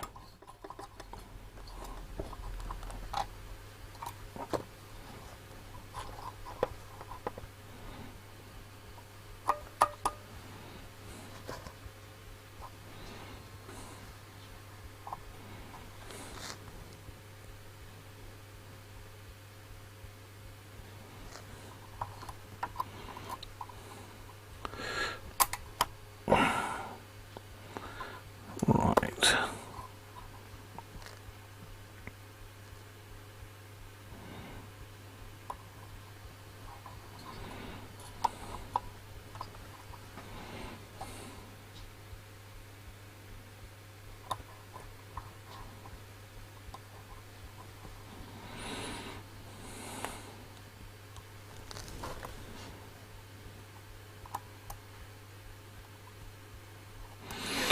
Apologies that I'm not catching up with the chat at the minute, but I'll catch up in a sec.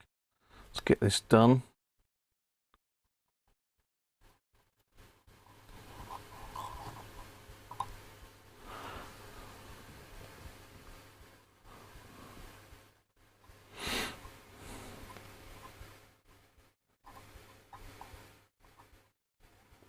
Come on.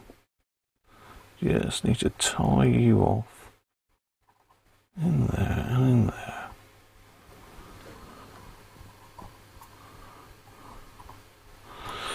Right, that's both of them tied off. Now we've got to stretch that spring back round to there. If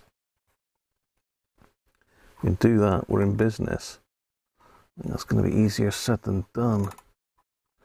Because this is a hellish tight spring now.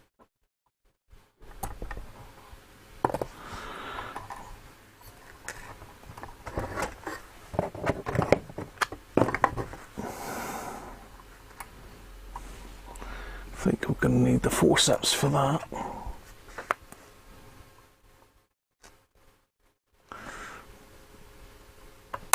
Oh, you bloody thing. Let's try hooking it.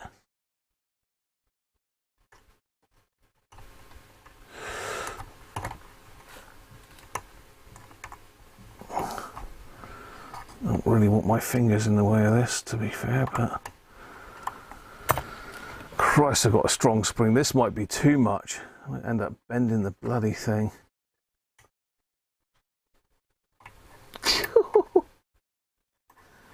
Where's the edge of the spring?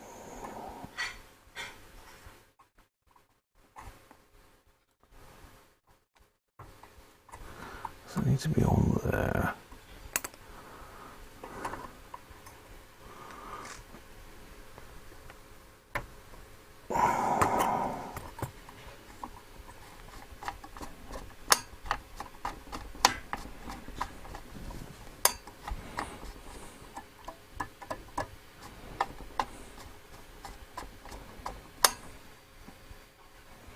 Still slack when it gets to there.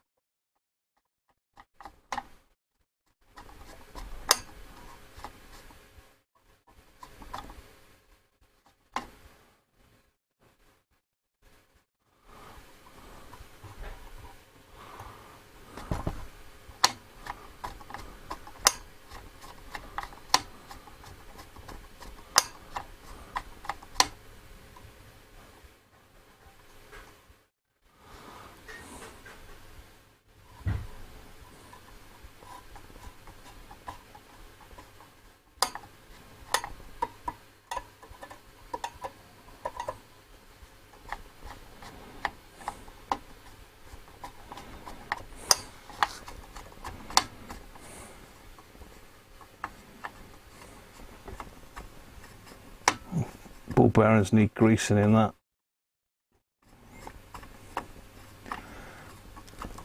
In that dial, but I think that's done it.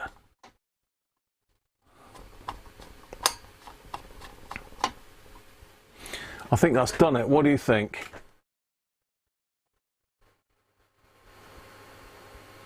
Live stamp collecting. I can do that.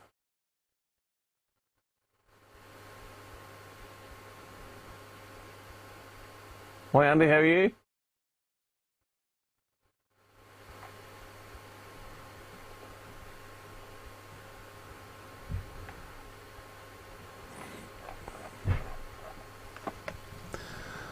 So let's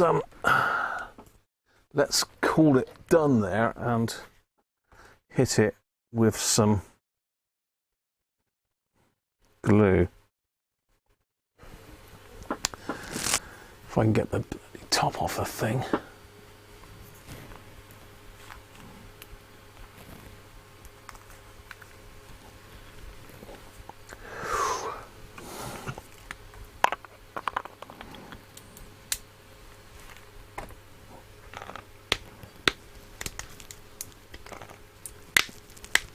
Nope, not that one then. Let's find another one. Where's my super glue gone?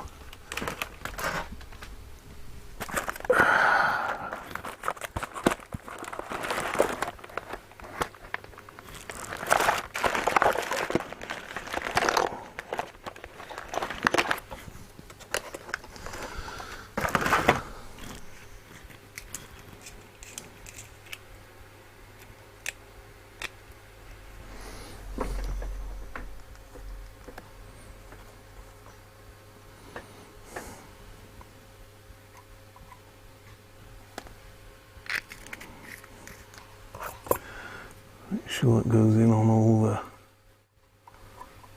knots.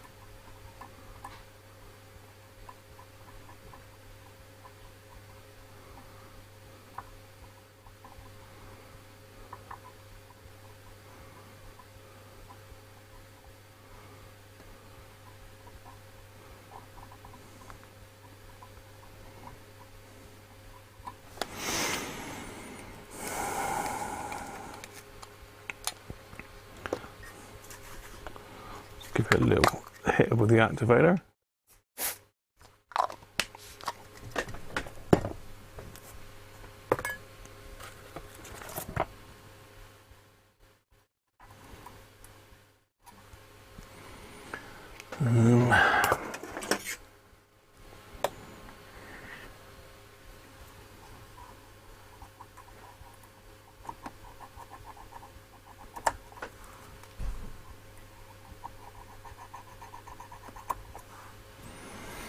There we go.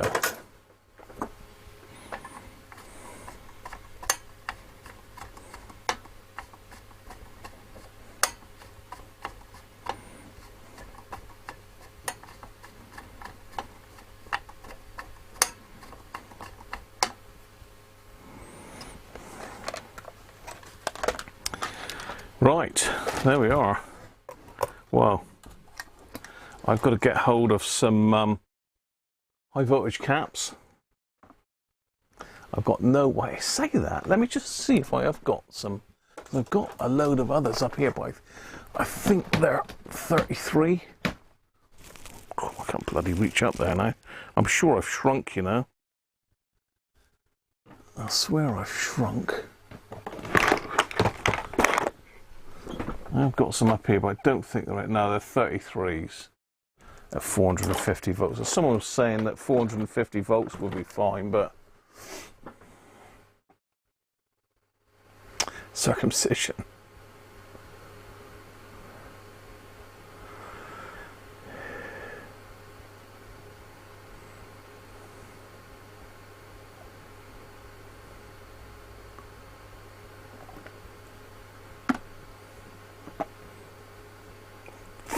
Thanks, Joe. I do like to try and stick with something.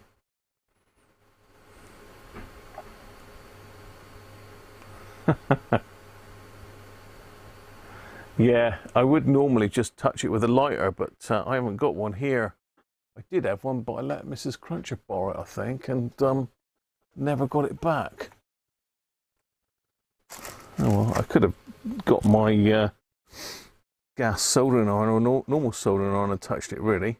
So yeah, I need to get some caps. It's a shame that they've taken off the strap underneath, really, but at the end of the day, it doesn't really matter. And do you think earthing the chassis is no, this is like a nylon material, this George, it's not cotton. This is like a nylon type material. So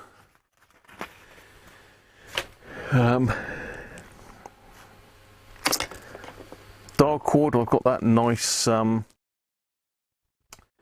dark brown stuff on my this. I think is that 2 core or 3 core, I can't remember now. I've got both here. Yeah, that's just 2 core. So I've got some cloth covered wire I can use on it. I think ought to earth the chassis. Thanks, Rob.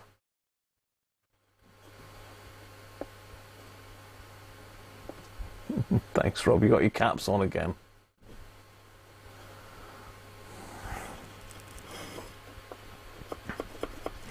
It's got the old tied off hole thing there. I suppose that's how it was done.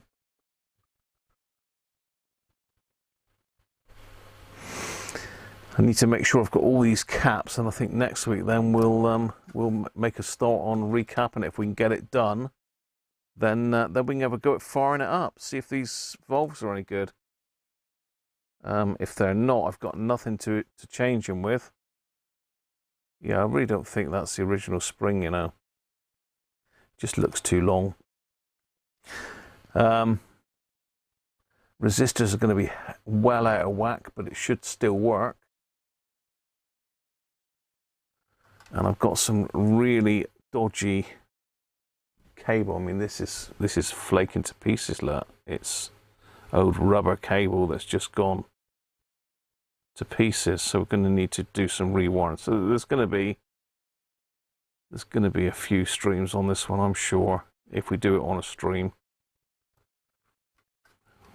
What I don't want to do really is put it to one side, never to be seen again, because I seem to keep doing that with stuff. People ask me what's happened to this and what's happened to that. Well, it's just I've had to move on because I get bored and other people get bored as well, I'm sure.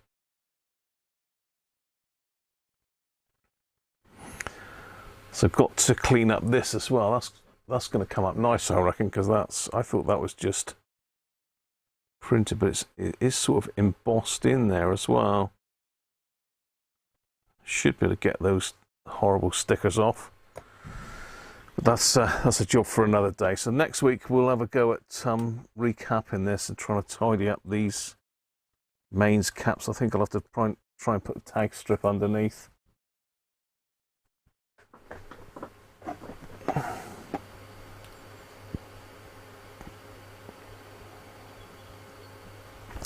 It's almost like miniature power cord, that, George. It's got like an inner core in it.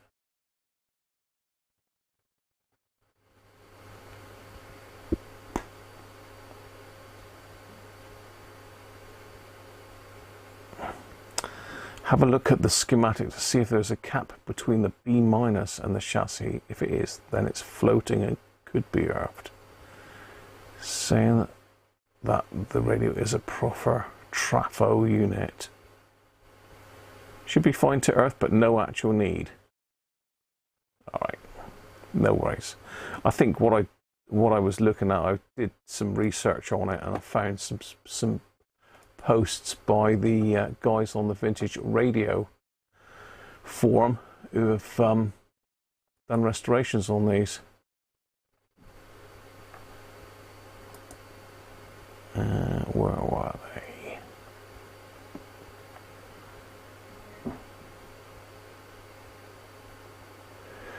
Yeah, it's not on here. Let's see if I can find it.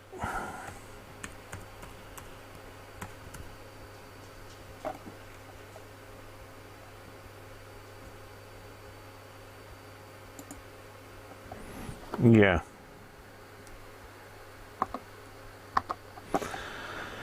So if you look at the recent repair section here, if I copy and paste that in the chat for you.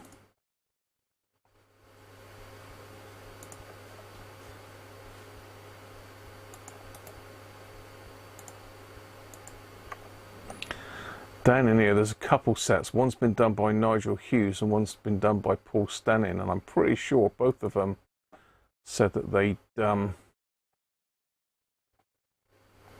Analytics mains cable. Yeah, so replace the mains cable, modern 3-core type, and earth the chassis.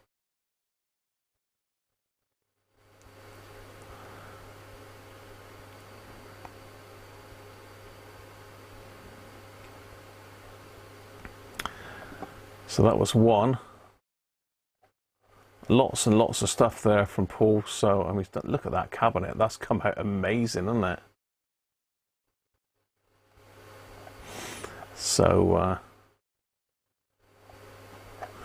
that was one by Paul. Great write-up there. Give you some reading for later on. And this one was by Nigel. Don't know if he grounded it.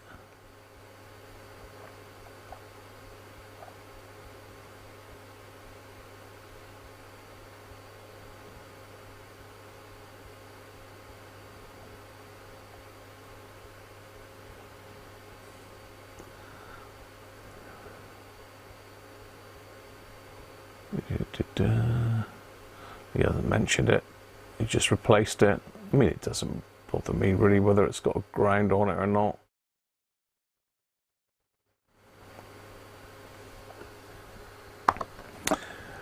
So yeah, plenty to do still. Let's just catch up with a final bit of chat then.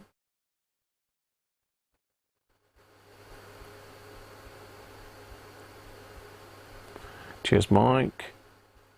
I didn't see your super chat. I did. Rob, I said thank you, didn't I? Unless you did another one. Yeah, I did, Rob. I did say thank you. Unless you're thinking of something different.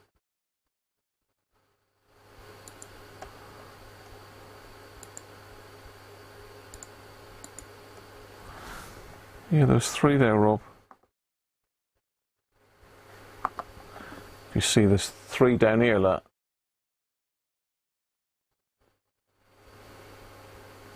So I did see him. Robin did say thank you.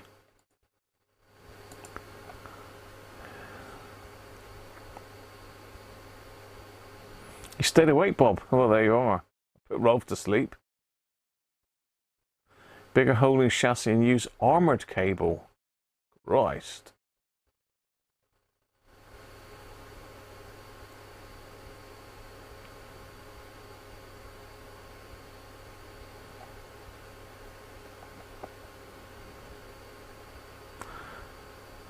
$25 mil. kettle lead. It could do, but that's not going to look right, is it? It's got to look, from the outside, it's got to look authentic. It doesn't really matter underneath here because you can't see that. Someone's already been in here and taken out the cardboard covered electrolytics. I was hoping they'd still be in there and I could just stuff them and reuse them. You know, the West Tector thing in there. It does say you can just stick a diode in there if that packs up, but we'll see. I'm sure we'll know if that's packed up. And yeah, the rest of it's the usual. It's nice that it's all on a tag strip, actually. A double-sided tag strip, which makes it a little bit harder, but there you are. Cheers, Derek. Yeah, hopefully. I don't know it'll be fired up next week. It may be. Depends how well I get on with it. If not, I would think almost certainly the week after. But let's go for next week.